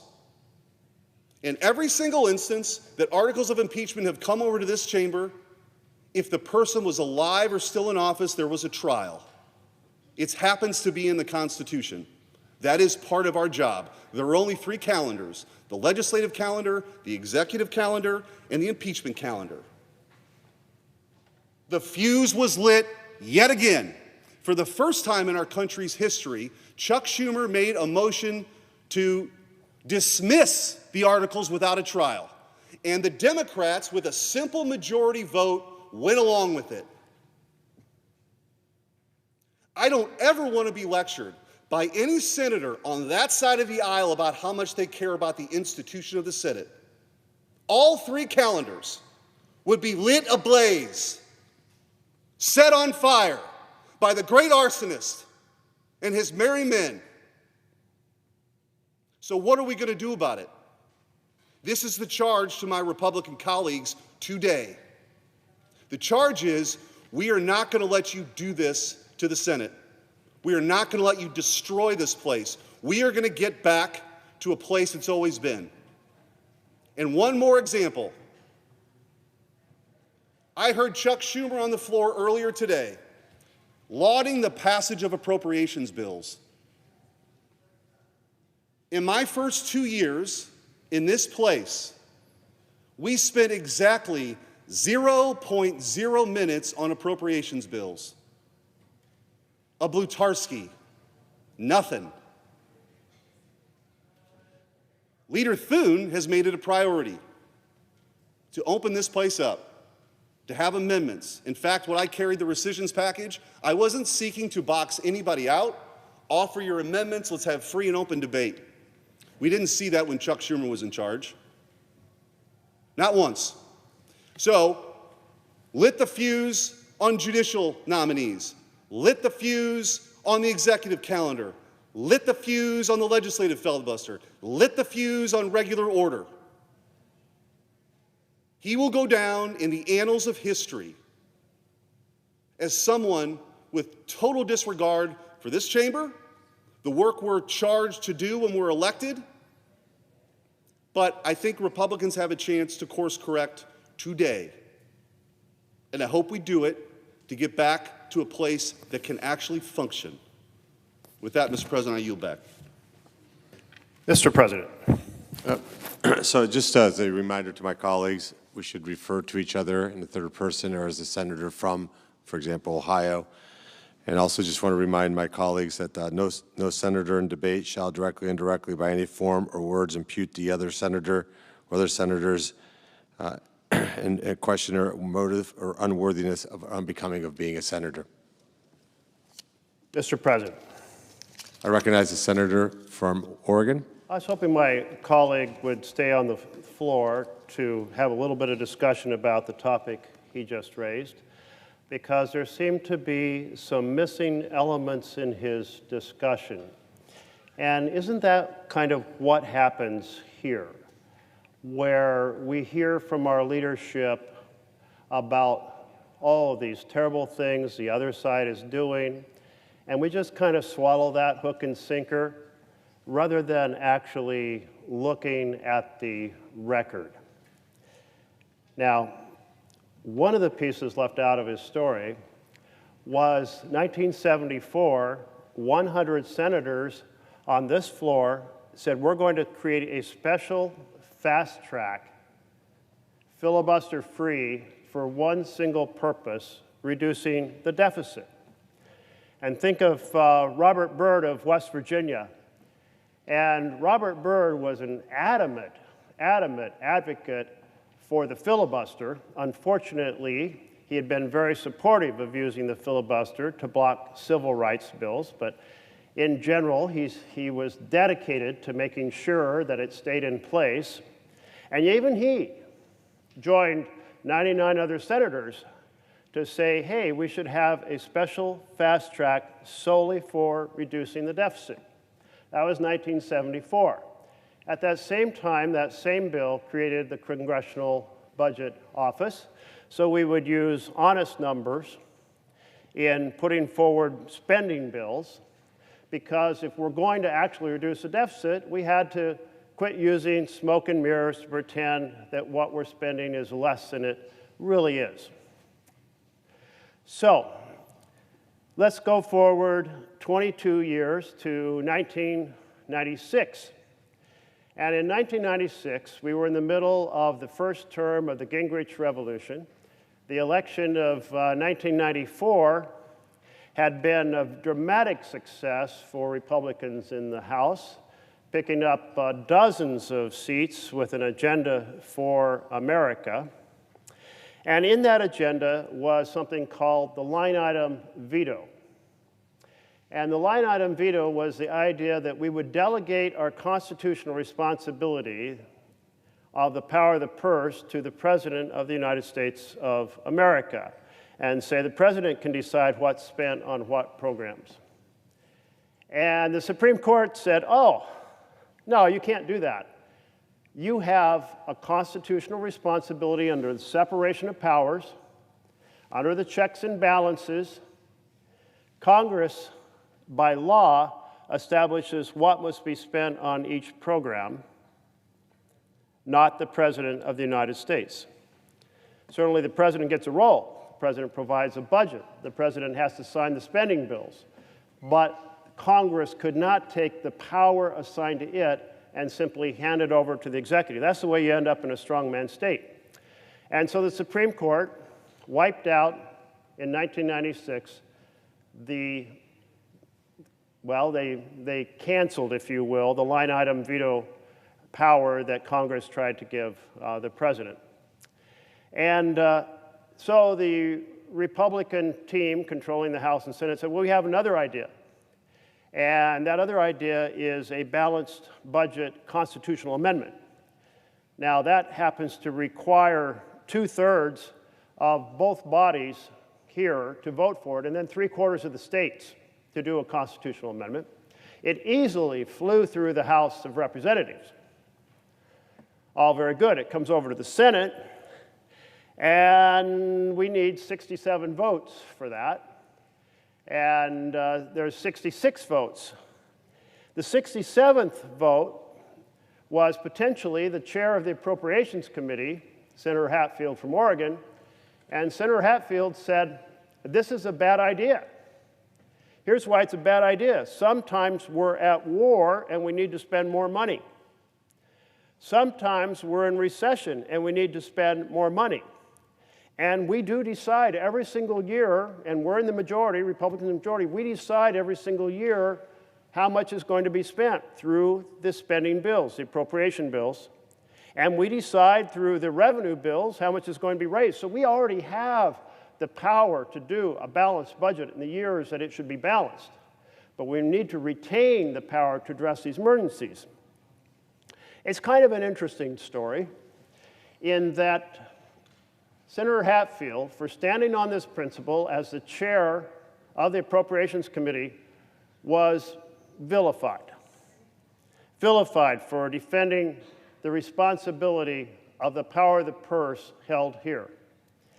And in fact, he was so vilified that he even received a message from his son-in-law with a picture of his granddaughter and saying, for her sake, you should do this.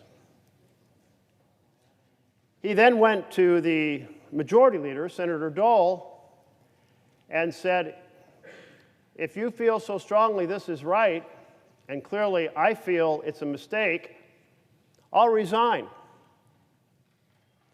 And Senator Dole decided, no, we're not going to ask you to resign. We're not going to suggest that's the right answer. And so it fell one vote short. There is kind of an interesting twist to this story, because Oregon did not have a law that allowed a governor to appoint a replacement.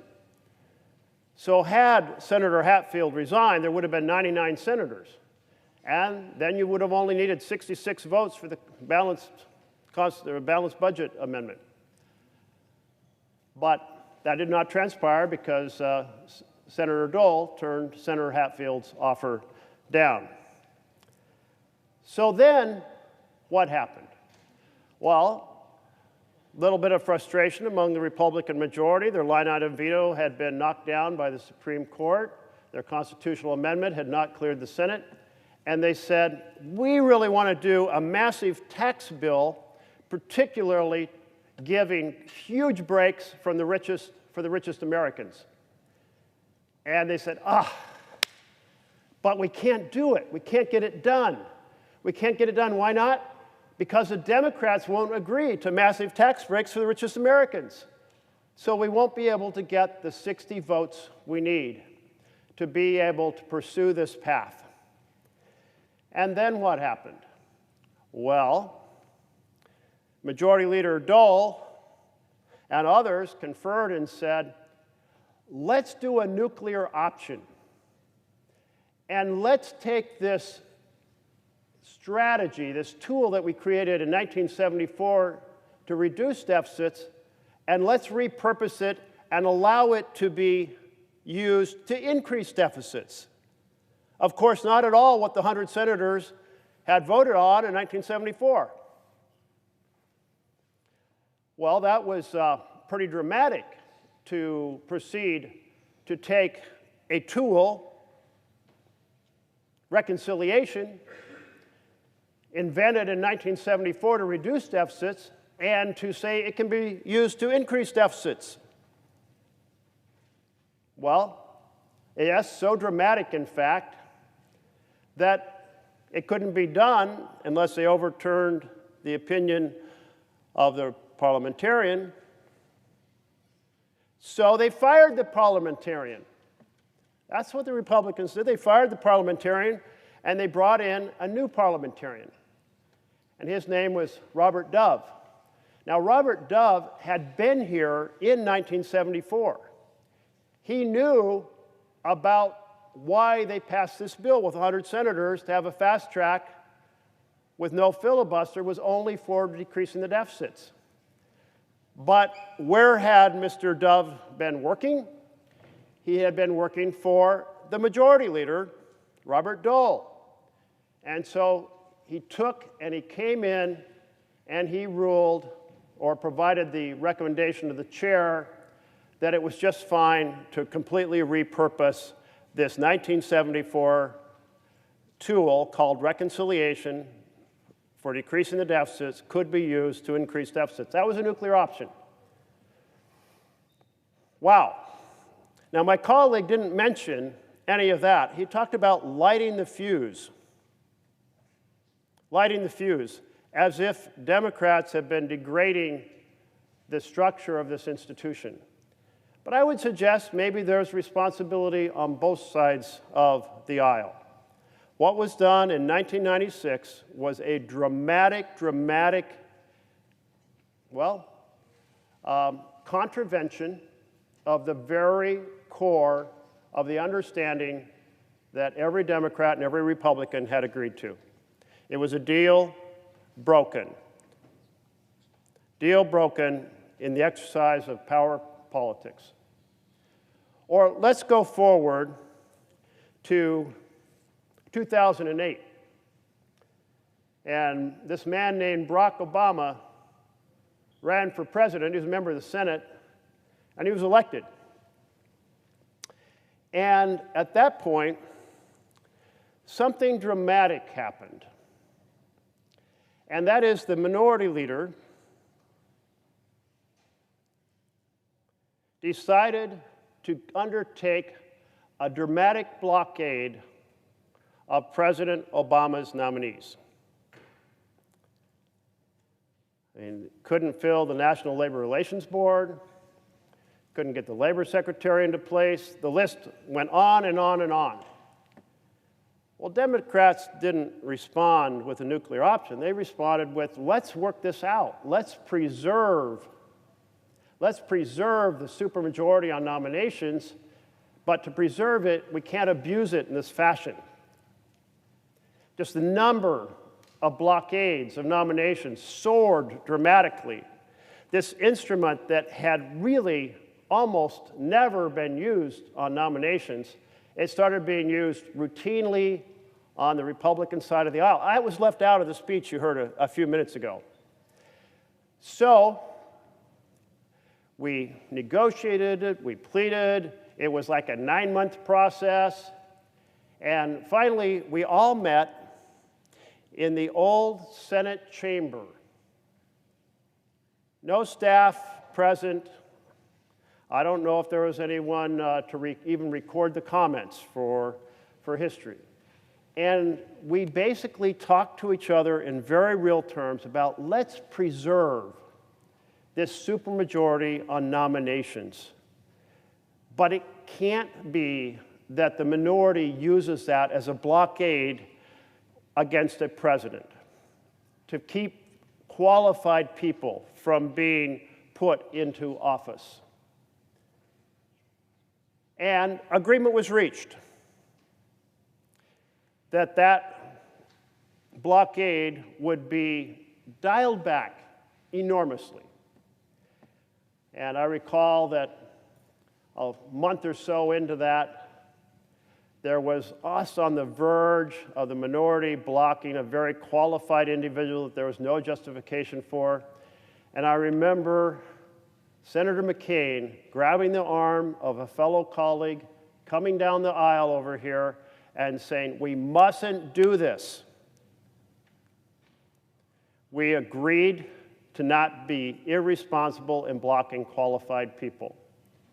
And that person just got the 60 votes and went through. All good and well, like we had resolved this conflict and preserved the supermajority until the minority leader changed his mind and said, I don't care how qualified a nominee is from President Obama for the D.C. Circuit Court. We are going to block anyone from being assigned to fill those seats. Well, that was the final straw. And as much as Harry Reid tried to, as majority leader, say, back off, don't do that, That is a violation of the agreement we reached in the old Senate chamber. The minority leader said, nope, we're not going to allow Obama to put a single justice on the D.C. court. And a few arguments, policy arguments were made by the minority leader to support the position. He said, I think they have enough justices already. We don't need to fill those additional positions. But that's not an argument had ever been used here, that even though courts had a huge backlog, they didn't need the additional justices.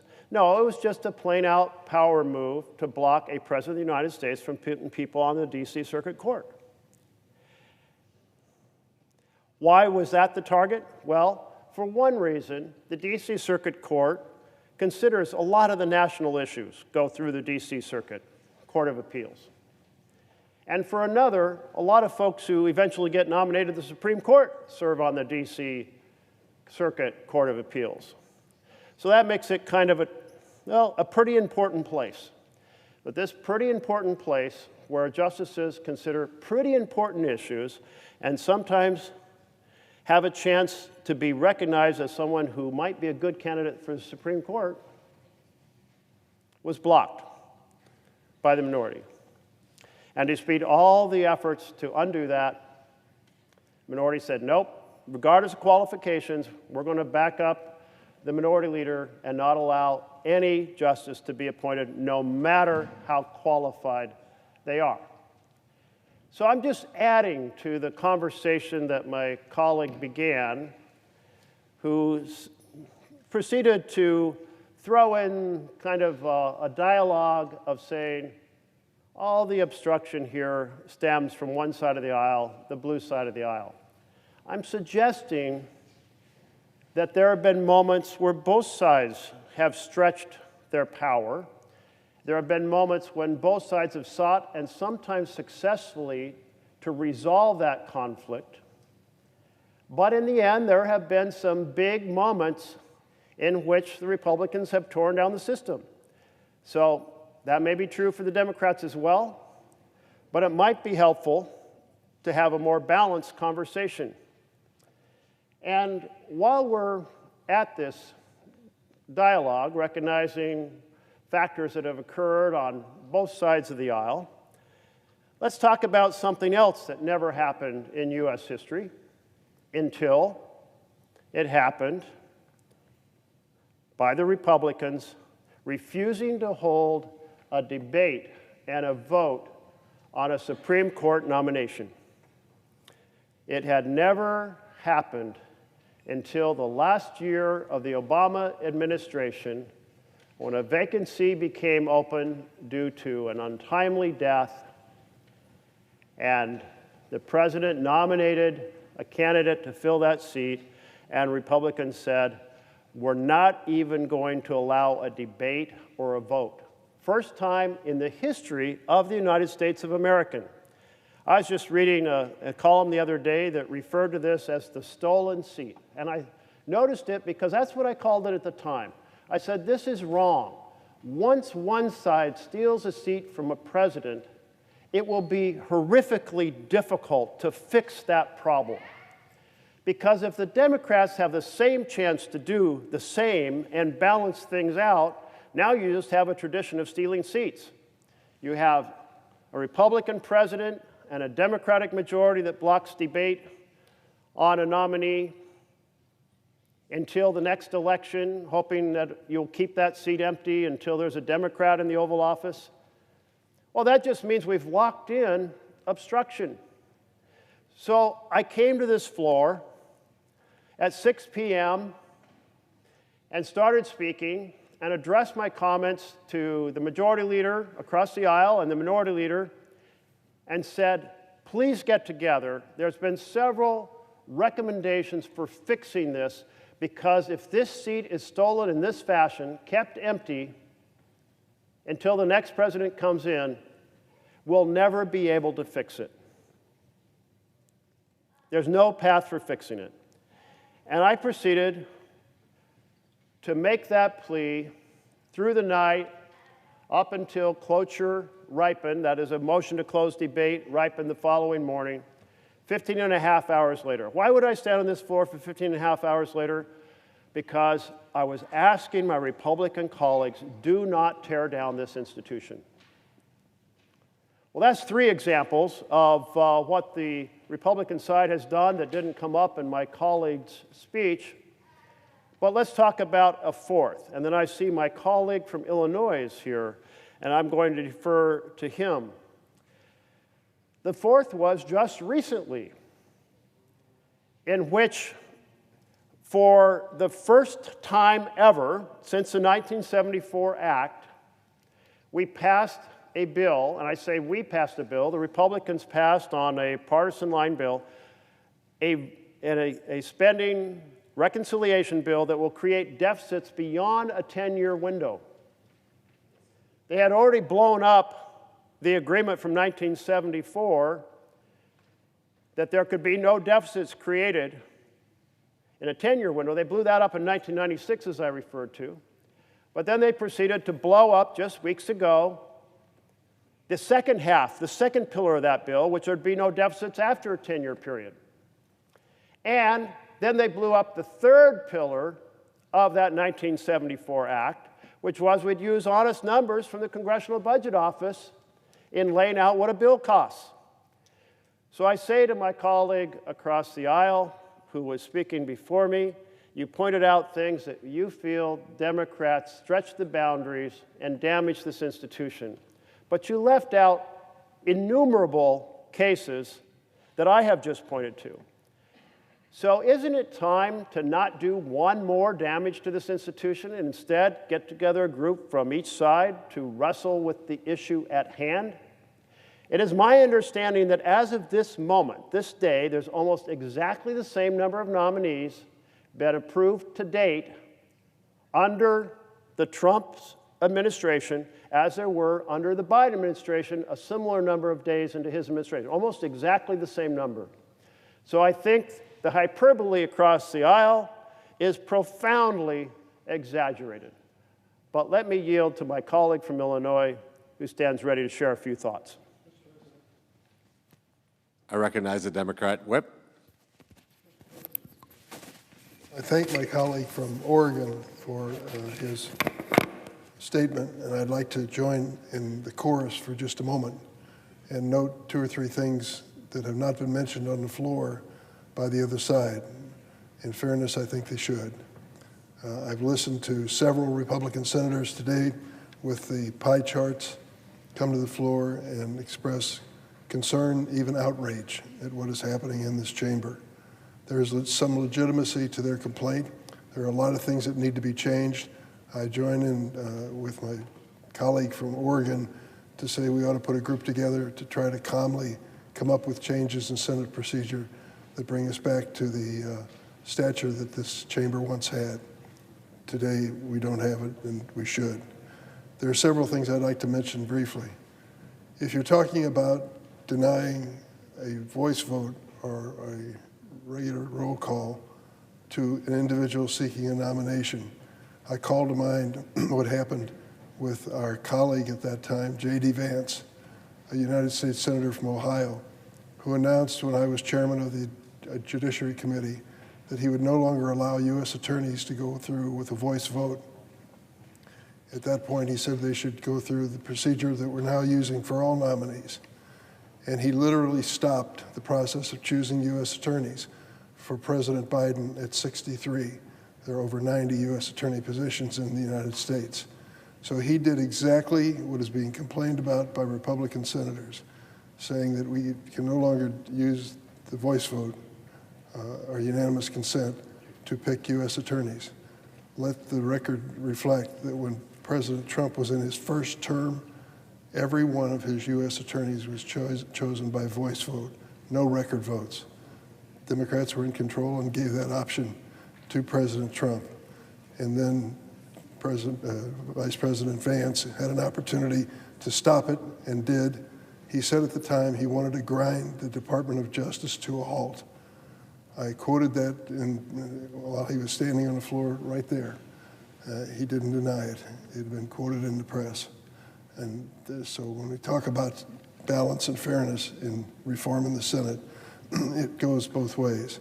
Secondly, do you remember when Anton Scalia died on vacation and there was a vacancy in the United States Supreme Court? Do you recall what happened?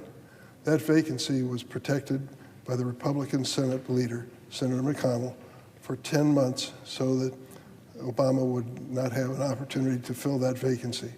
He wanted to make certain that that was done by President Trump in his next term. There's another illustration of a departure from common practice and precedent for political advantage. But the last point that I want to make is one that came to mind as I listened to the senator from Arkansas come to the floor and talk about the treatment of Republicans under his experience in the Senate. We have something in the Senate called a hold, and what it means basically is when your name makes it to the calendar, the executive calendar here, which means you've gone through the background investigation at the White House, you've gone through the committee process, you've been chosen by the committee, and you come to the calendar to be considered for a position in our federal government.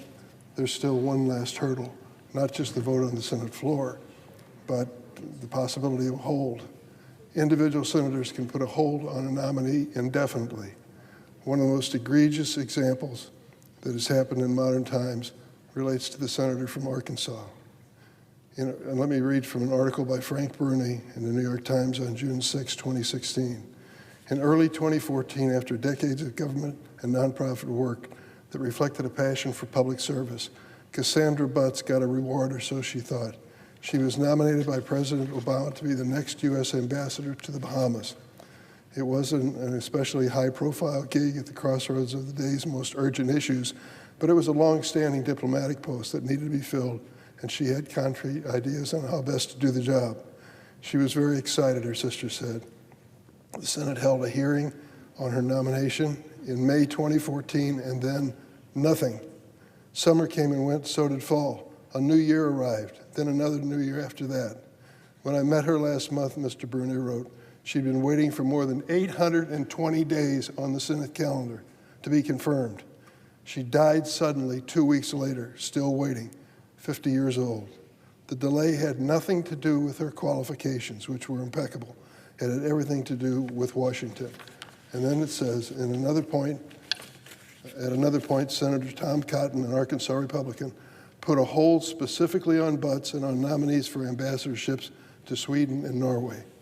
He had a legitimate gripe with the Obama administration over a Secret Service leak of private information about a fellow member of Congress, and he was trying to pressure Obama to take punitive action. But that issue was unrelated to Butts and the Bahamas. Cotton eventually released the two other holds, but not the one on Butts. She told Bruni that she once went to see him personally about it. He explained that he knew that she was a close friend of Obama's. The two first met at Harvard Law School, and that blocking her was a way to inflict special pain on the president. Cotton's spokeswoman did not dispute Butts' characterization of that meeting and stressed in separate emails that Cotton had enormous respect for her and her career. But that's Washington for you. A hold of 820 days. The woman waited on the calendar patiently for this ambassadorship to the Bahamas, passed away from leukemia. So when we sit down and talk about bringing civility and common sense back to the Senate, let's bring in more than just the topic of the votes as to whether there'll be record votes or whether there'll be a voice vote. That's an important issue, but it's not the only issue. Let us show the civility one on the other, Democrats to Republicans and Republicans to Democrat. And I yield the floor.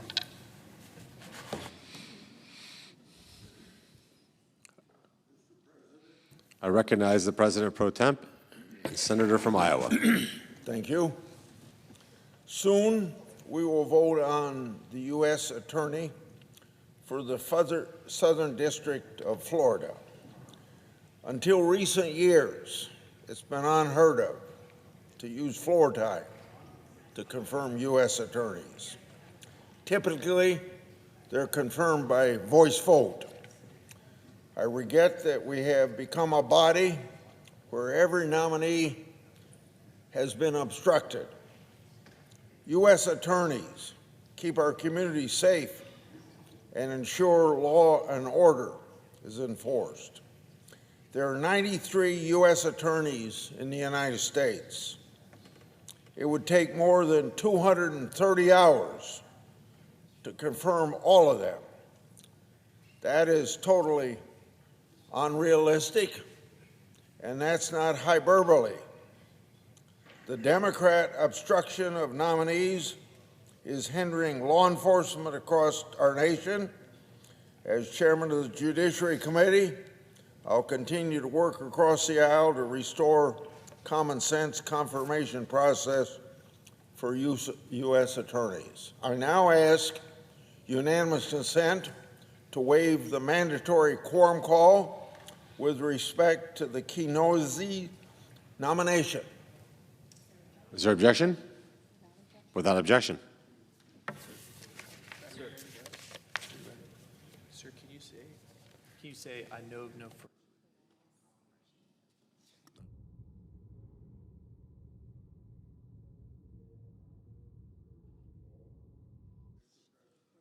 Didn't pay attention to you. I should show you that proper respect. I know of no further debate on the nomination.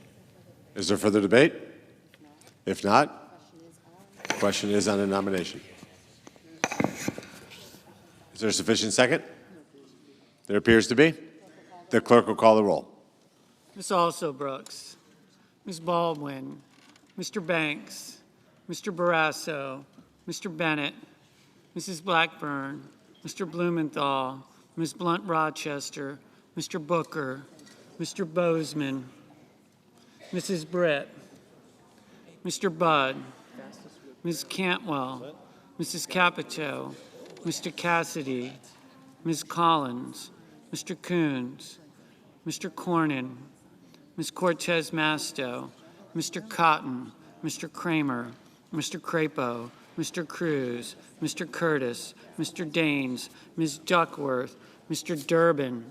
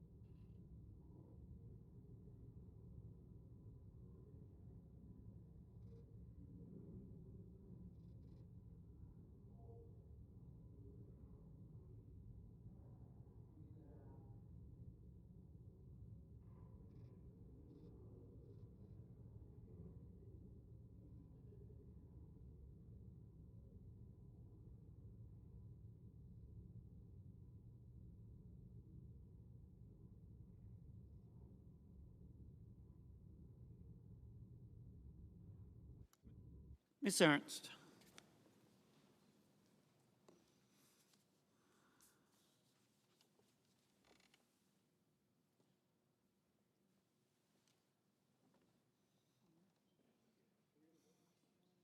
Mr. Betterman.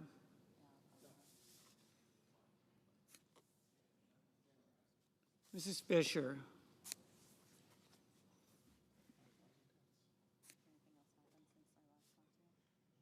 Mr. Gallego.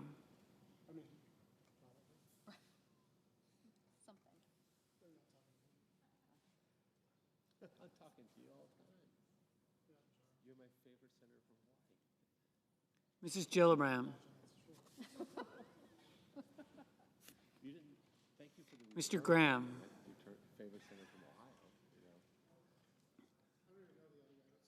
Mr. Grassley.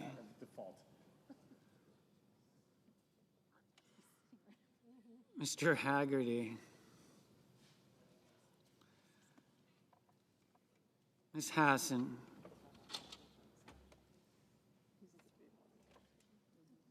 Mr. Hawley.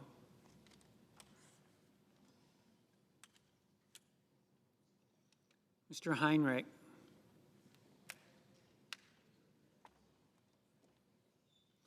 Mr. Hickenlooper.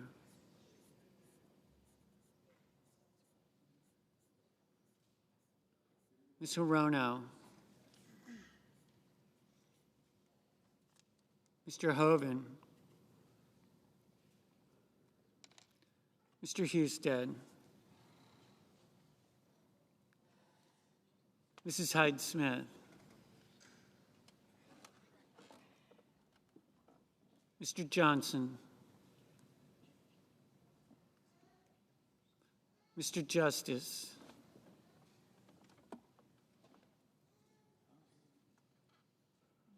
Mr. King.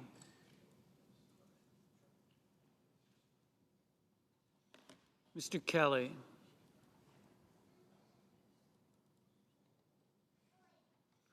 Mr. Kennedy. Mr. Kim.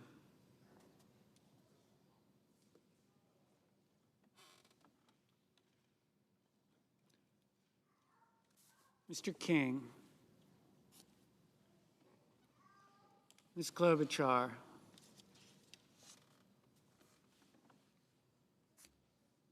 Mr. Langford. Mr. Lee. Mr. Lujan. Ms. Lummis. Mr. Markey. Mr. Marshall. Mr. McConnell. Mr. McCormick. Mr. Merkley.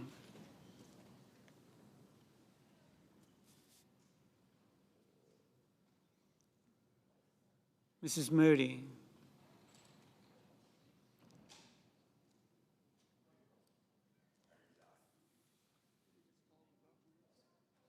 Mr. Moran.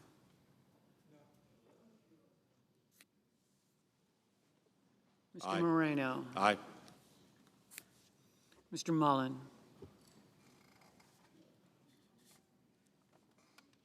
Ms. Murkowski.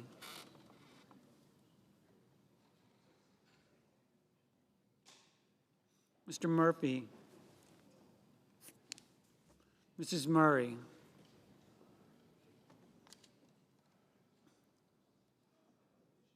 Mr. Ossoff.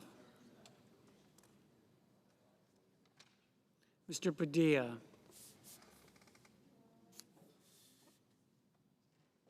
Mr. Paul.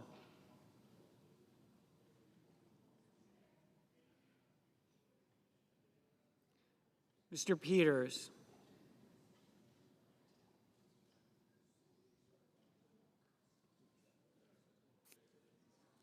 Mr. Reed.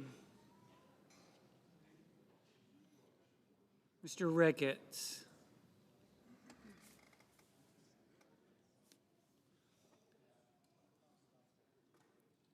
Mr. Risch. Ms. Rosen. Mr. Rounds. Mr. Sanders.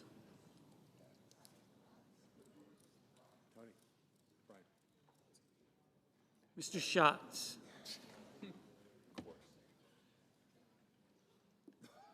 Mr. Schiff.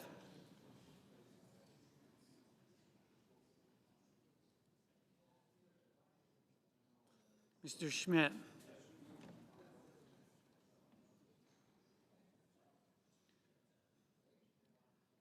Mr. Schumer.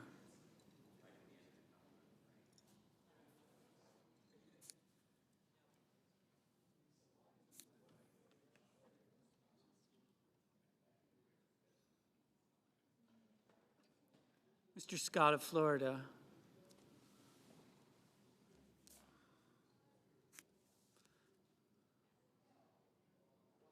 Mr. Scott of South Carolina. Mrs. Shaheen. Mr. Sheehy. Ms. Slotkin. Ms. Smith. Mr. Sullivan. Mr. Thune. Mr. Tillis.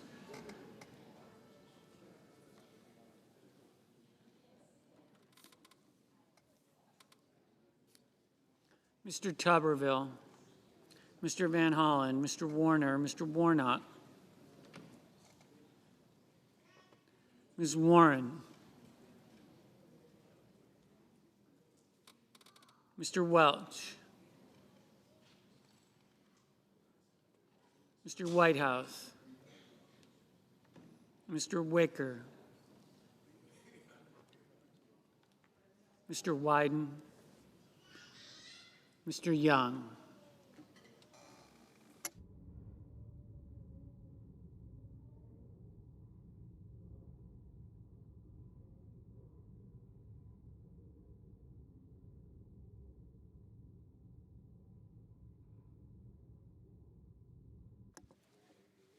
Senators voting in the affirmative: Barrasso, Cornyn, Kramer, Fisher, Grassley, Haggerty, Husted, Hyde-Smith, Moody, Moreno, Murkowski, Ricketts, Risch. Senators voting in the negative: Blumenthal, Durbin, Hassan, King, Klobuchar, Merkley, Padilla, Schatz, Schiff, Smith, Wyden.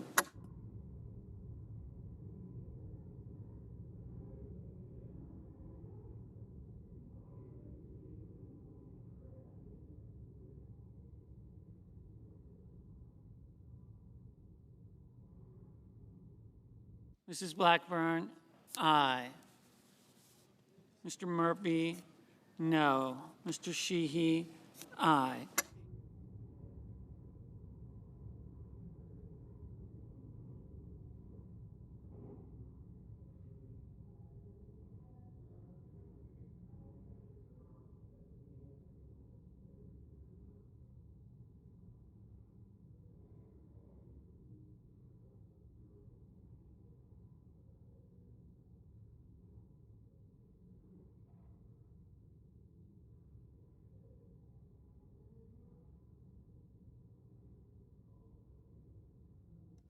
Mr. Lujan, no.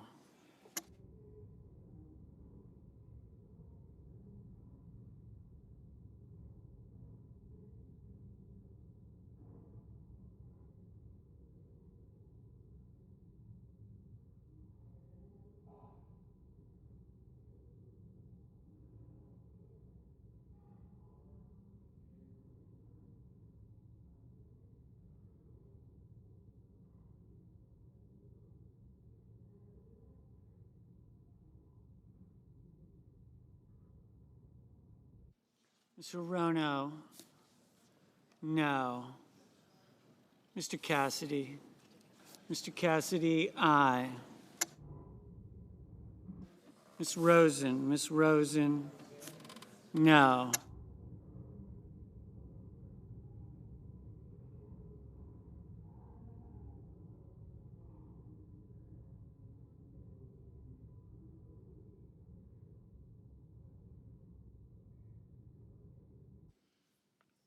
Mr. Scott of Florida, aye.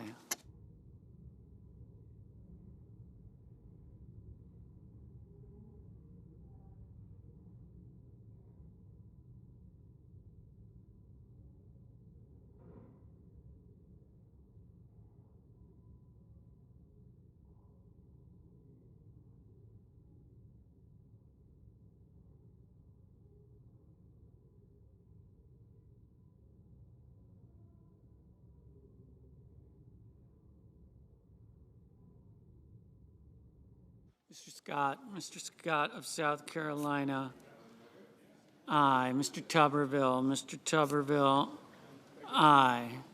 Mr. Peters, no.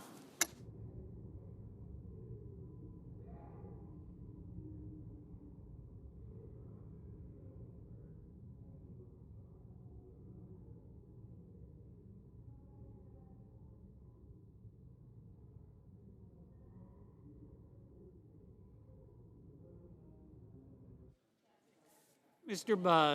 Budd, aye.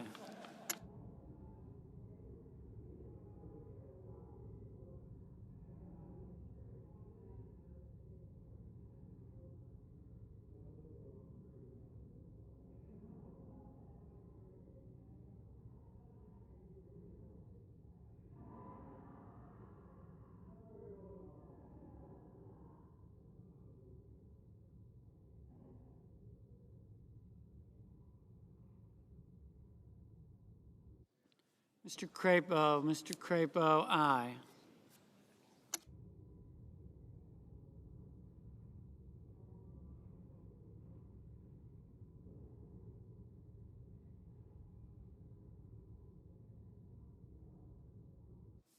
Ms. Alsobrooks. Ms. Alsobrooks, no.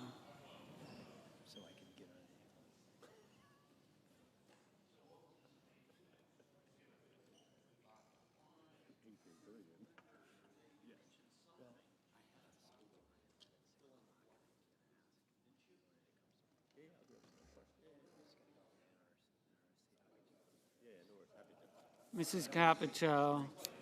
Mrs. Capito, aye.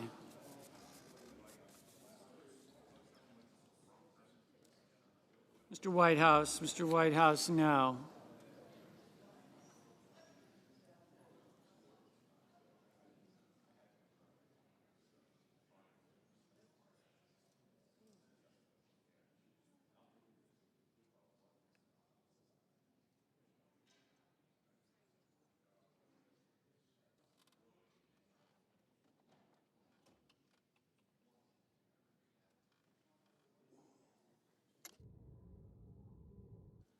Mr. Hickenlooper, no.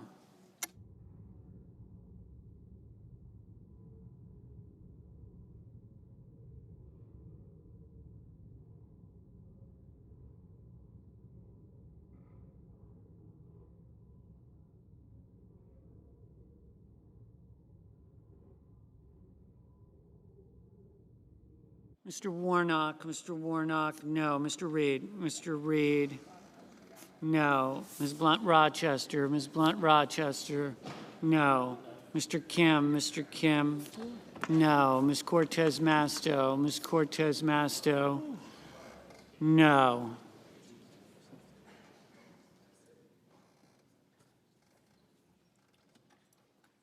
Mr. Mullen, aye.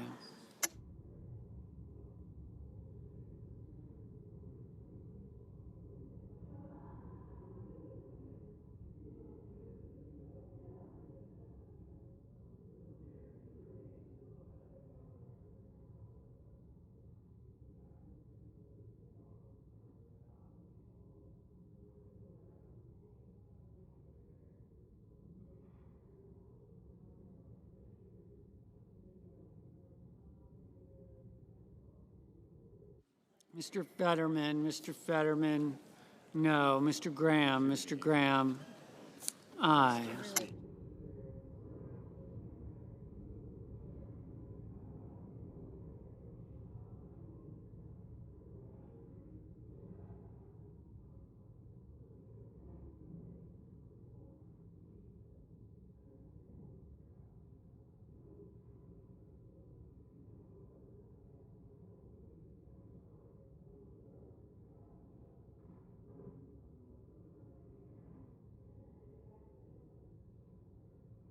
Mr. Paul, aye.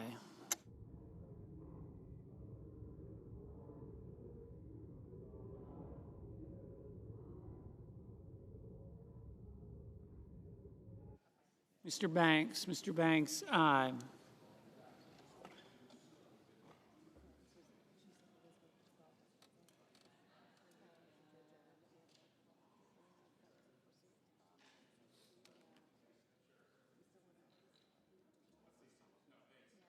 Ms. Warren, no.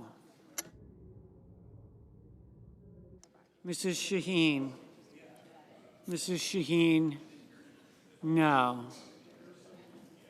Mr. Young, aye.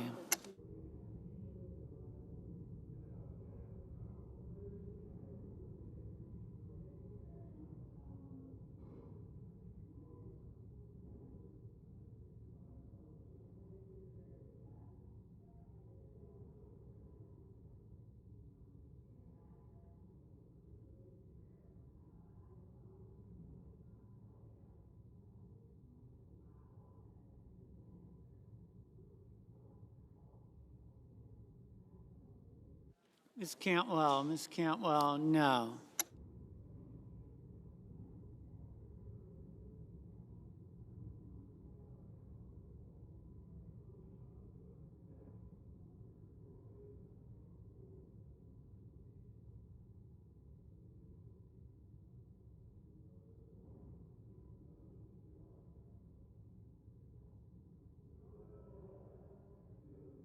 Mrs. Brett, aye.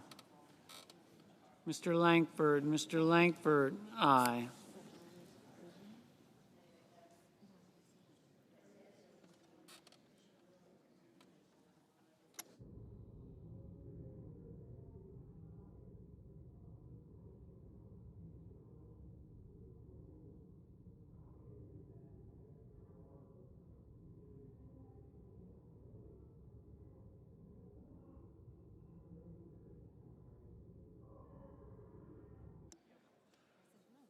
Ms. Collins, aye. Mr. Risch, aye. Mr. Heinrich, no. Mr. Rounds, aye.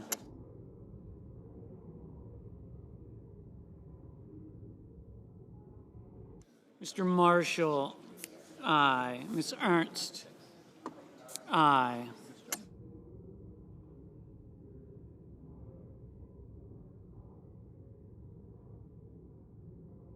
Mr. Justice, aye. Mr. Bennett, no.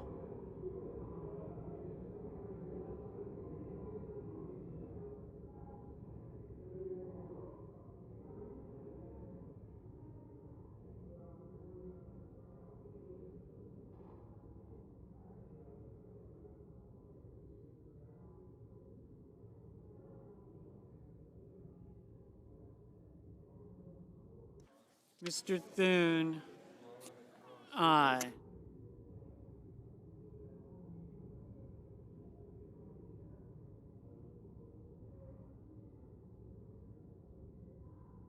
Mr. Kane, no. Mr. Booker, no. Mr. Ossoff, no.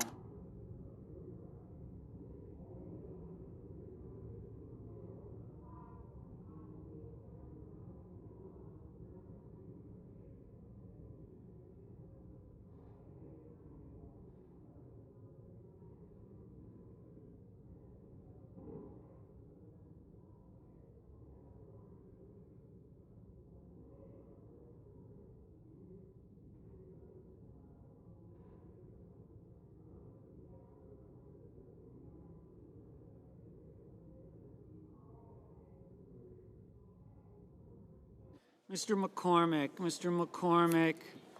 aye.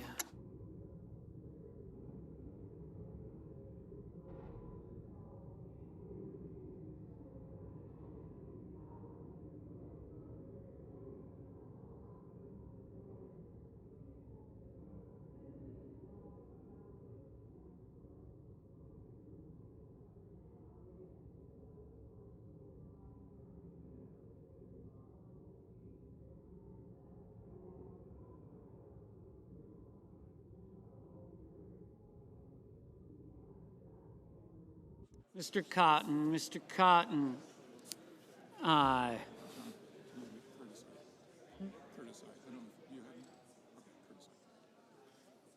Mr. Curtis, aye.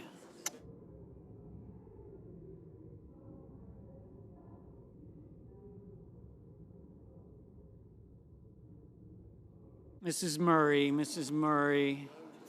no.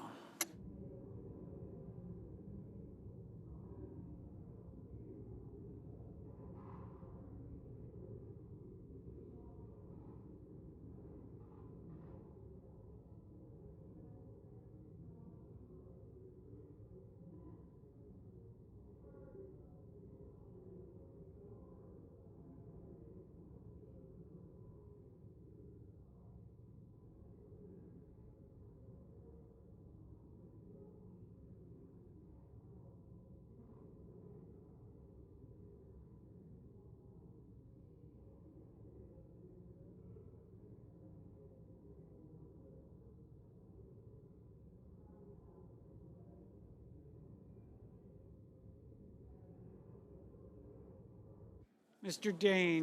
Daines, aye.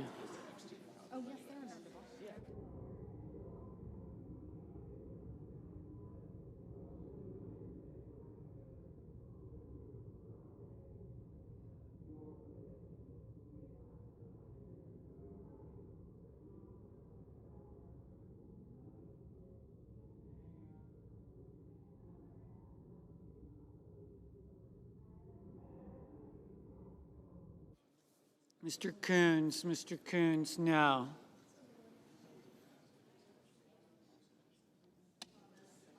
Ms. Lummis, aye.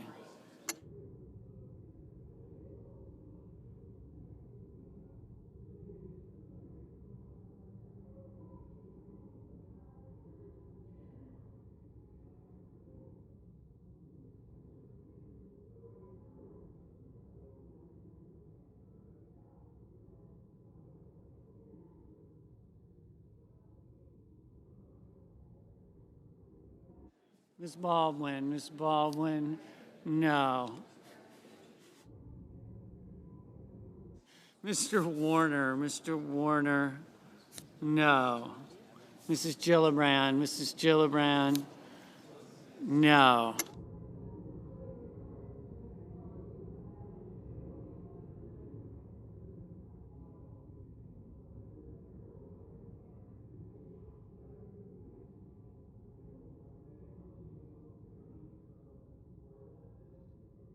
Ms. Duckworth, no.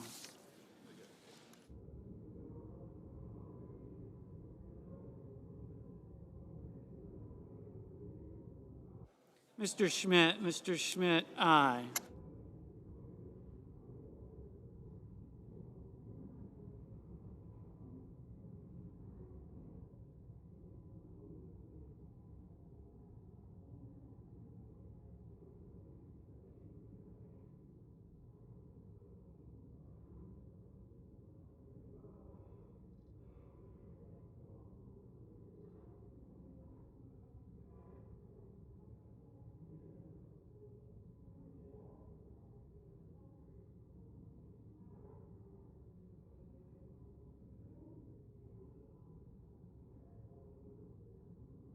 Mr. Hoven, aye.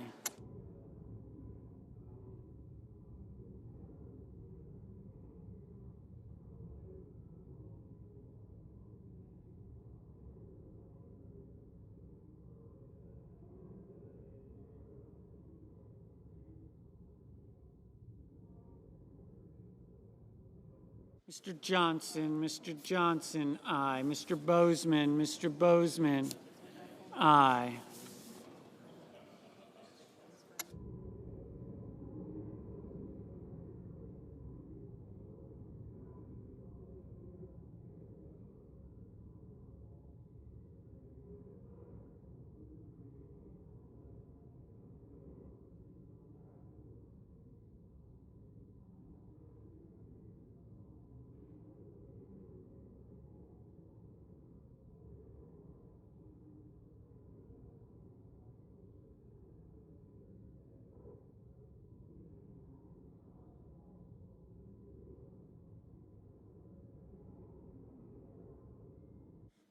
Ms. Slotkin, no.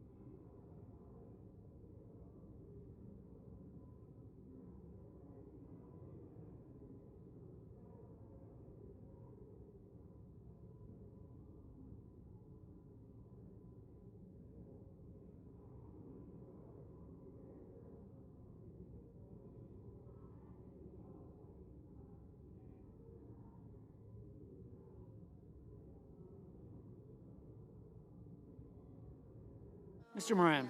Mr. Moran, aye.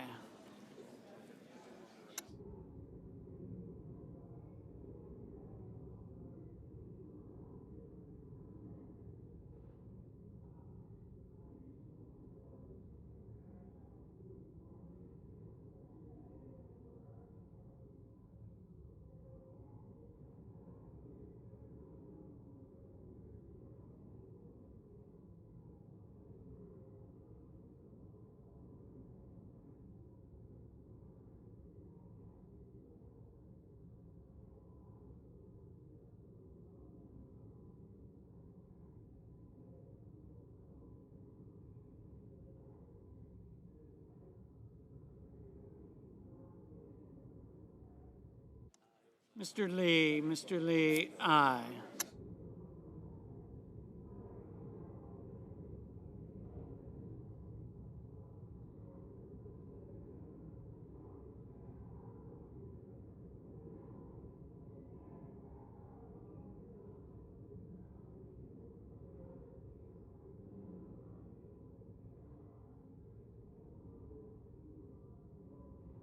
Mr. Sanders,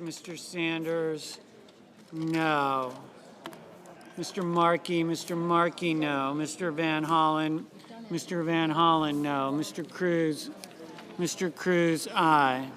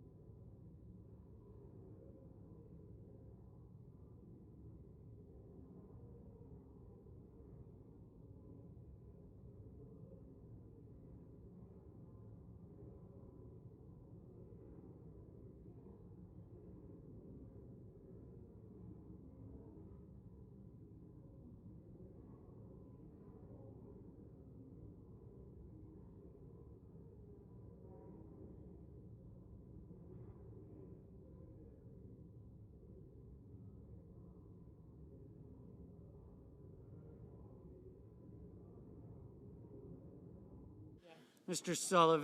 Sullivan, aye. Mr. Schumer, no.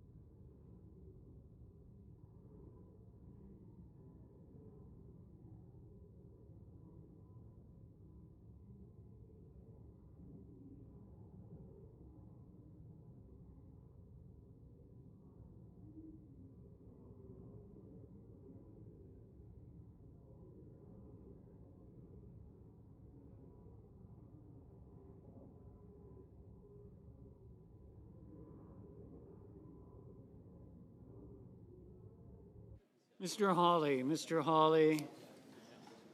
Aye.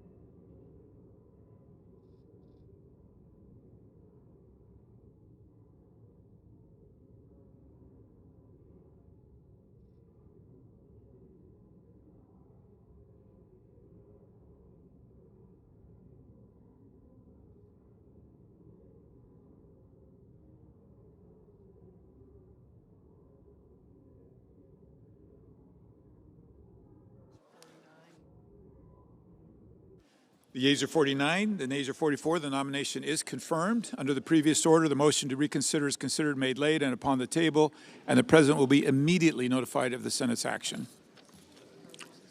The clerk will report the motion to invoke cloture.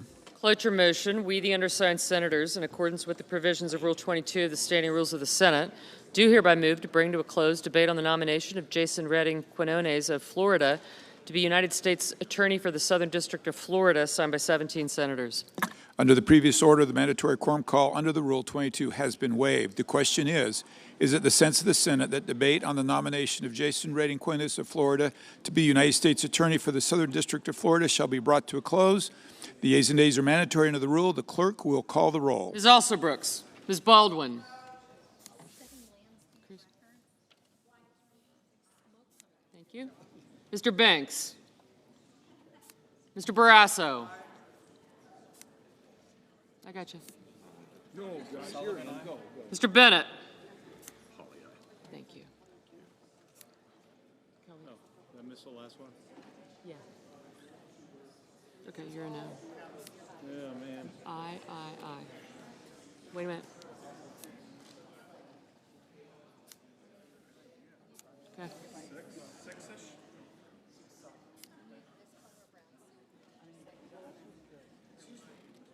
Mrs. Blackburn, Mr. Blumenthal.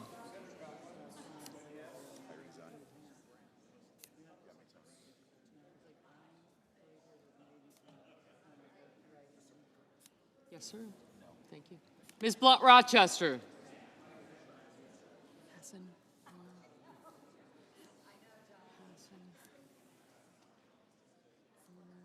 Warren, gotcha. Here now. Mr. Booker, Mr. Bozeman.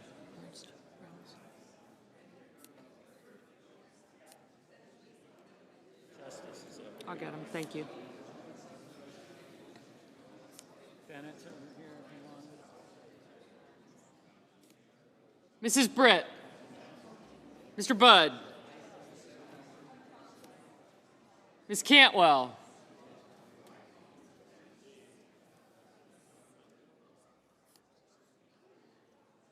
Mrs. Capito. Gotcha. I got him. Mrs. Capito, Mr. Cassidy. Ms. Collins, Mr. Coons. Mr. Cornyn. Ms. Cortez Masto, Mr. Cotton. Mr. Kramer. Mr. Crapo. Mr. Cruz, Mr. Curtis. Mr. Daines, Ms. Duckworth. Mr. Durbin. Thank you.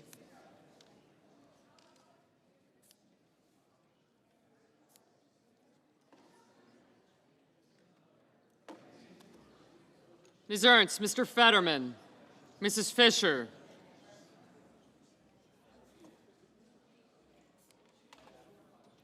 Mr. Gallego, Mrs. Gillibrand, Mr. Graham. Mr. Grassley. Mr. Haggerty, Ms. Hassan, Mr. Hawley, Mr. Heinrich. Mr. Hickenlooper. Ms. Hirono, Mr. Hoven. Thank you. Mr. Husted. Mrs. Hyde-Smith. Mr. Johnson, Mr. Justice. Mr. Kane. Mr. Kelly, Mr. Kennedy. Mr. Kim. Mr. King. Ms. Klobuchar. Thank you. Mr. Lankford. Mr. Lee.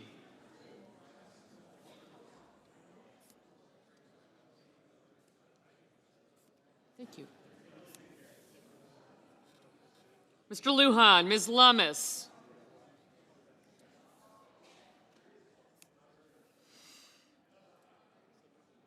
Mr. Markey.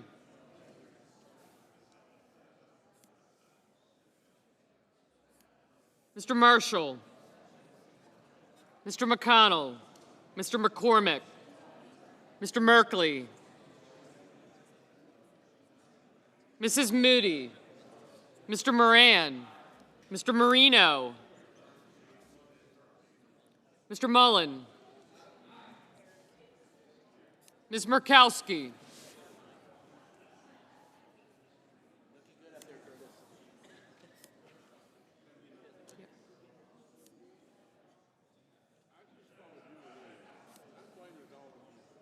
Mr. Murphy, Mrs. Murray, Mr. Ossoff, Mr. Padilla, Mr. Paul, Mr. Peters, Mr. Reed, Mr. Ricketts, Mr. Risch, Ms. Rosen, Mr. Rounds, Mr. Sanders, Mr. Schatz, Mr. Schiff, Mr. Schmidt,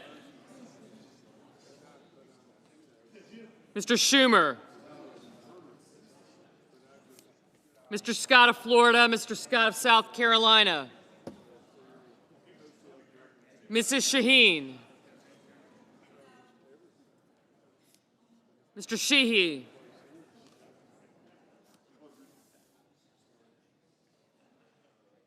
Ms. Slotkin, Ms. Smith, Mr. Sullivan, Mr. Thune,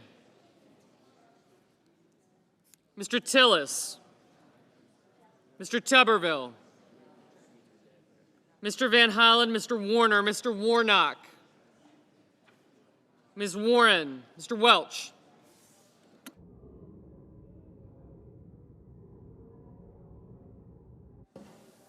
Mr. Wicker,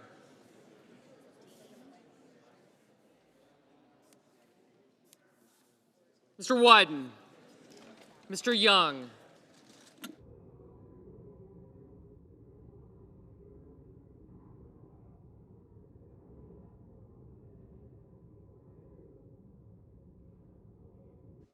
Senators voting in the affirmative: Barrasso, Blackburn, Bozeman, Budd, Capito, Cassidy, Collins, Cornyn, Crapo, Cruz, Curtis, Daines, Ernst, Grassley, Haggerty, Hawley, Husted, Hyde-Smith, Johnson, Justice, Lankford, McCormick, Moran, Mullen, Paul, Risch, Rounds, Sullivan, Thune, and Young. Mrs. Moody, aye. Mrs. Lummis, aye. Mrs. Fisher, aye. Mrs. Britt, aye. Mr. Graham, aye.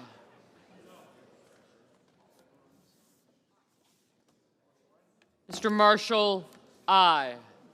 Mr. Schmidt, aye. Senators voting in the negative: also Brooks, Baldwin, Bennett, Blumenthal, Blunt-Rochester, Booker, Cantwell, Coons, Cortez Masto, Duckworth, Durbin, Fetterman, Gillibrand, Hassan, Heinrich, Hirono, Kane, Kelly, Lujan, Markey, Merkley, Ossoff, Peters, Reed, Rosen, Sanders, Schatz, Schiff, Schumer, Shaheen, Slotkin, Smith, Van Hollen, Warner, Warnock, Warren, Whitehouse, and Wyden. Mr. Cotton, aye. Mr. Kramer, aye. Mr. Kim, no. Mrs. Murray, no. Ms. Murkowski, aye.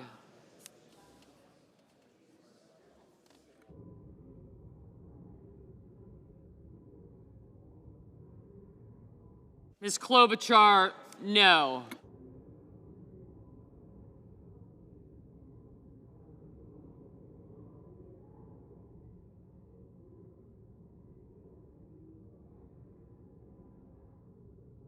Mr. Sheehy, aye.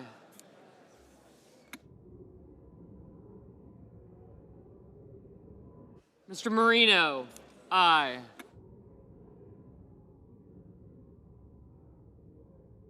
Mr. Murphy, no.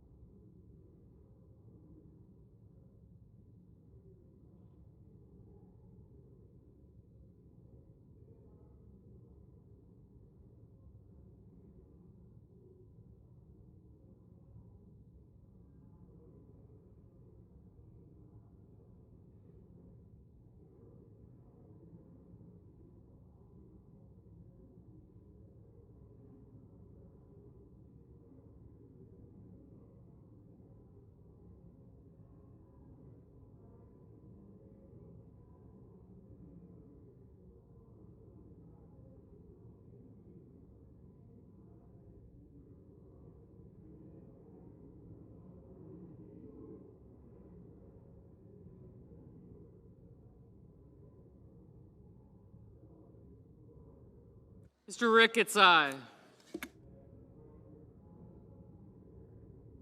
Mr. Lee, aye.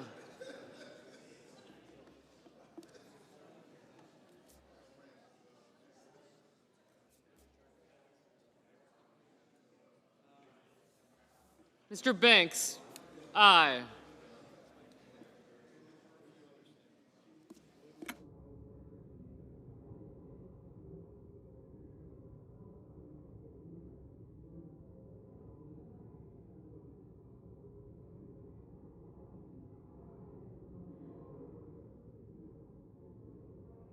Mr. King, no.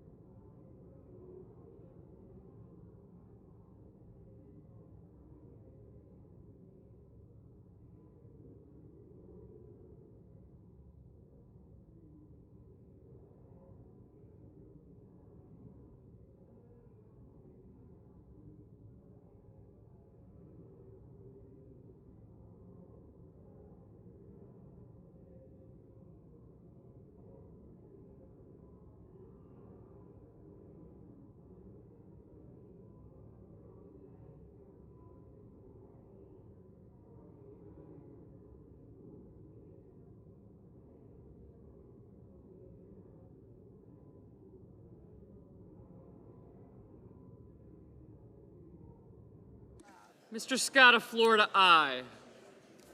In every aspect of the Senate.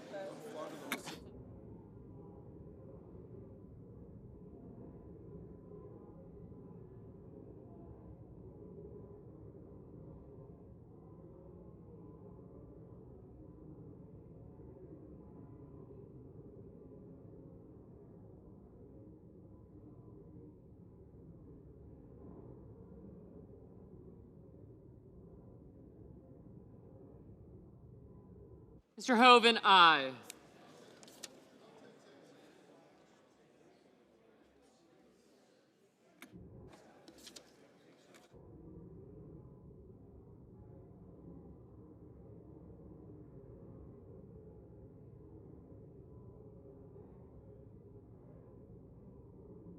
Mr. Hickenlooper, no. Mr. Blumenthal.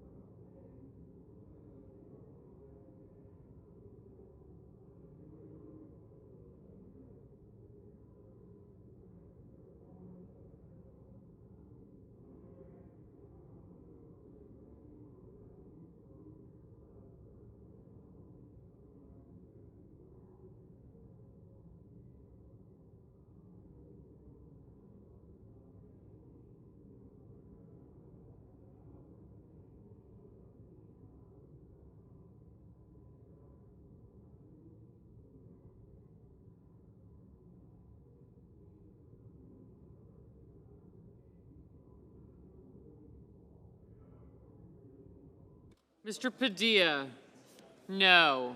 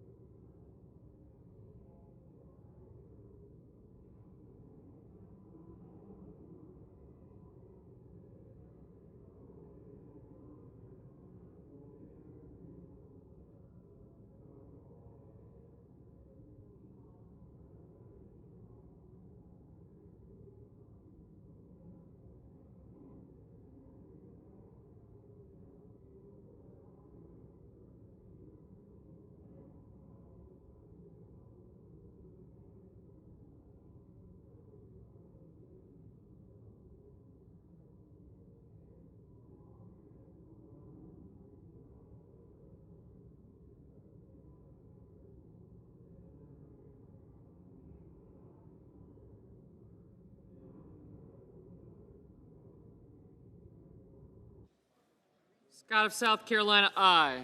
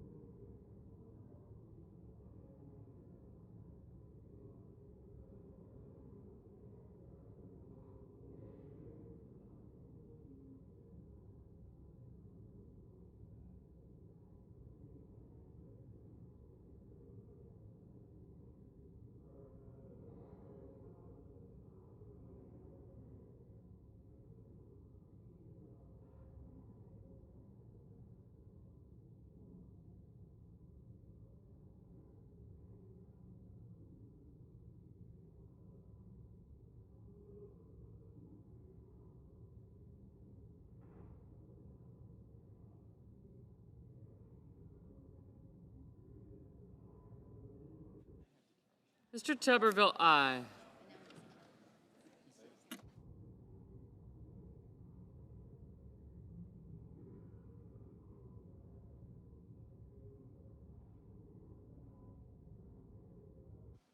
This is important. This is.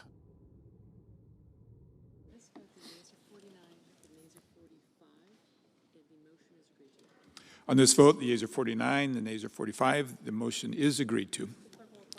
The clerk will report the nomination. Department of Justice, Jason Redding Quinones of Florida to be United States Attorney General for the Southern District of Florida.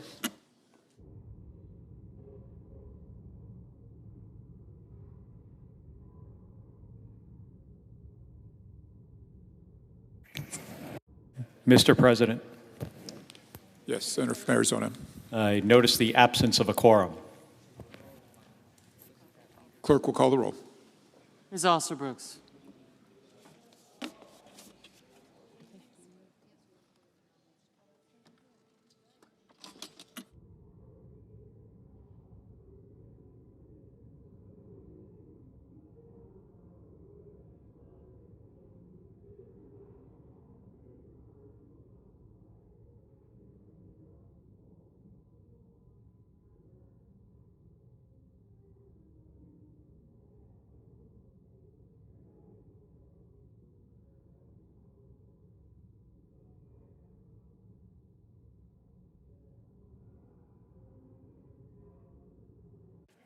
Mr. President. Senator from Louisiana. Mr. President. Americans Senate's in a want- quorum call. Oh, will you please dispense with the quorum call? Without objection. Thank you. Mr. President, Americans want Congress to work. They want. Have some order in the please. Thank you. Go ahead, Senator.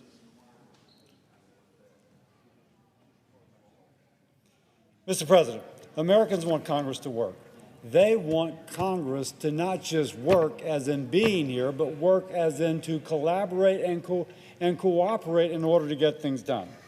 But the reason there are such low expectations are because of days like today. My colleagues, are they proud of this? Is this what they think their constituents want? If you go back to any state and talk to like normal people, Democrat, Republican, they probably all agree that this place worked better. So why do my Democratic colleagues seem intent on undermining the normal operating procedure of the Senate, frankly grinding us to a halt? Like, who's asking them to do this? If they go to the states or their Democratic voters say, hey, listen, can Congress do a worse job? Can you become even less effective? Now, if you'd be too embarrassed to ask your own constituent, you should be embarrassed now. We're 7 months into President Trump's administration, and we have approved 0% of his nominees by voice vote or unanimous consent. Now, you may say, well, that's not anything strange. No, it is quite strange. You can see under H.W. Bush, 98% of the nominees voice vote or unanimous consent. President Clinton, a Democrat, 98%. George W. Bush, 90%. Barack Obama, 90%. Trump won. If you don't like Trump, he could have stopped then, 65%. And then President Biden, 57%. And I guess there's been a decline, but this is an abrupt stop. That's frustrating. 0%. 0%. Now, we would all like to be with our family. We'd like to be meeting our constituents. We would like to find out what's going on in our own districts. But we're having to battle this in order to get some of President Trump's nominees through. And by the way, as others have emphasized, these are not controversial nominees. This is like the ambassador to the Vatican.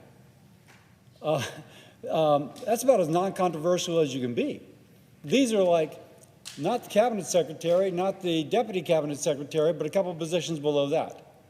And so this is obstruction for the sake of obstruction. Now,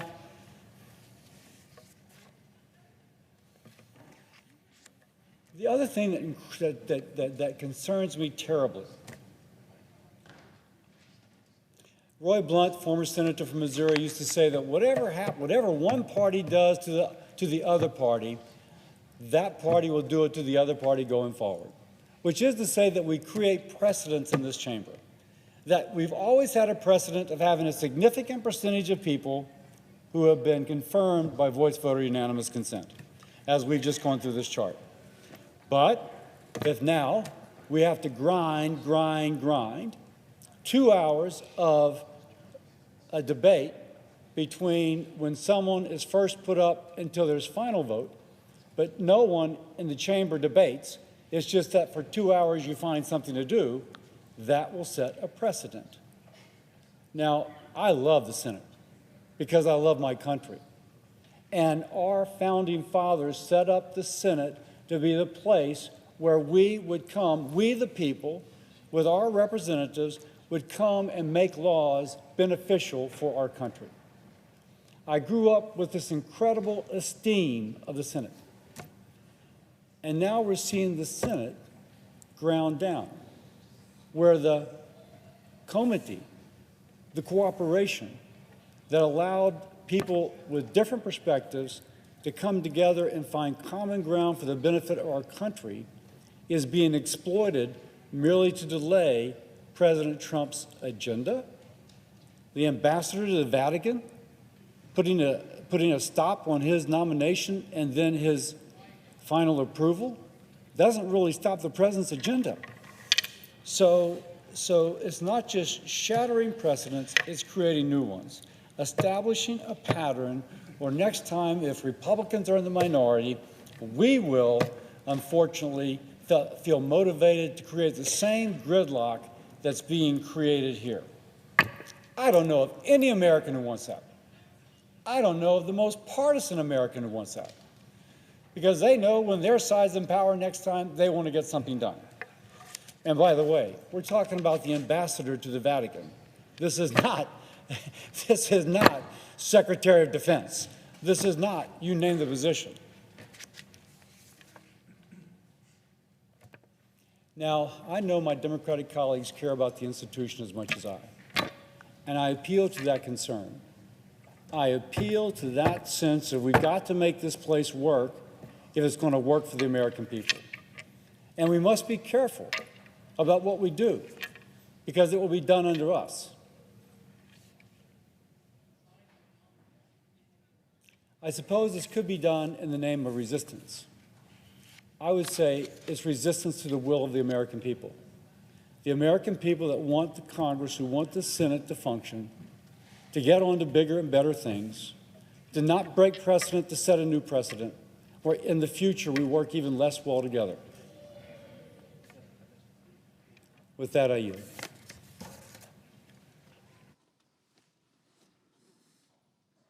Senator from Connecticut. Thank you, Mr. President.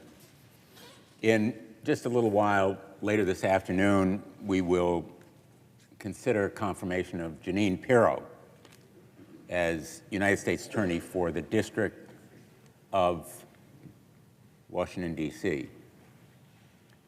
Now, I have a particular feeling about appointments as United States Attorney, having served as one in Connecticut,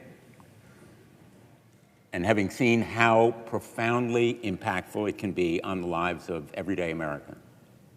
Obviously, it's a position that is integral to justice in the United States. It is the top federal prosecutor in that district. And in D.C., it is the largest office in the whole country and probably one of the 2 or 3 most important, because it has jurisdiction over all of the federal agencies, federal employees, federal issues that arise in this profoundly significant place.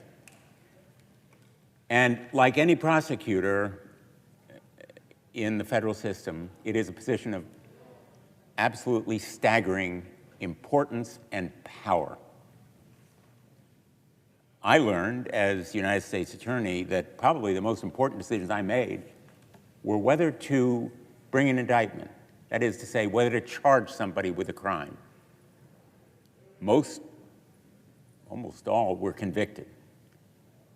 But convicted or not, speaking generally, somebody charged with a crime suffers damage for life, financial harm, reputational impact, families often disrupted. And that is no reason to avoid bringing charges, but only to make sure that someone who is making those final decisions is independent, objective, non-political in the way they go about the job. Jeanine Pirro is unqualified to be United States Attorney. She's unfit for this role. She is simply a loyal political acolyte and sycophant of the president. Loyalty is the reason she's been nominated, not experience. She is not objective. She is not independent. In fact, she is essentially an entertainer. Nothing wrong with being an entertainer, but not a qualification for being United States Attorney. And in fact, on her show, she's made Islamophobic comments so offensive that Fox News temporarily suspended her from the air. She's promoted a wide variety of damaging, offensive conspiracy theories, including the thoroughly debunked allegation that some pro-choice states allow doctors to kill fully delivered, breathing babies. And she was a key figure in promoting the entirely baseless claim that the 2020 election was stolen. Her public record essentially disqualifies her from serving as the chief federal prosecutor. And her nomination is more serious and more profoundly important than just her particular place. It is, in a sense, a symbol of what President Trump is doing to the United States justice system. My Republican colleagues are simply not willing to put her, or are not only willing to place her at the head of the largest United States Attorney's office in the country.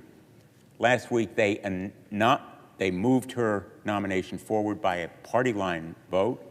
They've rallied behind her, not in spite of her record, but because of it. Again, simply because she is loyal to the president. So the issue here is not only about her, it's about whether loyalty will qualify somebody for this kind of powerful position in the United States Department of Justice, which is supposed to be above politics, when she's demonstrated that, in fact, she would be totally unfit for any such office.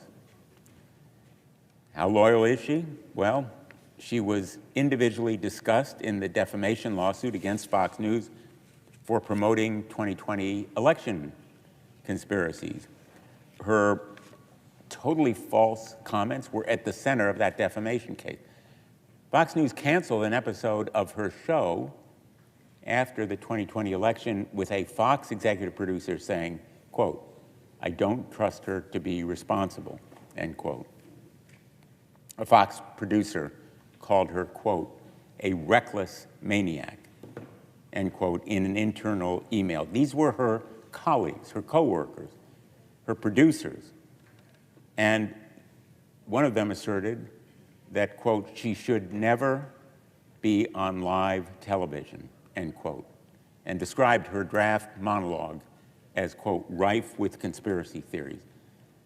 That defamation case ended in a settlement in which Fox News agreed to pay $787 million, in part because of statements she made on the air.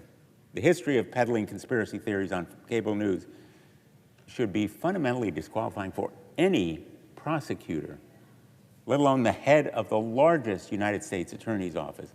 Her record should preclude her from receiving even an interview for an assistant U.S. attorney position.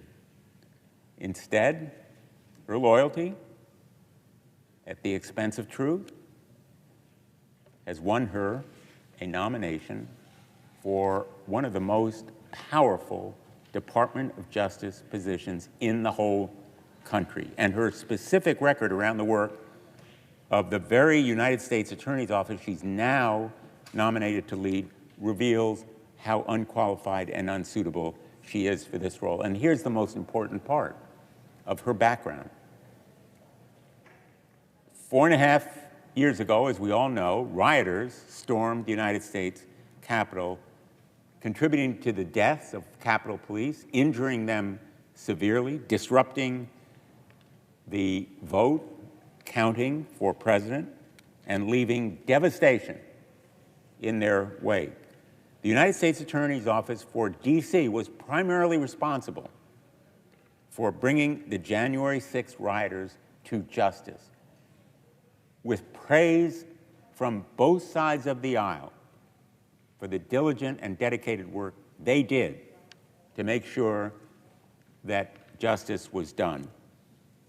For years, those prosecutors worked alongside the FBI to investigate, to build cases, to bring prosecutions against the rioters.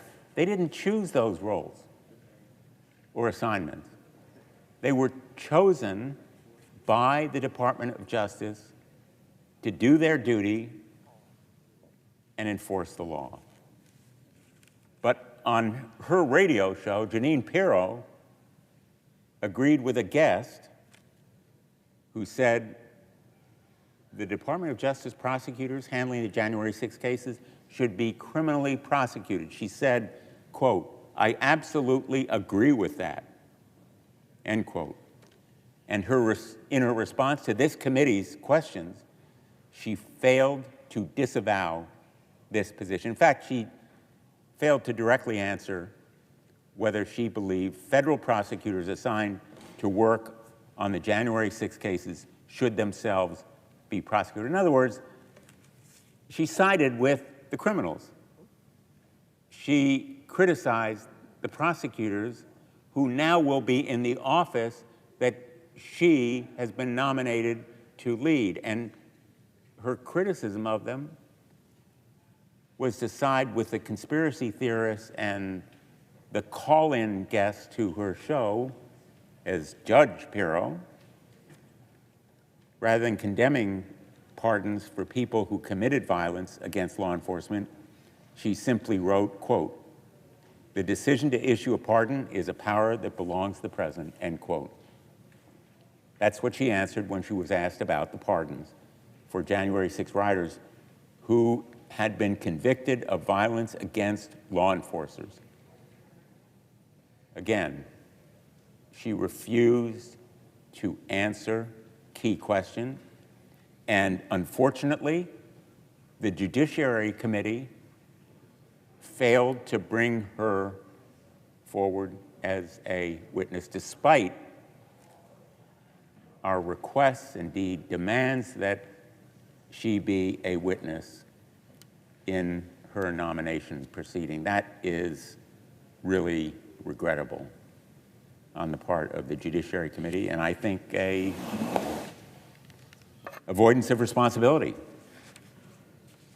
that we owe the American people to scrutinize somebody who plainly raises such profound questions of qualification, even if you prize loyalty to Donald Trump. This person whom Donald Trump has nominated to be in this position of trust and responsibility plainly is not just unfit, but would disgrace this office and diminish the credibility of the entire Department of Justice. That's the more profound question here, whether someone so unqualified will be confirmed after no testimony, after no adequate consideration, after simply agreeing because she's loyal to the president. rather than support the prosecution and conviction of people who assaulted law enforcement officers, she believes that the federal prosecutors bringing those cases should themselves be investigated. The United States Attorney's Office, who did those cases, the dedicated professionals who investigated them, and the people of the District of Columbia, indeed our nation, deserve better. I oppose her nomination, and I urge my colleagues to join me in voting no. Thank you, Mr. President. I yield the floor. President. Senator from Florida. I am one of the newest senators in this esteemed body. In fact, I just marked my 6th month here in the United States Senate. And over and over and over again, you could just plug and play the same speech because apparently everyone nominated by President Trump to every position that we have to confirm as a body is wholly unqualified. That's what the Democrats would have you believe. In fact, I don't think we've heard much else about any of the nominations. And if you look at the statistics going back administration after administration, Democrat and Republican, at this point in time, you saw 90% of non-military civilian nominees confirmed. And how many of President Trump's administration have we confirmed? 0.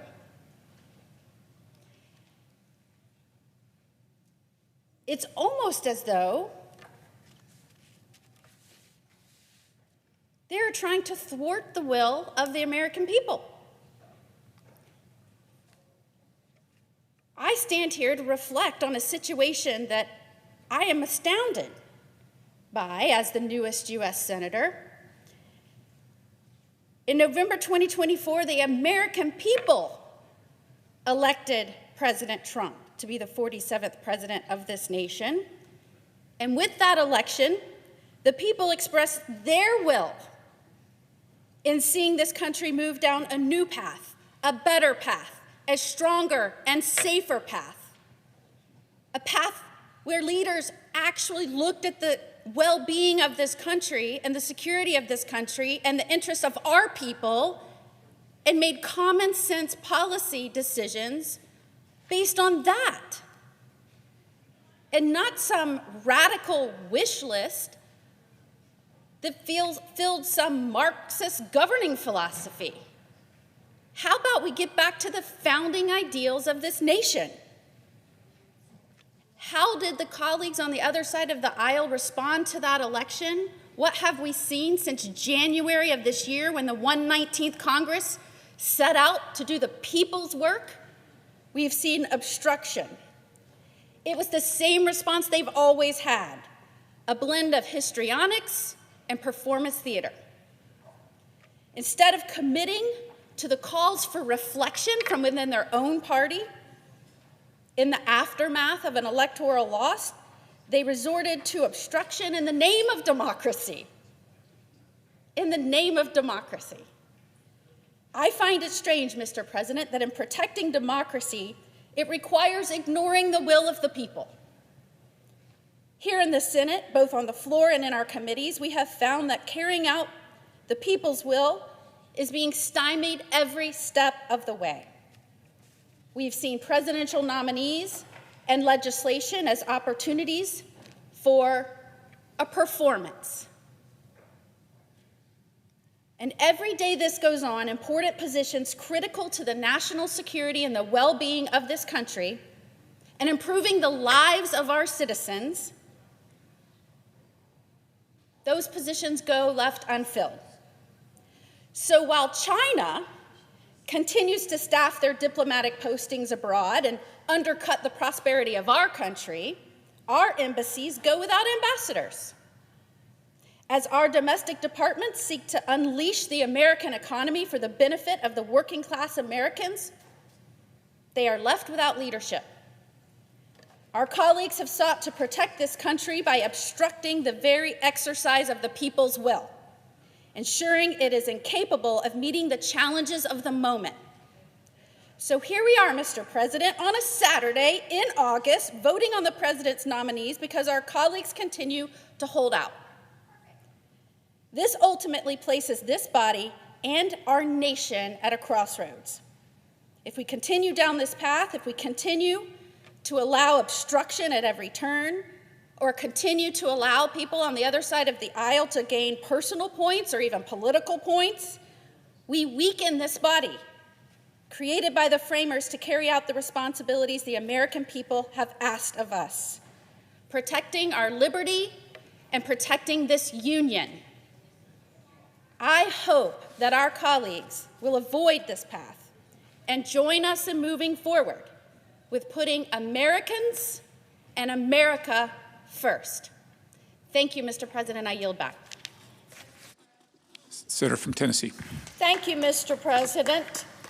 Today marks day 212 of this new Congress under Republican leadership, and I would offer to my colleagues this has been a most successful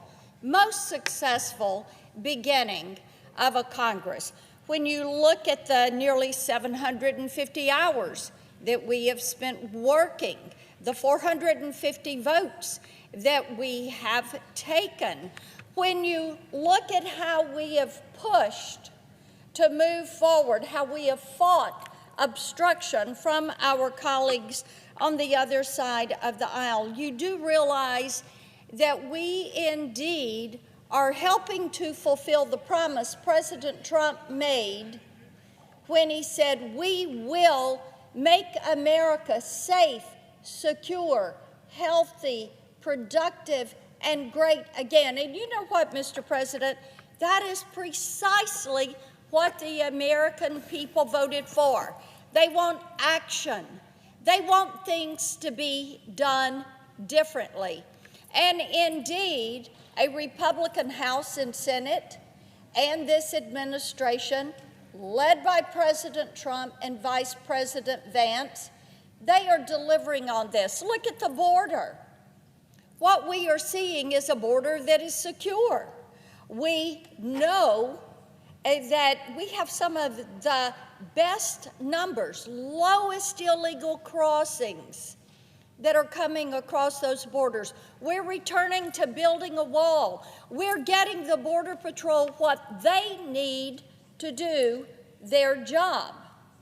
We have the Laken-Riley Act, which Senator Britt led here in the Senate, and this helps to detain those criminal illegal aliens. The Halt Fentanyl Act that Senator Grassley led, Senator Hagerty with the Genius Act to give us that first crypto bill to make certain that we retain the lead in that emerging technology legislation. Those are all a few of the things that have been accomplished. And of course, you look at what we did in the One Big Beautiful Bill. Tennesseans are really looking forward to this bill because of what it does. When you look at the fact that we got rid of a lot of that far left Green New Deal spending, we put money in to modernize our military for 21st century warfare, the Border Patrol agents and the funding there that is needed. It is all there, and the people said, let's get back to addressing our debt and restore some fiscal sanity